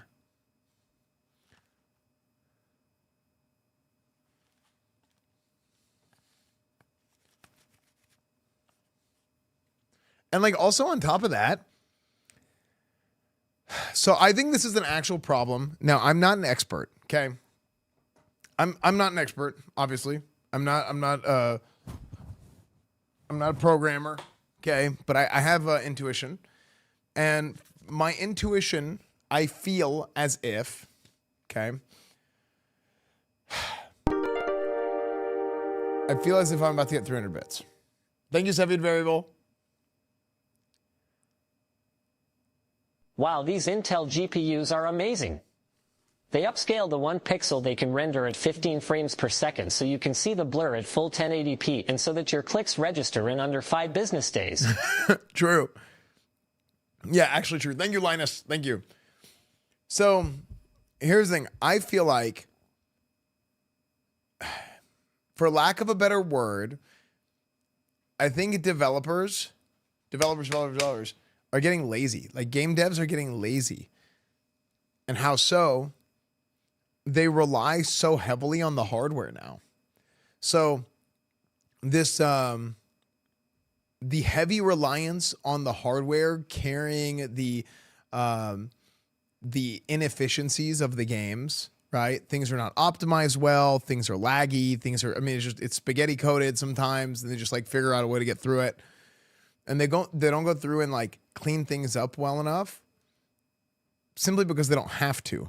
Now, as a result of this is where like one of the problems one of the issues with this could be the fact that you like start getting like memory leaks and other stuff like that, where I mean, like look at Google Chrome. Like I think Chromium is a disaster right now. Like Chromium based browsers, like Google Chrome came in, kind of took over. It beat the brakes off of Internet Explorer, off of Netscape, off of Mozilla, Firefox. And kind of became like the standard, most commonly used browser. And it just got so inefficient and messy. I just feel like people are just getting lazy with stuff. And maybe I'm wrong. Maybe I'm ignorant because I don't know. But it just feels to me that how is it that we've gone through this many years of life where the tech's gotten better, computers have gotten better, everything's gotten better, but everything's gotten slower. Comparatively. It's insane. So like, if you don't have to optimize things, then you don't. But then what happens over time is like, yeah, I want to have 100 freaking Chrome tabs open for whatever reason. And then I have this memory leak. And my computer is super slow whenever I have just like 2 Chrome tabs open for some reason. Look at Windows 11. It's the most bloated OS ever. And like with Windows, like Windows tried to be everything. I mean, like Microsoft, what does Microsoft want? Microsoft in a perfect world has one guy, one operating system, and they want to be able to do this. Hey, this is your one operating system. Put this on the ROG Xbox Ally X. Put this on the Xbox Series whatever. Put it on your tablet. Put it on your laptop. Put it on your desktop. Anything that's Windows, everything that's Microsoft, all Microsoft is all Windows, and then you have like a different variation of that, right? And you can have touchscreen stuff. You can have it's not optimized for the product itself. And there's some pros to that, but there's also cons. And one of those cons is that it ends up being super bloated. The new lens captures your furriness. Okay, I'm gonna keep going. Thank you. It's a big moment for our graphics team. A great example of the benefits of these is Battlefield 6, which just launched late last year. Intel has been working with EA closely, the developers of Battlefield, to unleash the full performance of this title on ARC graphics. With the most demanding visuals offered in the game called overkill settings, ARC B390 can already drive a smooth experience, smooth frame rates using super resolution.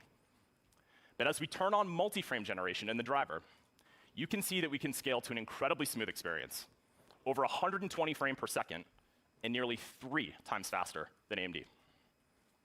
To share more about this collaboration between EA and Intel, I'm very honored to invite fellow and VP of Technology Partnerships at EA, Jeff Skelton, to the stage. Please welcome Jeff. Wait, dude, the fast version of this music is so good. Listen.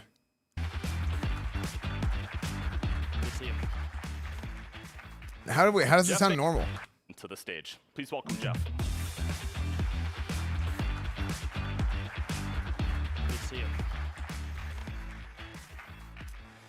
Jeff, thank you for joining us today. Pleasure to be here. So we just walked through the incredible performance of Panther Lake's ARC graphics. We'd love to hear your perspective of this collaboration between EA and Intel. Absolutely. So we set out to build the best Battlefield ever by reimagining this iconic franchise from the ground up, pushing the limits of large-scale multiplayer and tactical destruction experiences while redefining the FPS genre. We want all players to enjoy this amazing experience. And a partnership like this one, like the one we have with Intel, helps us achieve that as we optimize for frame rate, stutter reduction, stability, and more. This work ensures that we meet player expectations, whether they are running desktops with discrete GPUs or mobile processors like Panther Lake. Processors. You know, I've been making games for a very long time. And if you told me a few years ago I'd be up here on stage with Intel talking about how our games run and how well they run on integrated graphics, I wouldn't have believed you. The performance we see on Panther Lake is remarkable. Yeah, thank you, Jeff. This means a lot from you and the team at EA. Our engineers have been working with EA. Is he specifically in EA? For some reason, I feel like I've seen that guy like at a DICE. What is DICE? What is my brain keeps telling me DICE.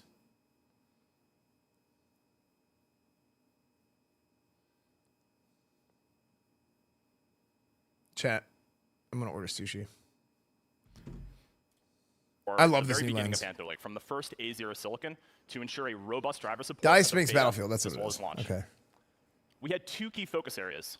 One DICE was is the optimizing studio. for the hybrid CPU architecture that we've had since Alder Lake, and two, implementing the latest AI-based XeSS technologies into the title. The addition of AI into the rendering pipeline has been a game changer. At this point, I don't think you'd want to build a game without technologies like XeSS. Anything else coming, Jeff? Absolutely. We're working on a native integration of XeSS 3 as we speak. Stay tuned. Jeff, thank you so much. We're so excited to see what's next from EA. Thank you so much.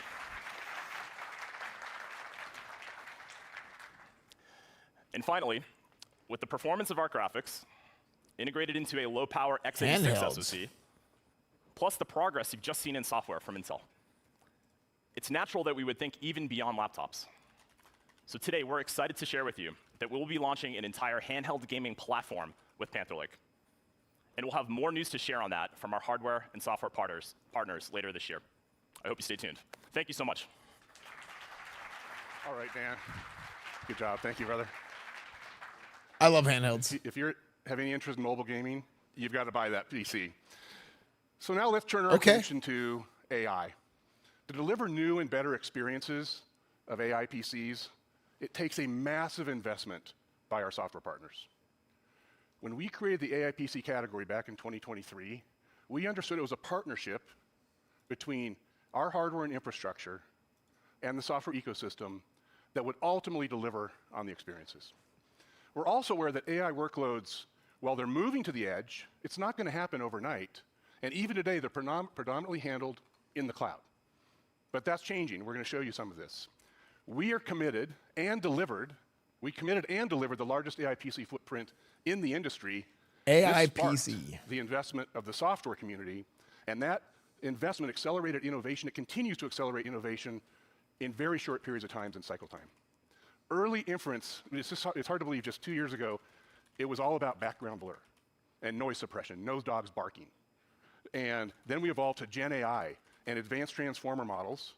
It really started rewriting the personal in our personal computer, offering something different for all of us, augmenting and accelerating our daily work. And I have a personal experience I'd like to share. My son leads a large software team in smart energy services, and AI-enabled coding is completely overhauling how they develop products. Software engineering is not about typing syntax. It's about architecture and design. AI helps them automate the construction phase, freeing up massive amounts of engineering cycles to design better products, better systems for scalability, reliability, and importantly, observability. And now with vibe coding, his team can spin up custom observability frameworks and analysis tools in days. It's just funny that they use the phrase vibe coding. And this is unlocking an amazing ability to instrument all aspects of his software products. But you know what? It's not perfect I can think of is just think about what CAD tools did for mechanical and civil engineers. Eliminating the need of tedious drawing on draft boards. It's like that's the type of thing that's happening in the various using UI as a tool to reduce significantly in software like the engineering physical labor and of doing things, and then spending more time on the creative, the thinking, the design, like all that's actually more important. It's so much more important. So if you can get more efficient with your time, for example, Adobe Premiere Pro, it's great. They're using the ARC GPU Dan just shared to search for media. No, I still use the old lens. Describe Just use it somewhere else. What you're looking for, and it'll find the match, even if it's unlabeled That's right, McCon. or just buried in footage. Something you cannot do without this capability. Another example is Zoom. They have a virtual ring light, and their model runs on our low-power NPU that brightens our image while automatically dampening and dimming the background. We also support the AI models that people depend on running locally on the PC. Breadth, of course, is important, but also quickly optimizing for updates and enabling new models as they become available. Very important. So for example, in PRC last October, where some of the fastest innovation is taking place, we had day zero support for Alibaba's new Qwen 3 LLMs on Core Ultra, so developers could simply plug and play. We ensure software runs in the richest set of frameworks and tools and have support for major industry deployment paths like Llama CCP and PyTorch. And Intel's open Vino tools provide deep production-ready optimizations across our engines so developers can deploy state-of-the-art Gen AI and vision models immediately with no custom tuning or hardware-specific rewrites. And working closely with Microsoft on Windows ML, It works partially until you touch the code. Yeah, exactly. And then you go back and you like clean it all up and you make it good. And to ensure consistent performance, we've also integrated key open optimizations such as primitives deep within Windows ML. Yeah, so thank you, Pavan. Windows ML. Yeah, so Windows ML. Integrated key open optimizations such as primitives deep within Windows ML. Yeah, so thank you, Pavan and Team Microsoft. This would not be happening without you. We're also a time-to-market partner for Copilot Plus, which you will find in all SKUs of Core Ultra Series 3 families as they ship. So thanks again, you guys. Couldn't do it without you. Yeah, basically. This is on a foundation of leadership silicon, and we've taken a major step forward with Series 3. Up to 180 total platform tops, 120 on the GPU with XMX, and when you combine OpenVINO with full access to 96 Oh yeah, I of saw memory, that. this SoC can handle a 70 billion parameter model. It's kind of nice. In a 32K context. The MacBook thing? Larger context is extremely important for more complex and deeper use of LLMs locally. None of our other competitors can do this. You complement this with the low power NPU of 50 tops, always on, always inferencing use cases like video conferencing security.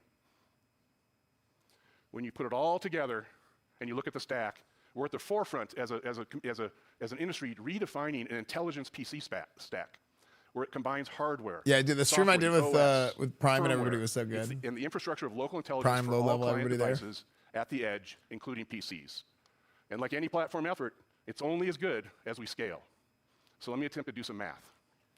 We've shipped more than 4 zettaops, or 4 billion tops of inference compute to the edge in the market. What's that equivalent to? 40 data centers worth of compute across the edge. Why does this matter? How do we activate this compute more effectively? We have a couple examples to share. One example is our work with ByteDance. In 2025, they launched AI Clipper, a cloud-based feature in CapCut for short video summaries. And they're expected to reach 1 million users this year. But it's straining their cloud capacity. ByteDance looked at this, seized the opportunity to leverage the massive tops in Intel AI PCs, and paired it with their cloud. The results have been amazing. Same quality, better performance, lower cloud cost. This is a great first step in where we think the industry is going to end up. As you can see, in a world with growing constraints on data center infrastructure, more AI can, and we believe will, move to the edge. But it won't be exclusively client. It has to work seamlessly with the cloud. And Series 3 represents the start of this hybrid AI era. Putting this into practice is a huge technical challenge. Our new Intel AI Super Builder platform is a breakthrough which helps client and cloud models start to work better together. Local AI executes the task securely, keeping your data on the machine, while cloud AI handles global reasoning, planning, and multi-agent orchestration. The communication between local and cloud enables greater security, greater privacy, better performance, and better cost. And we're actively working with the ecosystem partners to augment cloud-only solutions in a hybrid environment. One of the absolute leaders in this area is Perplexity. Let me welcome CEO and co-founder of Perplexity, Arvind, to the stage. Good to see you again. Thank you so much for coming to be with us. Thank you. Yeah. Hey, so you've been a champion for hybridized AI compute for quite some time, right out in front of it. And I know with the Compute browser that launched last summer, and I'm a big fan, I use it often, you put a lot of attention on moving as much compute as possible locally. Can you share a little bit about your vision and how to do this? Yeah. First of all, thank you for having me here, Jim. And I love watching all these talks about chips and all the technical details, because I really think deep tech is the real thought leadership in AI, so thanks for doing that. And yes, I've been talking about localized compute for quite some time. The past summer, we launched the AI-powered browser Comet, What got a lot of attention among people is the AI. But to me, what's really interesting about Comet from the get-go is we really focus on keeping as much compute and data of the user locally as possible. Because that way users can really trust the product and, and have privacy guarantees. So we believe localized compute will only get bigger and more important as AI advances further and further in Kind of like capabilities. DK. Metcalf. And, there's 4 reasons for this. Number 1 is, first of all, it's very simple, performance issue. AI feels slow to a lot of people, and people are impatient. So think about all the times you've felt delays in computing before. That spinning beach ball is your data basically traveling thousands of miles to a server farm and back. So local compute removes that journey. So when processing happens right where you are, there's going to be no lag. And you're also not sending all your local files to the server farm. Hybrid agentic AI. The latency, the more and more you localize. And so it's going to be faster and better. Second, it's the privacy and security argument. Now remember I said these get more important as AI advances further and further. So with great power comes great responsibility, and privacy and security drove our original thinking behind hybridizing the compute in the Comet browser. So we built an AI browser because you don't just browse on the internet anymore. That's how browsers started in the 90s. Today you live on the internet, you work there. Amen. The internet is Amen. That's what he said. Amen. Wants all of that to be uploaded to some frontier model AI company servers. Chronically online. There are some AI companies, even though they want all of your data, that's not what the users want or the enterprises want. Market demands local compute. And so the more you localize, the more secure each user's most personal queries are, AI can begin to be more useful to you and start getting more personalized to you. Yeah. And you start connecting your local files to the machine, you're guaranteed of security, you own your files, you own the data, and over time you own the intelligence. It's your brain, and you own it. Nice. And the third argument, simple economics. Unless you've been living under a rock over 2025, you probably heard that AI is getting really expensive. It's different from software. Every query is costing you real money. That's inference costs. And in 2025, another hype topic was data centers. But when you centralize inference in data centers, there's huge bottlenecks in the demand. Localized compute inverts that model entirely. Infrastructure costs will drop dramatically for everybody as the bandwidth expenses plummet. So it's a simple economics argument. Finally, fourth reason, especially for businesses, control. This is where it gets really serious. Now, 4 of the Mac 7 and 92% of the Fortune 500 companies entrust Perplexity with their data on our servers. That's a big responsibility. And as a founder, I really know how they feel. That's why we take data control pretty seriously at Perplexity. And with local compute, whatever is your competitive enterprise intelligence should remain exclusively yours. And that's the only way to do it, because it's right there on your machines. You own those machines. You control those machines. Thereby, you control the intelligence. And you control its jurisdiction, its compliance, everything. So that's it. 4 arguments: performance, security, economics, control. But these makes local compute such an obvious thing to work on. Every business is going to care about this. Every user is going to care about this, and they always will. So we'll be launching Comet for Enterprise next month based on all these exact principles. And the entire industry, as Jim and Intel know, is going to move more and more towards local compute. So thanks a lot for having me here. We share your vision. Thank you so much for your leadership. And our team looks forward to doing the hard work to make this true. Thank you. Thank you so much for coming. Thank you. I'm kind of bored of this. Do you guys want to keep watching this, or are you bored of it as well?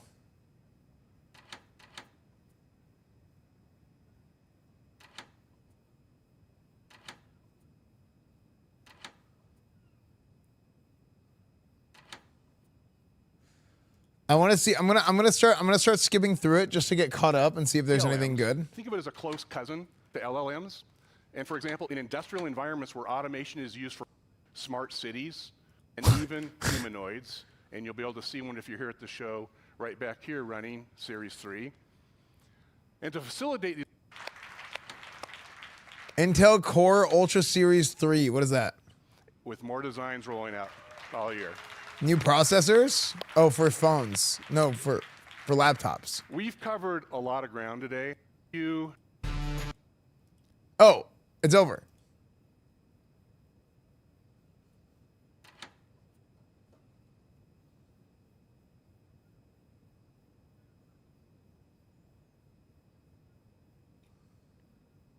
Yeah, it was the new processor for laptops is what they announced. Okay. So I should make an outro for the YouTube video. We have a lot to look forward at CES. CES is going to have a lot. I mean, we saw some like the nitty gritty and kind of more technical stuff too. But I love CES because there's so much fun, cool tech things that we get to see there and get like a first look. We see prototypes. We see new products coming soon. We see stuff that like, hey, you know, like I said, the prototype might never come out or it's coming out in a few years. But there's a lot of excitement to be had coming up. So I can't wait. We're going to be doing IRL streams all week, you know, all the way up until this weekend doing CS stuff. So I hope you guys enjoy, and I hope you guys are excited as I am. Frick. I hope you guys enjoy. I hope you guys are excited as I am, and we'll see you guys next time. Oh, wait. And, oh, also, leave me a comment. If there's anything specific you want me to check out, I do actually go through and read YouTube comments, right? I'm sitting in bed, I'm going to bed, I usually read YouTube comments and stuff, and I fall asleep. But I do read the YouTube comments. So if you guys want to leave a YouTube comment, let me know. Maybe somebody has an idea of, oh, hey, I heard of this thing happening, make sure to check it out. I can look it up on the map and stuff beforehand, and I'll map out a little route for us to do over the next few days, and I think it'll be really cool. So again, thanks for watching. Subscribe, like, comment, yada, yada, yada. We'll see you guys next time.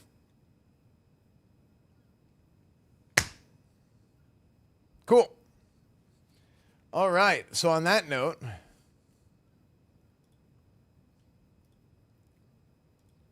chat. On that note, yada, yada, yada. We'll see you guys next time. Time for the big corn. Wait, you linked me this earlier, Cephiad. What is this?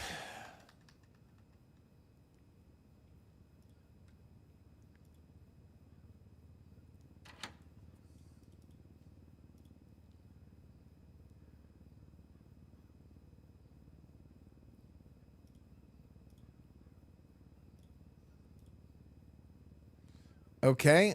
YouTube, Instagram, Discord, Reddit, Twitch, Twitter, everything is EsfandTV, by the way. Make sure to follow my Twitter and everything. There's a new YouTube channel called Esfand RP. Esfand RP, Cletus Cornwood. So I'm going to start posting RP stuff on that channel instead. So make sure to sub to that YouTube channel.